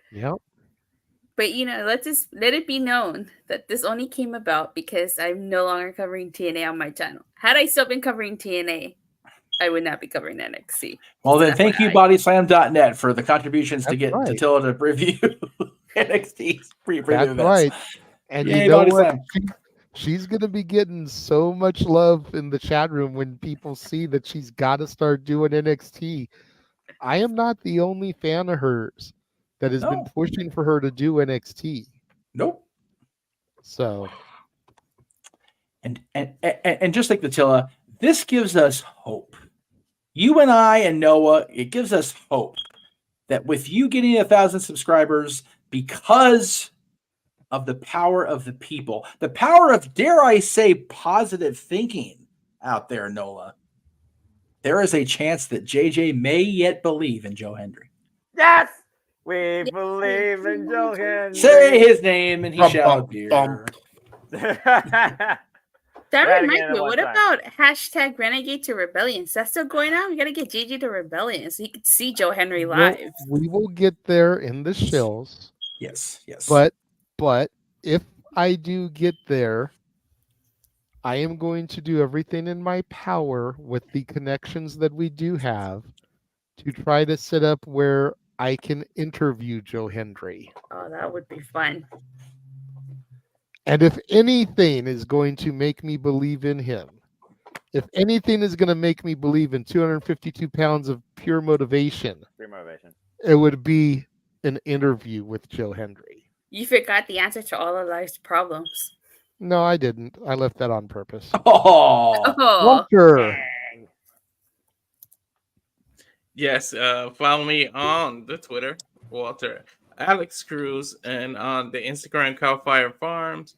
The Rage of Wrestling YouTube, please subscribe. Next week, I am going to do UFC 299 watch along, Sean O'Malley versus Vera, where we can see if O'Malley can avenge his one and only loss to Vera and see if he can get to 18-1, or does he do, say, 17-2? So we get to do that. Also, I am going to WrestleMania 40. So if you want to try to do a meetup with either me or Big Baller G. Yeah, because I was looking at you when I said that. So I said Jeff, but Big Baller G, just DM one of us. Yeah, that is his name. So either DM one of us out there on Twitter, and we'll try to schedule something to meet up in Philadelphia. So we'll see. People power, Manuel. Really? Yep. Really? That's what he said. Oh, You can find me on social media, Instagram, the Renegade JJ Williams, Twitter, ROWJJ Williams, YouTube, Casa D18 Studios. Thank you to the 6 of you that are still watching on the Casa channel right now. Yes. Greatly appreciate it. Make sure you guys tune in starting Tuesday next week, as I will be back with For the Love of Wrestling. It doesn't make sense to do Monday and do the weekend shows. No. I didn't do last week. Yep. So starting Tuesday with Raw, I will be back on the air giving my Raw review, and then I'll be on Tuesday evening as we do Roadblock, and then I'll be on even later Tuesday evening as I help Datilla review Roadblock. Tuesday's going to be a busy day. Then Wednesday, I'm probably going to be sick and have to take off the rest of the week. Yeah, I know. I'm doing so much content on Tuesday. That's it. Get to Tilla subs and he shall appear everywhere. I'm expecting a full house for my NXT chat on Tuesday for all the people that wanted me to review NXT. I'm expecting a full chat to be popping. In fairness, NXT will be off the air as I have to get to our Tuesday night group. However, I will be more than happy to watch it on demand. It's going to be hard to produce it as is. I'm going to be having to go out the door at 1:45, the end of the show. So it's going to be a challenge, but we will get it done because production. That's not a big deal. We're just going to need James to feed the stream through the Discord. So I can see it at East Coast time. Yes. But we can worry about that tomorrow. Yeah, tomorrow. Go see soon. Yes. Half. Oh, it's my turn. Okay. All right. So Mondays, 6 p.m. Eastern, 3 Pacific, across the Multiverse of Media, as well as NoDQ.com. Ask Meach anything on Talk Wrestling with Jeff Meacham. It's the almost 17-year standard bearer. That's bonkers to me. But yeah, Talk Wrestling's on Mondays. We got everything pretty much at 6 o'clock now on the East Coast because it's just easier for me to be off the air at 4, no later than 4, so I can go do my thing with the kiddo. Talk Wrestling on Mondays, of course. Let's see what else we got going on. Yeah. Just looking, I'm scrolling. Oh, Stat Boy Sports Bar, of course, Tuesday, same time slot now, 6 p.m. Eastern, 3 Pacific. NASCAR's back in full swing. Finally, we're on week 3, I believe, with Mikey and Dory. So check them out over on social media. Dory Lou Hathaway and Mike Caldwell on Facebook. Hathaway Lou and LB Stack in 1977 on Twix, and Dory Lou and Statboy 13 on Instagram. Yeah, just lots of sports talk as we do on Tuesdays. This week followed by NXT Roadblock, of course. But we'll get there momentarily. The Cherry Show is back at last, a week from Wednesday, March 13th. Immediately preceding AEW Big Business, if you will. So check out Greg and Maddie Laws, and hopefully myself if I'm able to be there. And you can follow the Greg Cherry brand across the socials at Greg Cherry Brand. So be looking for that. And of course, I'll be back Thursday at 6 p.m. Eastern, 3 Pacific with Meech's Musings. I don't know what we talked about this week. I mean, I had a pretty cool Wednesday last week with going down to meet the Imagineers and seeing the DeLorean in person again. So we'll see what happens Thursday, but I'm sure I'll have something to muse about. Maybe it'll be the first week of being 41. It'll be good. There goes the microphone.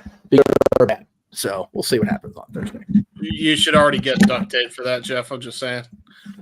No, it wasn't duct tape. I tried to move it, and I ended up loosening the thing. So now I'm just trying to hold it in place until the end of the show. It's been the thing. So, yeah, there you go. Just got to tighten the screws, but I can't do that with them on the air. All right. James. You guys can follow me on Facebook at James Hebert Hebert, on Twitter and YouTube at JHebertSide95. You guys can be on the lookout for the documentary. Hopefully in the next couple of weeks, if not sooner. We've had delays, technological issues, waiting for a couple more interviews to come in. So we're pretty much at the home stretch now. I'm just basically editing the big stuff in the meantime. Be on the lookout for that. It's going to be a really good documentary. The stuff is coming along beautifully. I got my father doing a little bit of the narration, so I'll do a little spoil. Used to do radio narrations way back in the day. Used to actually host a radio show, and he had like the perfect voice for radio. So served like a tri-state region even. So nice. Be on the lookout for that. It's going to be good. Might be another trailer coming up, maybe an up-to-date trailer before the movie, before the documentary movie drops, but we'll see what happens. Cool. But yeah, be on the lookout for it, everyone. Thank you so much for supporting it. I appreciate it. Of course. Noah. Yes, of course. Follow me if you choose on the Twitter and on YouTube. And then Foster1916 for all things wrestling. Shall of course tell you big fan of Twitter to keep up with prediction leagues, prediction forums, and give your own simple assessments towards all the biggest shows across all things wrestling. Because we do this, well, I do this because I'm a madman all the time, every day, 24/7, 365, although I've been putting it down to 6, sometimes 5 days a week when it comes to live versus non-live. But again, just follow the simple YouTube channel, follow the Twitter and Foster1916, for I am nothing more but a simple man and a lifelong fan of, what's the word? Oh, yeah, that's right. Professional wrestling, damn it! Again, only wish to encourage you that there are no winners, no losers, no betters, just fails on pins, this passion we all share. So at the end of the day, folks, support one another, respect each other, protect your mentality too, treasure your families, and just enjoy life and enjoy professional wrestling. It's truly as simple as that. All right. As we get into the final run of shills, Datilla mentioned it earlier. Jeff, you want to talk about that? We are on the road to rebellion, and it's hashtag get the renegade to rebellion. Hashtag renegade rebellion. Really, we'll fix this graphic. But as I understand it, we are a little more than a quarter of the way there, my friends. So we are getting JJ on that road to rebellion, man. It's going to be a great big weekend. They're taping Impact the next day after Rebellion. So Datilla and I are already on our way, pretty much. We just got to dot the I's, cross the T's as far as flying and where I'm staying. But we want JJ to come with us. We want JJ to interview and by osmosis believe in Joe Hendry, damn it. But we can't do it without you guys. So you got to go into your PayPal wallets, paypal.me/renegade JJ Williams. It really is as simple as that, folks. Yep. Please help JJ get there. I want to see. Sorry. We're about a quarter of the way there right now. So yes. It's definitely still doable. Go ahead and throw that back up, Jeff, as far as the link. That's what you got to do, folks, to make it happen. Please you were going to say, Datilla? I would say, please help JJ get through. But I want to see him from where I'm going to be sitting at. I think I'll have a clear shot of JJ. I want to see him react to Joe Henry. And remind everybody, they will be sitting second row hard cam. So you will be able to see them. They're going to basically be where I was for Hard to Kill. So, you want to see JJ react live to Joe Henry. I know I do. Jay, Where did I hit the strip again in Vegas makeover? It's gonna have to be a thing, brother. Right? The extra money will go. We gotta make ourselves look pretty for Vegas. Yeah, that's true. He ain't wrong. Gotta show the damn Vegas showgirls, those freaking snooty bitches. Oh, anyway. All right, am I running the thing now? Oh, there we go. Yes. Okay. All right, You so can take over from here. cool shit. So, as you all are aware, we are doing our watch along of Revolution tomorrow, and we'll get to that momentarily. I will be just a smidge late. JJ will be producing things for a little bit because I'm going to the Kings game tomorrow. Because as it was my birthday yesterday, Monday is our friend of the channel. You've seen her multiple times on the channel now, Demi. She'll be celebrating her birthday Monday, so we'll be celebrating our mutual proximity birthdays together tomorrow at the hockey games. So that's why I'm going to be late. So Demi, if you're watching this on demand, happy birthday, my friend. I'll definitely give you the birthday hugs tomorrow. I will also, unfortunately, be unable to produce our watch along of Sacrifice because I will be in Santa Monica with my buddies, the LA Dolls, at Harvell's on 4th Street in Santa Monica, Friday night, the 8th. 10 o'clock. Doors are at 8 p.m. Thank you. I meant to do that, and I didn't. Shows at 9:30, and you can, if I can move the banner. Where did it go? It's in here somewhere. There it is. Thank you. You can check that. You click that QR code, and that'll take you directly to the link to purchase your tickets to see the LA Dolls if you're in the area. And you can also book them through their website, ladolls.com, at the QR code there. I will not, unfortunately, be at the next show for Jesse Fury and the Sound because they are performing at the Hotel Cafe on March 30th at 9:30. But we're doing our wrestling karaoke open mic night, and that's been booked for a year, damn it. So, damn right. You can, if you are not a wrestling fan, but you're a Jeff Meacham fan, go see Jesse Fury and hear them sing well. If you're a wrestling fan, you're a Jeff Meacham fan, come listen to us sing God fucking awful wrestling theme songs. Natalie is looking forward to doing wrestling karaoke. That's true. Natalie will be the lone bastion of decent voices that night because she can sing like a songbird, by God. Pretty much. But the rest of us are going to be wishing we could be with Jesse and Nick and everybody because good grief. Oh, it's rough. It's rough. But Noah, Dory Lou's the other one that can sing. That's true. Dory Lou can sing as well. But as far as wrestling themes tomorrow, following our watch along at Revolution, which goes live at 6 p.m. Eastern, 3 Pacific, with our pre-show, which is before the 0 hour. After Revolution, we will hear Noah Foster sing the classic, the timeless WCW theme of The Man Called Sting. And no, we're not talking about Crow. We're actually talking about The Man Called Sting theme, by God. And then after Revolution, after Talk Wrestling, after Stat Boy Sports Bar, we will be back on the air with our watch along of NXT Roadblock.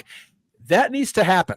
Now that Emmanuel's put it up in the universe, we need to have Noah Foster singing the Billy and Chuck theme song. No, fuck that. I'll sing it with you because I said that's my guilty pleasure. That's a bad Emmanuel. You know how to make that happen once we get to wrestling karaoke night. Yes. $25 super chat. You pick who sings and what they sing. Yes. You know how to make that happen, but yes. And it was also Santina Morales. NXT Roadblock Tuesday, immediately following Stat Boy Sports Bar. Yes. And then Batilla will be covering it. Yes. Full recap from the Rangers Wrestling, folks. You got to love to see that.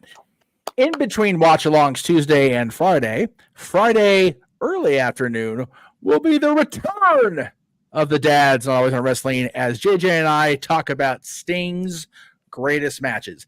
Gonna be a little break from tradition on the usual dads episode. And I say that because, yes, we will have matches to talk about. There will be likely 10 of them.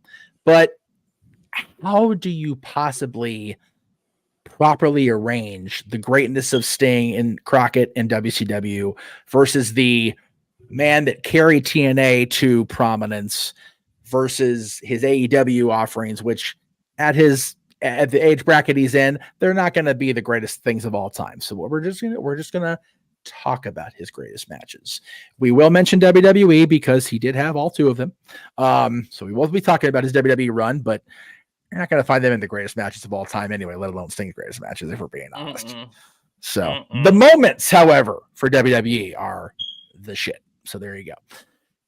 After Dads, of course, we will be live at 7 o'clock Eastern-ish, 4 o'clock Pacific, with TNA Sacrifice, our next watch-along for the folks at TNA. And then, good grief, Charlie Brown, man. I'll tell you what, the rest of this year, what we know of so far, outside of WrestleMania weekend, AEW Big Business a week from Wednesday after the Greg Cherry Show, Ring of Honor, Supercard of Honor, WrestleMania weekend, of course, Rebellion featuring Team Jeff Meacham Network, all up in the business. Backlash in France, NXT Battleground, Money in the Bank, and NXT Heatwave up in Canada, All in London, The Bash in Berlin, and then WrestleMania weekend itself. The Hall of Fame on Friday, Stand Deliver Saturday morning, 2 days of WrestleMania, and the Raw after Mania. But we're going to take a step back and do less shit, right? That's right. We'll try. No sleep for any of us. And finally got that done. Sorry, what were you talking about? Oh, sports center team and professional wrestling. Professional wrestling. Sports center team. Oh, wait, you know what? Now, what we were talking about was Noah. Oh, no. All music. Oh, no. Noah, that's what I call Hotel. Yeah. Again? And Noah, that's what I call Disney. Oh, again.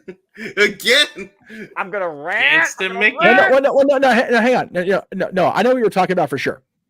There's no updated shill video for it, but we were talking about all the watch-alongs, which are about what again? What? Oh, right, the watch-alongs. That's because that's all the wrestling, all the professional wrestling. Damn it, and sports entertainment. But there's some compelling stuff. Speaking of all the wrestling, I think that's going to be the next one that we make is Noah, that's what I call wrestling. Yes. With Noah doing his wrestling themes. Oh. Yeah, that's true. That is true. And the newest edition will be down. Oh, tomorrow night. True that. Surfer Sting. After calling a Jeff Jarrett match on the 0 Hour. Yeah. Fuck my life sometimes. Who was a member of the Four Horsemen along with Sting. Mm-hmm. Different incarnations, but they were both members of the Horsemen. I think I'm gonna be sick now. That was gross. Like I forgot that. Like, oh wow, oh yeah, my heart hurts. That freaking babyface Wolfpack was such horse shit. But that thing back where it came from, or so help me, so help me. Freaking help me! If all right, and seeing just out there as well. That is gonna just about wrap things up for this evening. We want to thank all of you guys for joining us and tuning in and riding with us for the second half of Push Bench Repackage. Crazy loons. We want to thank Datilla for joining us late, but still being here. We want to thank James for finding his way back home, and we will see him tomorrow on the call alongside Noah and possibly myself. We may make a 3-man booth for at least some of the show. Thank you to Walter. Thank you to the Boss Man and the belated birthday boy. Thank you to Big G for the super chat and the manual and everybody else that was kicking it in the chat room with all of us. Yes. Daniel. For everybody affiliated with the Multiverse of Media, I am the Renegade of Wrestling, JJ Williams. Thank you all for tuning in, and we will see you guys next time. Bye, everybody. Have a good night, folks. Bye. Adios. The Jeff Meacham Network's Multiverse of Media. For over 15 years, the recognized symbol of excellence and the standard bearer in coverage of sports and entertainment.